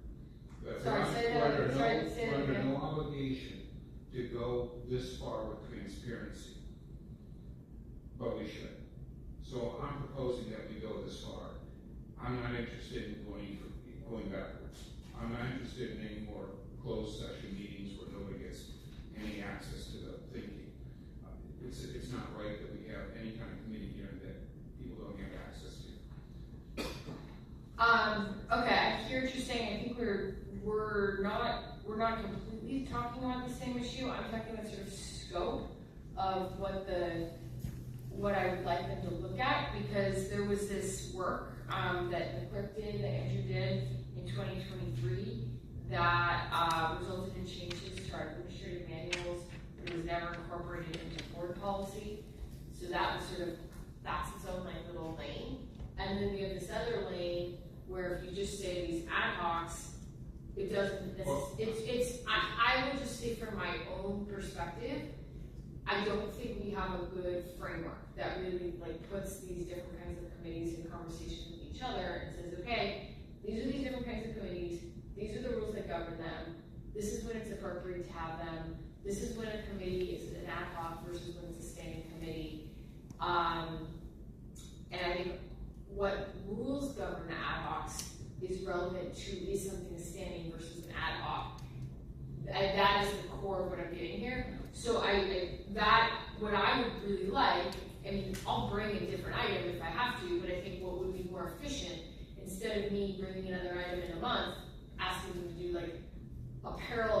work on the same topic, but that's not exactly the same because it's slightly different, but it's like intersecting. I kind of wanted to speak, see if we could put these pieces together and say, hey, County Council, can you come back, look holistically at these issues, take into account all these things, you have like A, B, C, D, all of these are fine, but let's look at it holistically, like what all these different committees do, and then make sure that we have the rules are applicable in like a reasonably standardized way that makes sense for the different kinds of committees. I don't know if I'm making any sense. I agree with you. I think that we're talking the same language, different language, same concept. So forget ad hoc. What I was really trying, because all we have today is ad hoc. That's why I use the term ad hoc. Forget that. Any committee that's not under the Brown Act would be under these rules. That's my point. So that no matter how you call, whether you call it a tall committee or a short committee, skinny committee or a fat committee, at the end of the day, it's 2 board members and they have hearings. Those hearings have to be made public through our county website so people can see what our experts have come in. Every one of us have had panels and experts come in and present to us. Those presentations should be available to the public. And all I'm saying is, it's so easy to come in here, have a meeting, have the public, and it's recorded. They can go to the website, they can see it. You know, my meetings with Nora are still on the website, you can still get access to it. There's a sense of history. And I also get that you can't have 1,000 people show up. We don't have bandwidth for it. That's what our regular board meetings are. But they can simply email us or send us a letter. They certainly can call and leave a message with our staff. I still want that input because some of the people that we chose as speakers were driven by the public because somebody said, hey, did you know this person's really an expert in that area? We did a little research. Turns out that they were absolutely right, and somehow they had slipped through the cracks. And we want the best people coming before us. But whether you call it an ad hoc or a standing committee, the fact of the matter is you have 2 members, and it doesn't fall under the Brown Act. It should fall under this, whatever this is. But I think that people need to have that access. I don't think it's difficult. I think it's easy for us to do. But I don't want to get caught up that if it's called an ad hoc on a Tuesday at noon, but it falls on a leap year, the rules are different than if it's a standing committee. It doesn't matter. If 2 members are working on that, on whatever it is, if 2 members are working on it, then they have to fall under this. And I don't care whether the CAO wants to do it, the clerk, or whomever, or they all can work on it together. It's not that difficult. The fact is, either we want to be transparent, or we just want to talk about it. Can I ask a question? Thank you. Let me ask a question that I'd love to present the way that I drafted this. Super open to not sticking to the specific language here. I just tried to take a stab at it. Sure. So we get a sense on it. But just a question before I do that. The only thing that really is a question for me is like B. I don't know if you want to look at your B, which is it says, oh, it's okay. Conduct all advisory committee and subcommittee meetings in accessible public location. So that was the only one because I did see a lot of the way that you guys streamed online, which I thought was great. But that's really different than kind of like the security implications of having people come and potentially testify. So that was really, of all of these, the only one that seemed like a departure from what you've been talking about like streaming or posting agendas. So, you know what, if it's going to be extra security, I am totally good switching that to Facebook Live. You know, we've just recorded. You can have the meeting in our board meeting. That was the one that flagged that it might be operational costs. Okay. Yes, I just want to make sure that people can go to the website and see it, but they can see it in real time.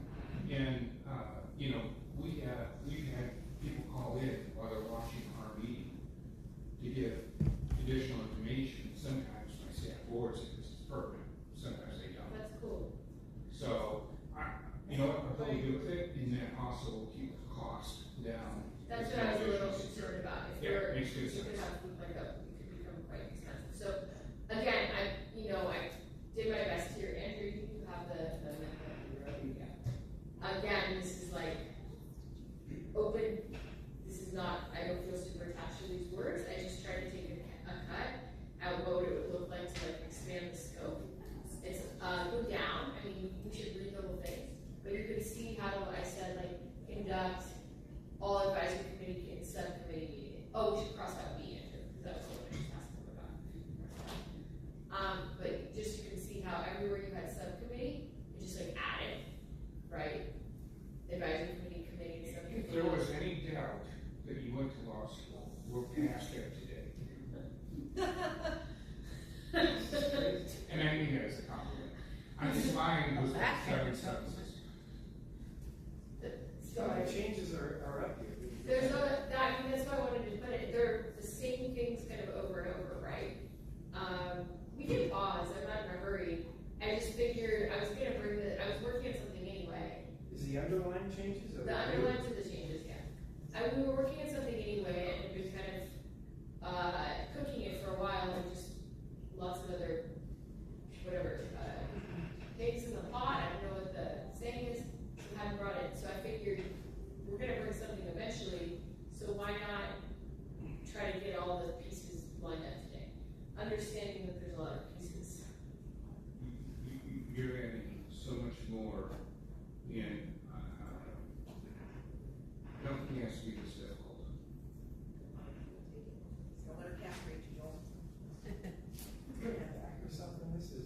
I mean, I'm fine with that too. There's five of us here, and you two are just going back and forth. We'd like to weigh in as well, but this is way too big of a change. Turn your mic on, brother. Deal with today. Well, the motion is for county council to bring this back, just to be clear. It's not a motion to adopt anything. All of this is a motion for county council to come back. As options, but not as like locked in. But if this is too much, I hear you all, I just figured we're gonna end up You're with turning like it into two. a board meeting. Well, that was my point. This is kind of our job. All I want is transparency. I wasn't looking to tell you how to run anything other than it needs to be transparent.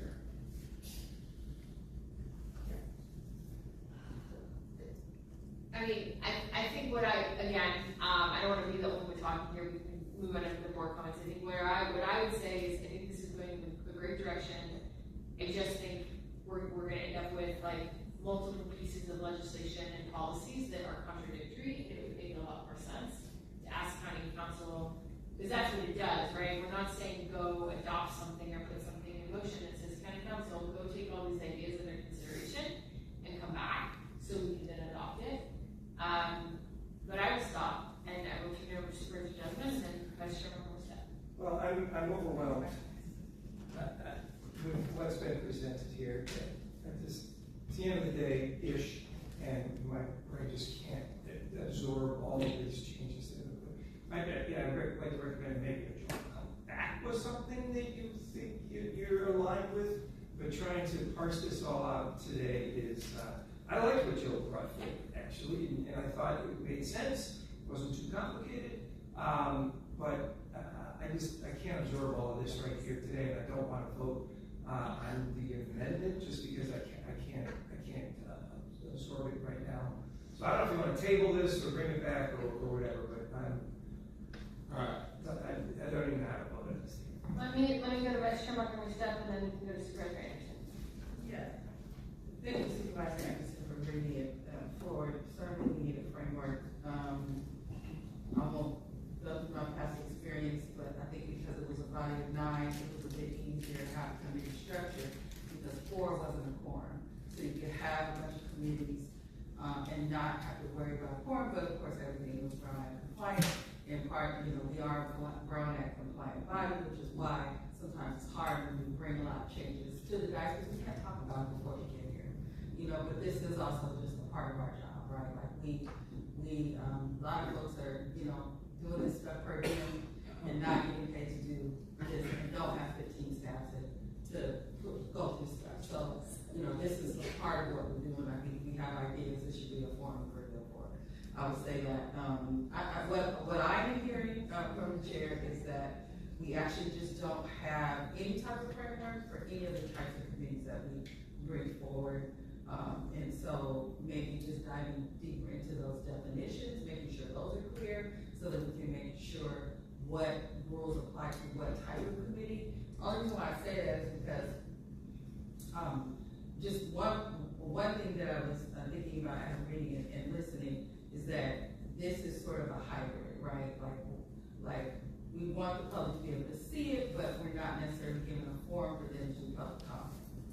So for me, there is not okay, written, but for me traditionally, that is not necessarily a problem, but it's not. I think there is something to say about the accountability in real time for public comment.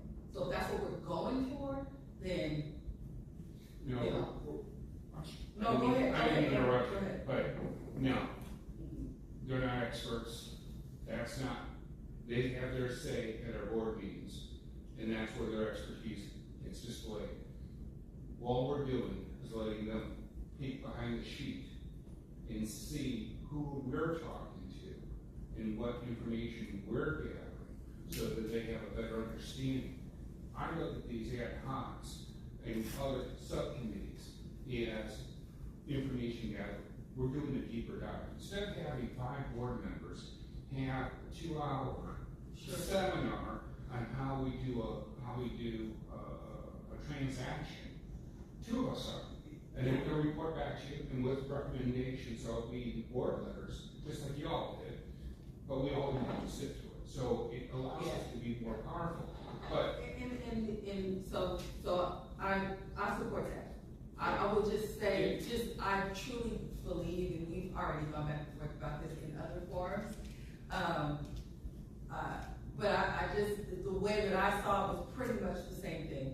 2 board members synthesizing information, and that's what the board letter in this forum is for. And so, but there's absolutely nothing wrong with setting up an infrastructure in this way. I just truly think that because we cannot make decisions as 2 board members, then it has to be transparent. Because 2 board members can't move anything forward without the full body. And so that's why it wasn't, we weren't maybe see, or we don't necessarily see the current structure the same way, but anywhere we can put a framework and provide, give infrastructure, then I am okay with it. And I will go with the body as far as what we want to do here, because, moving something forward I think is good. It may be a lot, what I see is mostly just expanding to any kind of committee, well, not any kind, but those here, advisory committee and subcommittee. any committee that doesn't meet full ground. That doesn't meet Ryan compliant. And that's basically and 2 things that I was suggesting. One is expand, and second, come back, giving us not just necessarily a path, like one approach, but say, hey, here's a couple different ways you can skin the cat. Some different options. Because it could be I'm going to make a motion. I'm going to move 9 forward, with the exception on B, that we take security concerns seriously about it, so that if you want to have a meeting, as long as it was televised, and you want to do it in the board meeting, where we already have the telecommunication equipment, and record it there, that's fine. So that way we address your concerns, but that would just be one of the options that we can choose from. So that's the board letter representing. So it's essentially what I've given you all, except for I'm taking into consideration the security aspects of not having to have a bunch of sheriffs here. Like there's 4 because too many people showed up and there's concern. But that way people get the chance to see it. They get in real time if they want to but call the office or email us. They can do that if they have a question. If the question's germane, if you want to ask, if you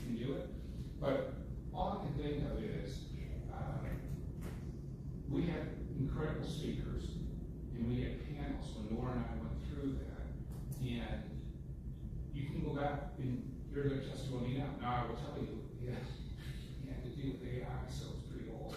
Because that lasts about 6 weeks, and then everything's changed. But can I get clarity though from you, Superintendent Shin? I think, I mean, I'd love to support this, I just want it to be broader. I want it to, and the way it was written is just very confined with these ad hoc committees. So I acknowledge and understand Superintendent that I had a lot of words, but I was just trying to implement intent to come back with options and not just one approach, come back with options, and second, we need to expand the scope. So if y'all don't like the way I wrote a lot of words, we could like pause and have kind of council do the same thing differently. well, I went ahead and made a motion. I haven't been seconded, but I made a motion to just move forward with line order, but emphasize coming back with options that you can work with staff with on your options, and that I would be taking consideration the security aspect. So giving us a path that there's a way to do it. And I'm not saying it has to be in the conference room. I'm just saying that perhaps if you're not comfortable here, there's another place that we can go do it. You know, LAFCO does it across the way. They're televised. We have a lot of areas where people can come in and testify, record it, televise it. So I'm just waiting for a second. Okay. Well, I'll just say again, I'd love to support this, but I can't support it the way it's written. And so, maybe I'll be outvoted today, but maybe another option would be if you wanted to postpone and we could pick it up tomorrow, let people read. I'll second the motion. Too tired. So we have a motion with a second on the floor. Superintendent, you want to talk again? Yeah, one of the things that on the ad hoc subcommittees that there's a lot of things I didn't agree with, but the fact that, one of these ad hoc subcommittees, they have the authority to spend dollars, and also for contract procurement. I don't know what maybe ad hoc committee it was, I can't remember, it was late December of last year, where a RFP was sent out and for potential contract with somebody to change law, state law, and that was out on an ad hoc committee. So I don't have to add it to the amendment to the motion today, but I would like to see that no ad hoc committees are not able to spend dollars, and they're not able to procure any contracts either, until that needs to come back before any of those actions. So that's my 2 cents when this thing comes back, but I think ad hoc committee should not have that authority. Just to be clear, Superintendent Desmond, the current motion on the floor is very specific about what would be included. It's not. I get it. Do you want to include that? No, I'm just, those are just comments to my second, on the second. So I'm not including that now. It's just a comment that I don't, as we move forward, because I don't think this is going to die here, that we take those opportunities out. Ad hoc, spending dollars in contract procurements. Chair, maybe this could be two-part. We hit transparency because that's far cheaper than the transparency that I was targeting. That's more to your point of a much robust. If we just agree quickly on the transparency aspect, it's not going to impact going back deeper. You can write your board letter, go back deeper and address that much bigger structural issue that I think that you were driving for, where I just want to make sure moving forward that we're all unified and transparent. Superintendent? Thank you. I was hoping to get clarity because it wasn't clear in the motion that Superintendent Anderson included your franchise or not.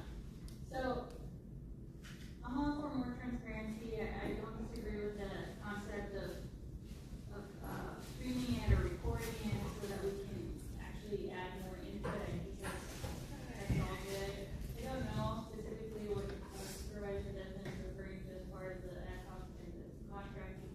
But what I would be amenable to would be to table this for tomorrow so that we could, well, at least myself, get a chance to just go through what you were proposing. It, to me, honestly sounds like you guys are talking the same thing. Conceptually, I just would like an opportunity to read it a little bit further and consider it tomorrow. So that would be my substitute motion to continue tomorrow. Well, sorry. Andrew Potter, if she wanted to make that motion, how would she make it so we would have to do it tomorrow instead of We don't have to do that. If you want to hold it over till tomorrow, and that makes you more comfortable. I'm in the business of getting 3 votes. You already made a motion, so we have to do. I know, but I think I can take my. Yeah, Supervisor Anderson can modify his motion if you'd like, or try, yeah, whatever you'd like to do. What's the cleanest? Andrew? If the board wants to continue this item to tomorrow, it would be appropriate to make a motion to table this item until tomorrow. I motion to table it.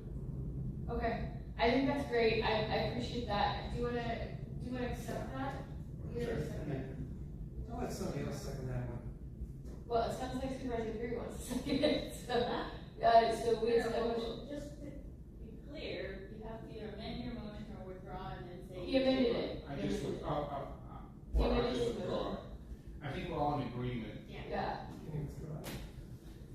Supervisor, with making the motion, you withdraw your motion with the consent of the individual who seconded it. I withdraw it. Oh man, everyone's really tired. So he can, but it's still saying. That's right by the script. No, if you have to agree with the withdrawal. Yeah. Or else it still stands.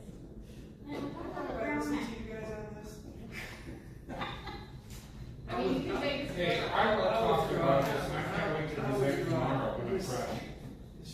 I feel like I think everyone is tired. I'm very tired. And we still have to listen to non-agenda public comment for the remainder of today. So, and adjournments. So, if we could somehow get clarity on a motion on the floor, that would be great. I withdrew it. Okay. So, we're good to go tomorrow. Okay. Do we want to start with this tomorrow? I can't wait. Okay. Supervisor Jones, fired up? Yeah. I think we're all gonna be much fresher eyes tomorrow. So, cool. Sounds great. So we have a motion and a second. We have to take a vote that we will start our meeting tomorrow with the second.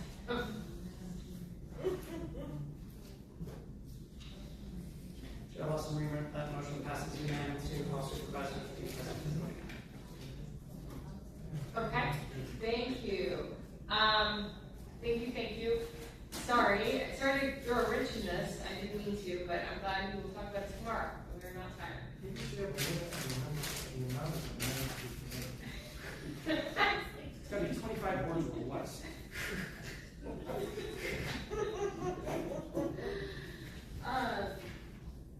That's like your Gen Z amendment. Okay. Please we'll move to non-agenda public comment. Thank you, Chair Lawson Reamer. We have 5 remaining requests to speak on matters not listed on the agenda, 2 individuals in person, and 3 requesting to speak by phone. For those that have requested to speak by phone, please dial into the conference line using the instructions that were provided to you. We'll begin with the in-person speakers. I'd like to invite forward Andrea Ebbing and Teresa Javier. They're both done. Seeing the movement in the chamber, we'll give the individuals that requested to speak by phone a moment to dial in.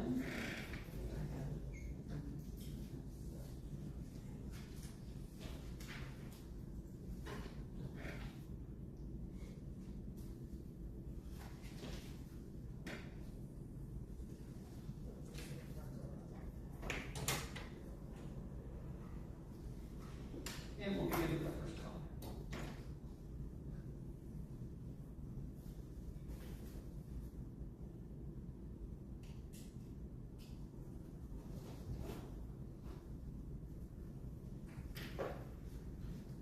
Henry over here.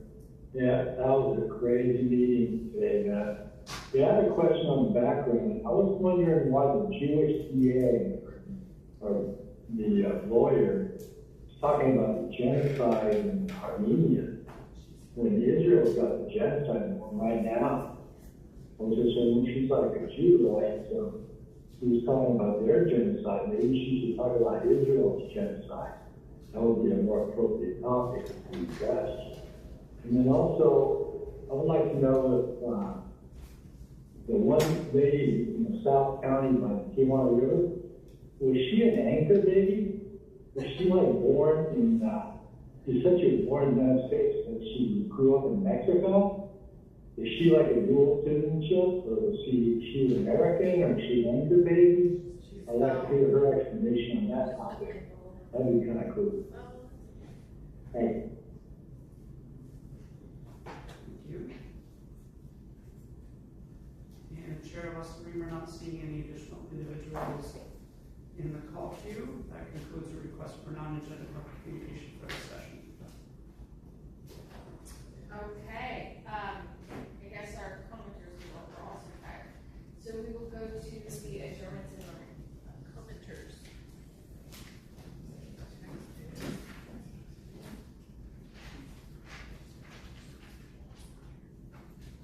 Mayor? Hold on, let me check. Yes, you're up. You're the first. Thank you, Madam Chair. I'd like to adjourn today's meeting in memory of the fallen highway workers throughout San Diego County and the state of California. Their labor, skill, and sacrifice to help build, maintain, and protect the roadways that will connect our communities. Every day, highway workers endure dangerous conditions to build and maintain our public roads. They work beside fast-moving traffic in changing lane patterns during night operations and near heavy equipment, all while helping keep our transportation system safe and functioning. The contributions of our highway workers are essential.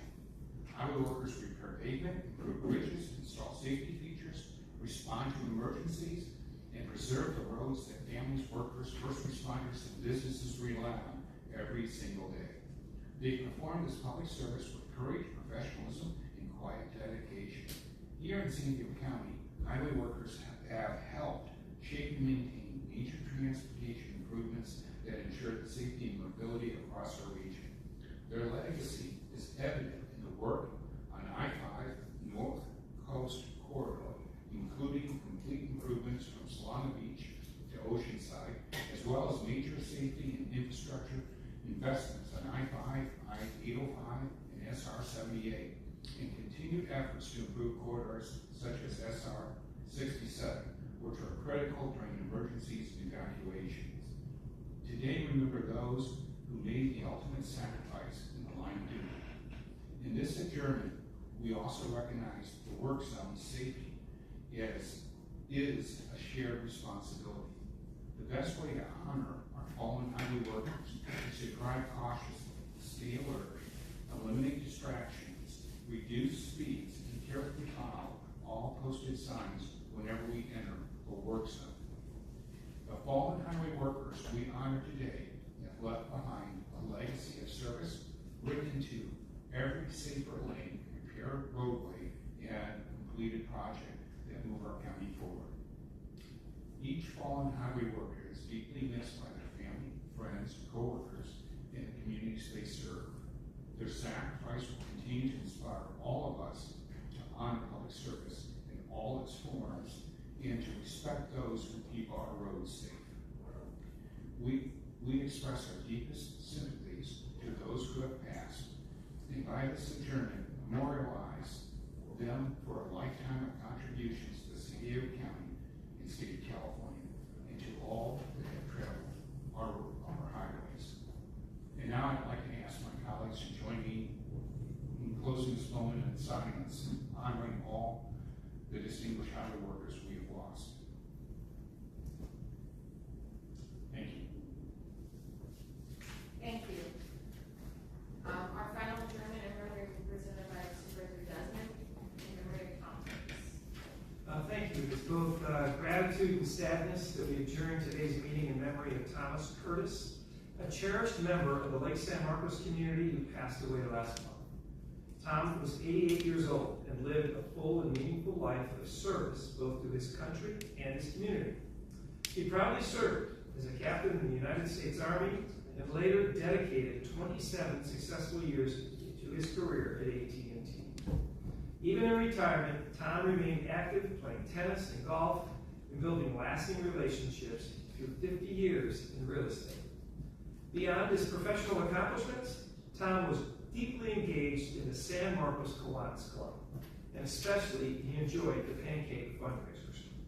Tom's commitment to community safety and quality of life was evidenced through his service on the Lake San Marcos Security Board of Directors, as well as his instrumental role in getting speed bumps installed on the busy San Pablo Drive, which is in the unincorporated area of San Diego County.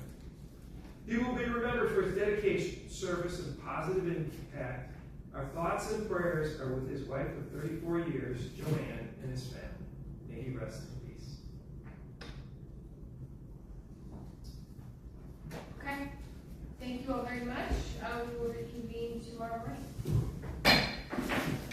Board is in recess until 9 a.m. tomorrow morning, Wednesday, April 22nd, 2026. There are 4 sheriffs in here for 2 people. It's a little weird.